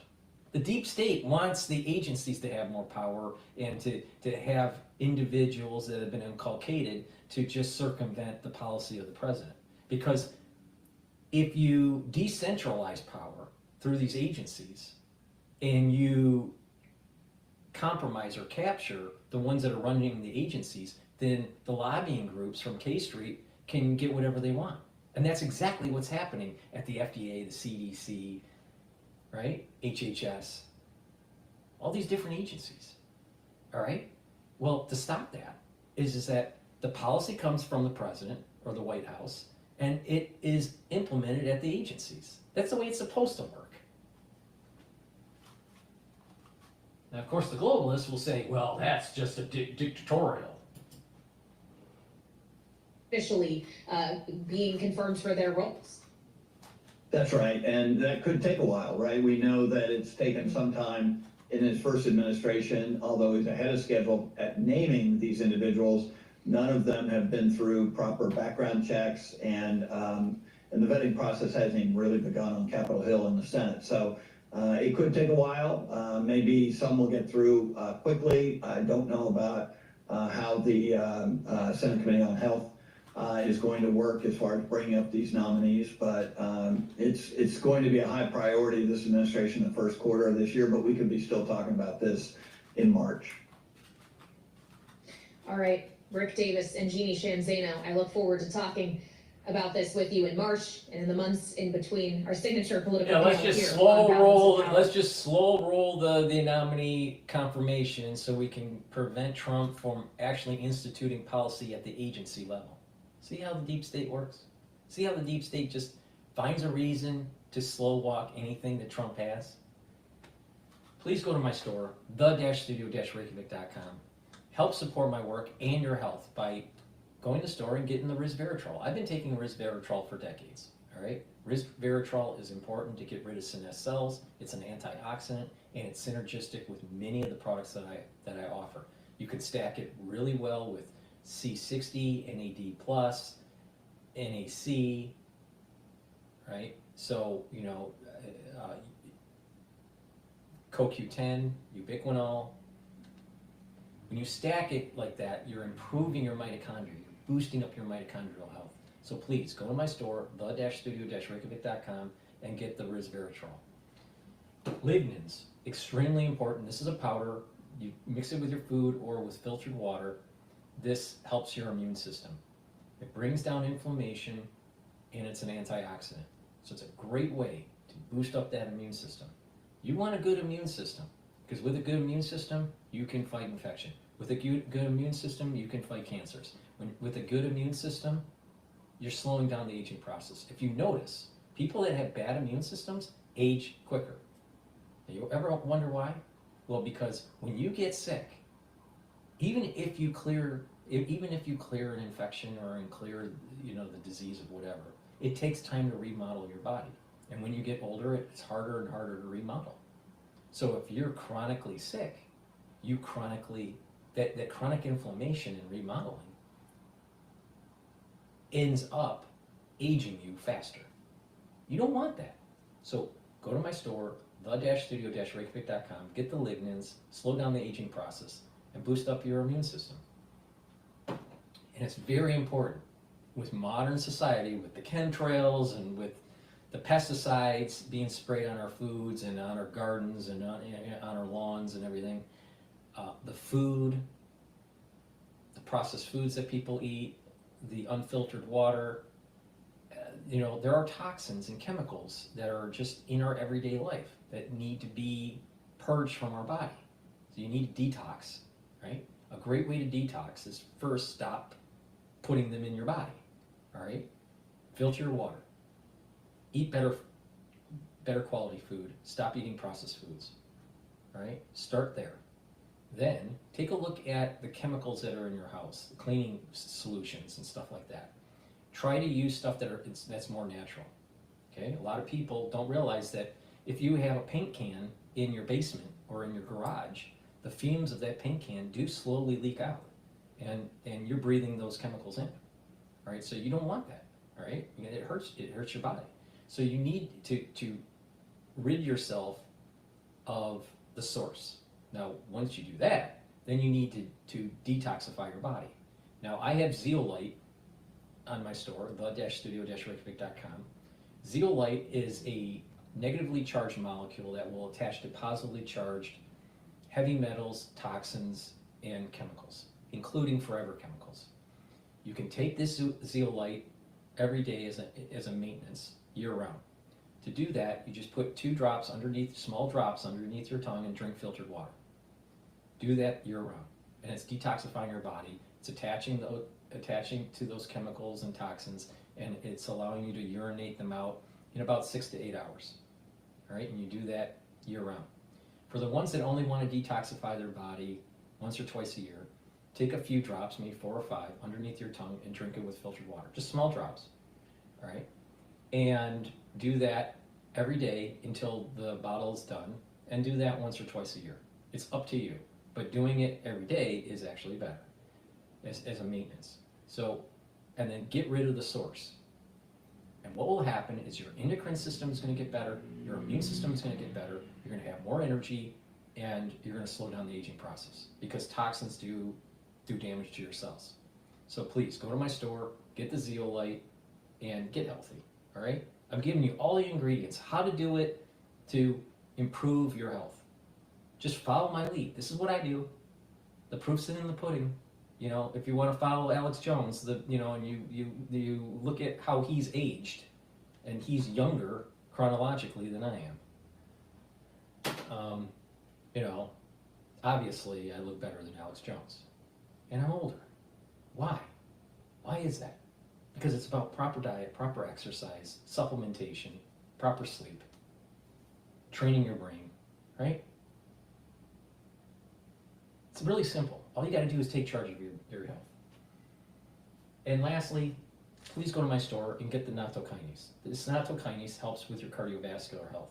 Nattokinase is a fibrinolytic, so it'll help to break up clots. That's really important. We know why. And nattokinase also helps to bring down LDL levels and increase HDL levels. That means that it's improving your lipid profile. That means it's improving your cholesterol. And by taking nattokinase on a regular basis, you're improving your cardiovascular health.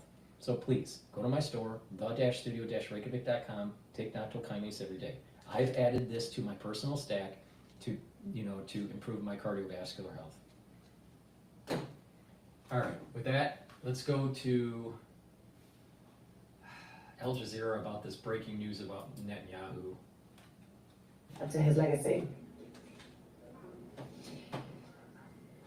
Well, in a way, not really, because it really only applies to one front. Yeah, I mean, given the fact it falls short of his broader goal in that it does not in any way speak to the conflict in Gaza.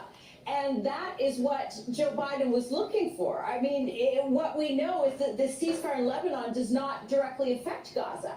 And that is of grave concern to this White House. And so this is what Joe Biden was hoping would be his legacy. And we heard very clearly from Benjamin Netanyahu, the Israeli Prime Minister, that he said that he wants to continue to see fighting in the West Bank. He wants to continue to see fighting, and if there's any sort of violation of the terms of this agreement, it sounds, he almost implied that the strike of fighting would return. It sounds so fragile that one wonders just how long this will last. So we really need to hear from the U.S. president in order to have the confidence that this is the permanent and lasting solution. I don't think it's going to be lasting. I think it's kicking the can down the road. And that something else is going to flare up during probably the first half of the Trump administration. President Biden's speech when he makes it in just under an hour from now. Kimberly, thank you. Let's bring in Alan Pincus. He's a former ambassador and consul general of Israel in New York and joins us now from Tel Aviv. So, what's your understanding of where things stand now? Well, it looks very fragile, as Kimberly correctly said. It looks very tenuous. And most importantly, Laura, looking at what's been published, I haven't seen the text, obviously, the exact text. It's unenforceable. It assumes that the Lebanese army will supervise the manufacturing and the sales and the transfer of weapons in Lebanon. That's an impossibility. And then it says that the Lebanese army will be deployed along key passages leading from the Litani River south towards the Israeli border. That too looks very tenuous and unenforceable. We all know that the Lebanese army has always shunned any kind of confrontation with Hezbollah. Now, looking at it from a slightly broader perspective, look, there's a ceasefire. It's supposed to go into effect immediately, or at least following President Biden's speech, and a simultaneous statement by French President Emmanuel Macron. It's a 60-day ceasefire. Israeli withdrawal will then be gradual, should be completed within 60 days. There will be no buffer zone in South Lebanon after those 60 days, meaning Lebanese civilians can go back to their towns and villages in the south. So on paper, this looks okay. But again, and we've discussed this before, Laura, it's very reminiscent of a bad movie that we've already been to, and we know how it's going to end. Because Hezbollah has not been disarmed, and if you take Mr. Netanyahu's text, or at least the statements that he had made, he's opening fronts all over the place. He is committed to eradicating Hamas. How he's going to do this is unclear. Now, what's he interesting? Is committed to standing What is up to interesting Iran. is that OPEC said that they have little room to increase supply. All right, so you would think because they have little room to increase supply of oil, that oil should be going up. Brent would be going up, and then WTI would follow. But that is not what you're seeing on the dashboard. The dashboard is that oil is going down. It's trading at 68.45. So most likely what's happening is that the oil market, there's three things that are happening. Stronger dollar means oil will go down, with everything else kept constant. So stronger dollar is pushing oil down. This potential ceasefire in the northern front is positive for lower oil prices. And then Trump coming into office with drill baby drill is going to push oil prices down. So this seems to be net positive in general when you think about those three variables. But this news from OPEC, I would have thought that it would have suppressed the downward price on oil, and it's not. So it's an interesting development here. I just wanted you to understand some of my thinking at this moment in time. Yeah, that's the opposition from the liberal center that you just mentioned. Then there's opposition from the right wing, saying, Hezbollah should be eradicated, we should pursue this. Hezbollah will have a chance now to regroup and reestablish its leadership, be rearmed by Iran or from or friendlier militias in Iraq and in Syria. And we should continue on and at least create a buffer zone. And then you have an opposition for former Israeli generals who argue about the tactics of it all. And then you have an opposition from former diplomats, my present company excluded, that are saying, we've been here before, we've done this, we've signed similar agreements, going back to what you just mentioned, 17 UN resolution, UN Security Council resolution 1701 from 2006, and look where we are today, with a stronger Hezbollah, with a weaker Lebanese state, and with the Israeli north being bombarded at will.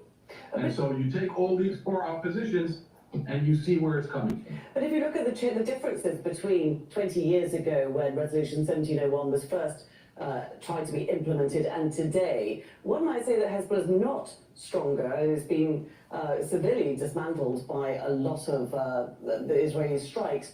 And also we've got a US-led monitoring group due to be stationed in South Lebanon. Is that not a sign of more positive implementation of this resolution this time round? It absolutely is, hypothetically. Seeing is believing. I'd like to see American monitoring, or French monitoring for that matter, or a combined American, French, Lebanese task force monitoring this. When I'll see that, I will agree with you that it leads or lends toward a more optimistic approach. At this point, the only good thing that I see here is that as opposed to 2006, Hezbollah has been weakened in the last year, certainly in the last 57 days since the ground operation began and targeted assassinations were carried out. And I also think, Laura, that Hezbollah was under pressure from Iran, which was dragged involuntarily by Hezbollah into this conflict. I think they were pressured by the Iranians to cut the deal because the Iranians may be, and I'm speculating here, maybe eyeing a new, or to engage the U.S. at least, in a new nuclear deal. That remains to be seen. But the most worrying thing, if I have to take, if I have to single out one takeaway from the statement that Mr. Netanyahu made, the one takeaway is that it's all so fragile, so tenuous, and so unenforceable that I just can't see this. I'm sorry to say that. I just can't see this being sustained and being durable for more than a few months. Yeah, that does seem to be the word that everyone is talking about with the ceasefire: fragile, tenuous. I think there's going to be a flare-up. Please go to my store, the-studio-reykjavik.com, and get the structural nanosilver gels that I have. I have two different types. I have one in a dispenser, and I have one in a tube, all right? For travel, carrying it in your bag, the dispenser version is great. They're both very high quality, and you use them the same way, all right? They're dual purpose. You can use them as a skincare, a daily skincare. Best way to do that is to put it on your skin, maybe before you go to bed, and then exfoliate in the morning. Another way is to apply it on a wound or acne. It'll help to heal, an abrasion, a minor burn. And it helps to neutralize pathogens. So you can put it on your hands, around your mouth, around your nose, around your eyes, around your ears, lightly coat your nostrils. And what will happen is that they'll stay active for about 5.5 hours. It's great at work, while you're traveling, or you're at school, or you're around people that are not feeling well. It's best to be prepared. So get a couple tubes of these for your household. Be prepared for the cold season, or just in general throughout the year. And when you need it, use it. But again, it's dual purpose. It helps to heal wounds, but it also can be used as a skincare, daily skincare routine. So please go to my store, the-studio-reykjavik.com. Get the dispenser version or the tube version. They're both very high quality. Go to my store, the-studio-reykjavik.com. And I've added to my personal stack NAC. NAC is a supplement that helps to boost up glutathione levels. By boosting up glutathione levels, you're going to soak up free radicals. Right? It's a different pathway as an antioxidant compared to C60. So they work together. So you can take C60 and NAC and you'll get an added benefit. But soak up those free radicals. It's a major pillar for longevity and anti-aging, all right, and boosting up your immune system. So take the NAC, boost up your glutathione levels, soak up those free radicals. NAC also helps to detoxify your liver and your kidney, especially if you take acetaminophen, because of a headache or whatever. So, and then NAC also helps to lessen anxiety. It helps to calm your nervous system. So this is great. It's a dual purpose product. I've added it to my stack to boost up my glutathione levels so I can soak up free radicals. So please, go to my store, the-studio-reykjavik.com. It's the-studio-reykjavik.com and get the NAC. This is a great product to add to your stack to soak up those free radicals. Ubiquinol. This is the best bioavailable CoQ10 that you can get. This is very high quality. I've been taking CoQ10 for a long, long, long time, all right? It's important because it's an antioxidant, so ubiquinol is an antioxidant. It helps to improve the health of your mitochondria, so you're gonna boost up your energy levels. And it's also helping with your neurons. So if you're 40 plus, you need to start taking supplements that help your neurons. Trust me on this, all right? So this is a great way. If you work out and you need that energy, right? And let's say you're, an athlete, or, you just work out on a regular basis with a little bit of intensity, you're gonna need your energy's restored, and also you need a good antioxidant. So ubiquinol is a great way to do that. So if you work out, you're an athlete, or if you're just older and you want to soak up those free radicals and help with your neuron health, ubiquinol is a great supplement to take. So please go to my store, the-studio-reykjavik.com, and get the ubiquinol. All right. I don't know I'm not sure if Bloomberg is going to commercial here. Hold on. From now, speaking from the Rose Garden, Yeah, we okay. expect that may Here we pertain to what's going on in the Middle East and relate to foreign policy, but it's also a reflection on this as a president now reflecting on his legacy with just 55 days left to go in office. When you consider his economic legacy, Christopher, how would you describe it? Well, I think it's obviously going to be shaped by people's views of inflation, and the loss of this election by the Democratic nominee is directly related to those higher prices. But I think if you take it back to look at the context of Thank what you it for is- asking me. Dr. Paul Cottrell thinks that the Biden administration was one of the worst administrations in his lifetime.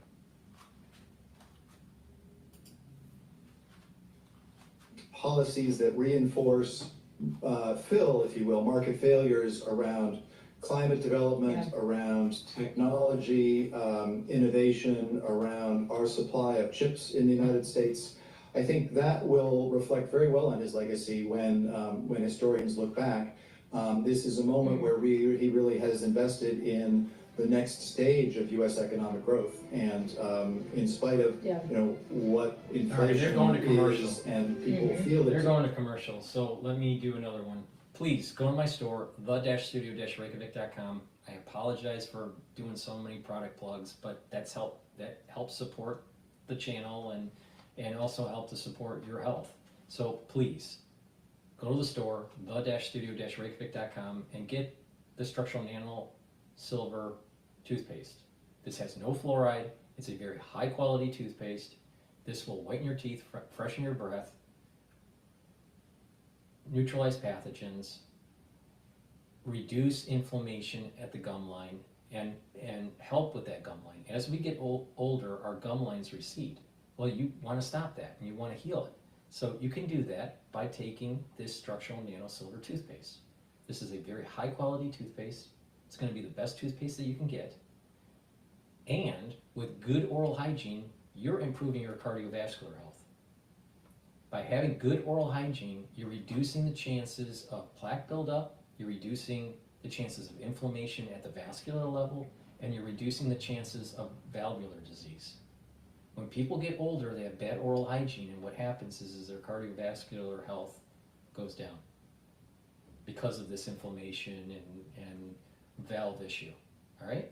You don't want stenosis. You don't want calcium deposits causing stenosis in your valves, in your heart valves. You don't want irritation in your vascular system leading to plaque buildup. You don't want these microscopic occlusions because of plaque on your tooth, all right? Because plaque builds up on your tooth, and if you have bleeding gums, small bits of that plaque can get into your bloodstream. Well, you can get an occlusion. You don't want that, all right? Please go to my store, the-studio-reykjavik.com, and get the structural nano silver toothpaste. It's the best toothpaste you can buy, and you're helping to support the channel, my work, and help support your cardiovascular health and oral hygiene. So it's a win-win. Plus, that toothpaste is way better than anything that Alex Jones sells. Trust me. And his father is an oral surgeon. And the oral surgeon can't create something better than this, all right? So please, go to my store, the-studio-reykjavik.com, go to my store, support my work, get this toothpaste, because this is the best. Also, get the Max 35 or the Max 14 from my store, the-studio-reykjavik.com. I take this every day. You take a teaspoon of it a day, you swish it in your mouth, you gargle about 30 seconds or so and then swallow. What you're doing is you're neutralizing pathogens, you're increasing that oral health and your oral hygiene, right? And you're maintaining that mucosal barrier. And by maintaining that mucosal barrier, you're boosting up your immune system. Really important. I take this every day, I take a teaspoon a day. If you're not feeling well during the cold season, take a tablespoon of 1 or 2 a day. You know, take like maybe a tablespoon in the morning and then another one at night. Same thing, you swish in your mouth and gargle 30 seconds or so and then swallow. All right?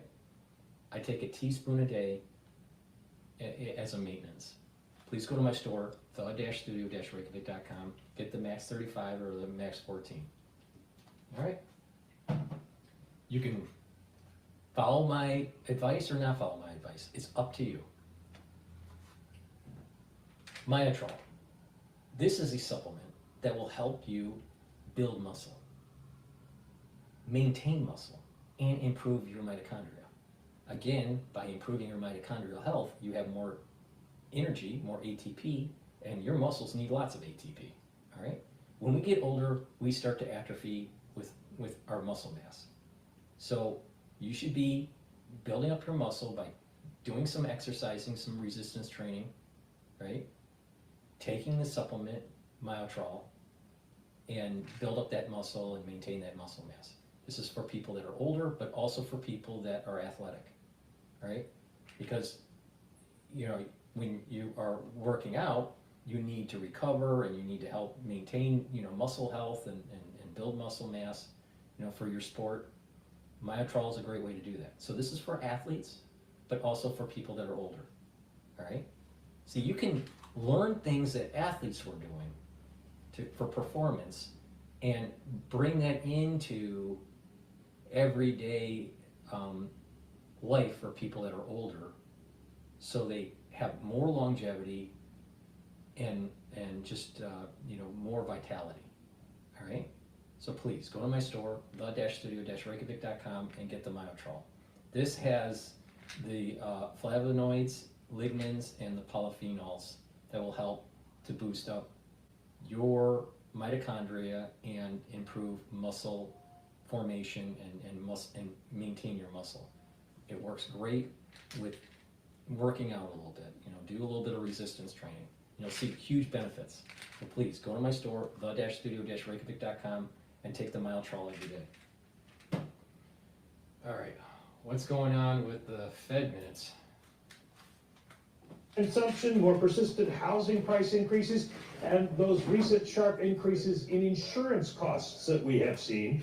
Several participants noting that their contacts in companies larger in sectors like financial services, construction, professional services, technology were more optimistic than smaller firms and firms in manufacturing. Interesting thing, they did not mention at all the election in the minutes. Although strikes and hurricanes had affected recent labor market indicators, participants generally noted there was no sign of rapid deceleration in labor market conditions. Two other things to watch: a discussion of financial stability and vulnerabilities that participants assessed warranted monitoring, unrealized losses on bank assets, and risks in commercial real estate. And one note for trading desks: some participants suggesting at a future meeting the committee consider a technical adjustment to the overnight reverse repo rate to set the rate equal to the bottom of the target range of the federal funds rate. That would put it in alignment with the existing structure when the facility was established. All right, Michael McKee, obviously they're at the Fed breaking down those latest FOMC minutes. That, of course, was the November 6th, 7th Fed meeting that was after the election. All right, Mike, big dump in terms of what you got from that release. You know, we go to you to kind of parse through it and what we need to know. What does the Bloomberg audience needs to know? What stands out for you, if anything? Well, not a lot stands out because it's pretty much as has been described by Fed officials since then, and of course, as Jay Powell described it in his news conference following the meeting. The conditions were pretty good for the economy, better than expected in terms of growth and unemployment. Inflation had stalled out a little bit, but they still didn't think it was going to be a problem to get it down to 2%. And so rate cuts were called for. But because the future was uncertain in terms of what was going to happen with inflation and the unmentioned election, they wanted to make sure that people know they were data dependent and they are not on a preset course. Well, that's what kind of strikes me, Mike. One of the headlines that you mentioned, and it's what we call a hot sticky right here at Bloomberg, you know, that the Fed some saw pause or faster cuts as options depending on data. So, you know, what have we been saying ad nauseum, right? They're data dependent. It sounds like they could go kind of anywhere, perhaps at the December meeting even, but definitely in 2025. Well, definitely. Now, the December meeting is open because the data have been mixed, and we have seen a little bit stronger inflation in both the CPI and PPI, and it's forecast to come out tomorrow in the PCE a little bit stronger. And if that's the case, then there is a case for pausing. We'll see what happens with the labor market. If the labor market comes in strong, if the jobs report on December 6th is strong, then you could probably start to bet on the idea of a pause in December. But you get the impression that they are, at this point, thinking they're going to go in December and maybe pause in January once we get the new administration in place. We're going to get a new summary of economic projections, a new dot plot in December, and how do you predict anything at this point? Well, that's where I wanted to go, and we are going to talk to you more about tariffs in just a minute, Mike, but we help us understand how the Federal Reserve thinks about potential policy from a new administration. We heard Jay Powell ask this question earlier this month at the press conference, but they do have to look at what tariffs could do to growth or what policies could do to growth in order to make these decisions, right? Yes, What's but interesting with at, this Fed announcement, what's interesting with this Fed announcement is that the equity market just started going up a little bit more, with a little bit more energy.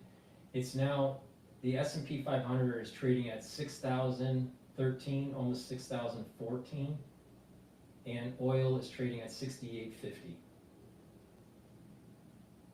The euro to USD is trading at 1.046.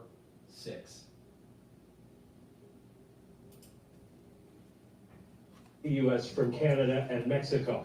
But they cross the border many times. There are some things like automobile seats that cross the border 7 times. How many times are those going to be tariffed? Will they be tariffed? And that's the kind of thing that the Fed doesn't know, and it's impossible to model at this point. Well, that's what, you know, I keep thinking about that, Mike, in that, you know, then President Donald Trump imposed tariffs during his first administration.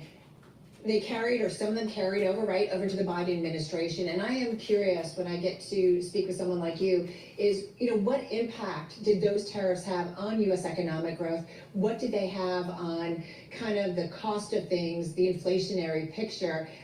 Is there kind of a net takeaway as we now consider potentially another round of tariffs to come? Well, there have been a lot of studies on those tariffs, and there's 2 points you want to make. One is that there are some specifically targeted tariffs on especially Chinese electronic products that are done for national security reasons.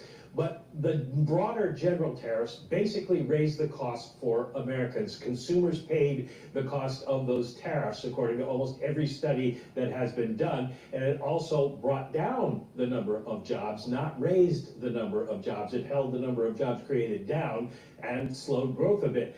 Tariffs in general, just broadly applied, do not have a positive effect on the economy. And that's pretty much according to every economic study that's been done. I do wonder to what extent, and look, again, these aren't policy, we're going by Truth Social, we're going by posts from the incoming president, but no question that if you're an executive at one of these companies, that could be affected by tariffs, you're certainly thinking about your supply chain today differently than maybe you were thinking about it just a few weeks ago, Mike. I do wonder about the economic effects of something like this and whether or not it could be looked at as, okay, maybe this is just a bargaining tool. Maybe this is being used to threaten, but actually be used as leverage, as some have suggested. Yeah, the question I have that I would pose to people who make that argument is, what are they negotiating? Canada and Mexico basically have free trade agreements with the United States. There aren't any tariffs on most products. So what is it you're looking for? Are you trying to get the Mexicans to stop people at the border?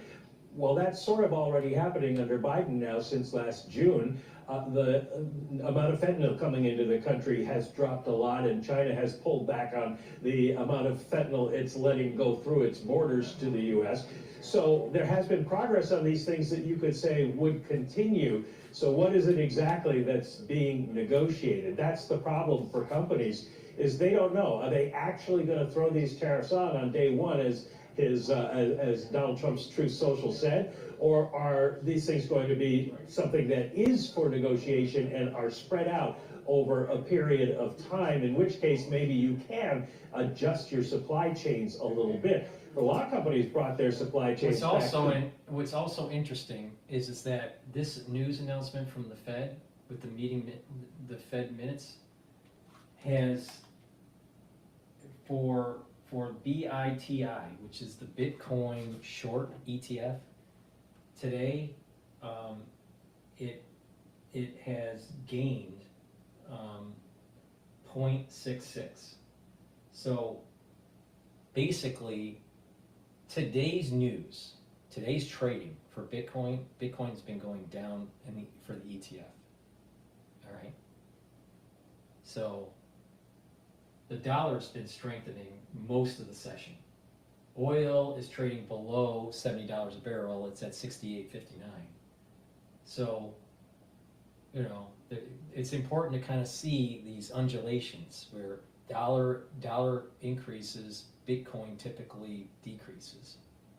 But also what's going on with energy and what's going on with the equity market, with the Fed announcing potential lower rates.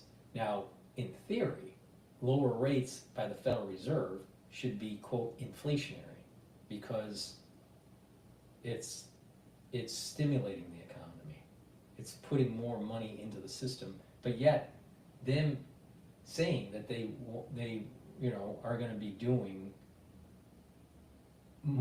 more rate cuts, but gradually overall is dollar positive. It's moving, it's strengthening the dollar. So there's multiple things that are going on with Bitcoin. All right. Now again, I'm not a big fan of Bitcoin, but I am following it because of this new push of investors into the ETF world, where it's probably going to have a lot of liquidity. All right. So, but there's going to be these ups and downs with it. And you look at the BITI and the BITO as an ETF to see these undulations, right? But that's just, I'm just giving you my 2 cents on what's happening there. Please help support my work and help support your health and follow my protocols. I want to talk about the last pillar of the protocol, and that is strong antioxidants. All right. I have C60 on my store, the-studio-reykjavik.com. You can get it in extra virgin olive oil, MCT coconut oil, or avocado oil. C60 is a molecule that soaks up free radicals, soaks up those reactive oxygen species. All right? Reactive oxygen species, free radicals, they hurt the cell. They cause damage to the cell. You want to soak those up. When you soak up those free radicals, you're also improving the health of your mitochondria, so you're boosting up energy levels. So taking C60 soaks up those free radicals, reduces the stress on the cell, improves the health of the tissues and the health of the organs and your glands and all this, and boosts up the energy levels within these cells. When you have more energy, you're going to be able to perform better. These cells are going to function better. There's less stress and there's more energy. That means your immune system is going to go up. You're going to have a better endocrine system. You're going to have a better exocrine system. You're going to actually have a better neural system. Why? Because neurons can be stressed by free radicals, but also neurons have lots of mitochondria to produce ATP to produce these neurotransmitters.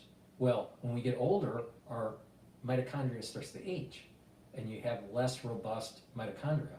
If you take neuron cells and put them underneath the microscope of people that are elder, or that have passed away and that are older, a lot of times what you'll see is that these neurons will have very unhealthy mitochondria. Well, if you reduce the stress and improve the mitochondrial health of these neurons, the neurons are going to fire these neurotransmitters, and you're going to have better connection. So that means that you're going to have more mental clarity, you're going to have better memory, and all these things. On top of these neurons, right, also are in your peripheral nervous system, controlling your muscles and balancing. Well, if you have better neurons in the central and peripheral nervous system, you're not going to have gait problems as much when you get older. You're going to have better balancing. You're going to have better muscle control. Really important. So please, pay attention. I know what I'm talking about on this. Take C60. It's a very strong antioxidant. It's going to soak up those free radicals. And it's going to improve your mitochondrial health. I have it in a 2 ounce, a 4 ounce, and an 8 ounce configuration. It's better to buy at a higher ounce configuration because it's cheaper per ounce. But it's up to you. But I have it in a 2 ounce, a 4 ounce, or an 8 ounce configuration. I have it in extra virgin olive oil, MCT coconut oil, and avocado oil. The reason why C60 is in an oil is because it's lipid soluble. All right, you have to suspend it in a lipid so you can absorb it. All right, that's the reason. And some people prefer extra virgin olive oil, or prefer the MCT coconut oil, or prefer the avocado oil. I personally prefer the avocado oil, but that's just me. It just depends on your own preference. Just like I prefer the citrus deodorant than the peppermint, lavender, and tea tree. But Dr. Paul Cottrell can have his own opinion on things, right? So please, go to my store, get the C60, follow the protocols, get the supplements, help support the channel. For the ones that don't know, that have logged in just recently, I've been doing these live streams. I'm going to continue to be doing these live streams. You have a live stream on the big channel, but you also have a dashboard live stream that looks like this, all right? You have telemetry of the market in real time. And so you can watch the dashboard version or this version. You can also watch a live feed on my website of either version. And you can also listen to recorded audio files that I've been populating on my website. You can also listen to my podcast on Apple Podcast and Podomatic. All right, so there's lots of ways to follow my work and help support. And through your help, I'm going to continue on developing the website, to adding more functionality, including an app that you can install on your phone. All right, and that way you'll be able to purchase from the store, get updates on PDF files on medical research, and also listen to my podcasts and watch my live feeds. That's the goal. But I need your support. All right, so please go to my store, get the supplements, follow my protocols, get the anti-aging boxes or the longevity boxes, depending on what you want to target and what your price points are. I've done a lot of curating for these boxes to help to develop boxes for different types of people at different price points and different problems with their body. You can focus on a particular system, or focus on just anti-aging at different price points, whatever. All right, so I've given you lots of ways to improve your health, right? And I give you a perspective on what's going on in the world and in finance. I need your help. All right, so please go to my store, the-studio-reykjavik.com, and let's build this thing. I also have X. When I do these live feeds, you'll be able to do a call in and just listen through X Spaces. It's up to you, but it's a great way for this to be bi-directional, right? I want to have your opinion. I want to know what you think. It's not just about what I think, but it's also about what you think. And you can be a part of this live stream by participating in X Spaces on my channel. The links are in the description of this video and all my videos, but just follow me on X, on GETTR, right? You can also follow me on TikTok. But by having these X Spaces live call-ins, you can participate with these live streams, all right? And get your opinion. It's important for us to have dialogue, to move the country forward.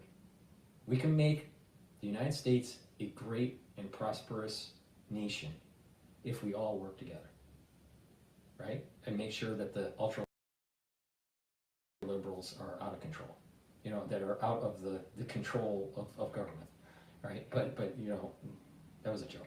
But the thing is that it didn't go very well. But the thing is, we, all kidding aside, this country can do amazing things if we work together, right?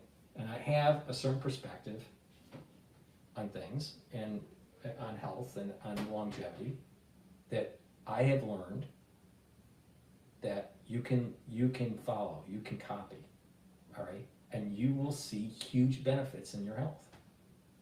You know, it's not a magic bullet or anything. It takes some effort and some tweaking because everybody's biochemistry is a little bit different. But the thing is that if you are vigilant on this, you're going to see compound benefits of following my protocol, and you're going to start seeing that your health is improving and you're slowing down the aging process, your immune system is getting better, and you're going to reduce the need for medical treatment later in life, most likely, all right? There's no guarantee, but I mean, but the thing is that you're reducing the chances of needing all these pharmaceutical treatments, you know, because of diabetes or cardiovascular disease or liver disease or whatever, or kidney disease. Kidney disease is also a big one in the United States, but primarily because of diabetes. But the thing is that you can mitigate that if you take your health seriously. And I'm telling you exactly how to do it. If you follow me, you'll be okay. It's that simple. Please help support my work, share the links, join in the live feeds, give me your opinion, go to my store, get the products. Let's build this thing. Thank you for listening, and have a nice day.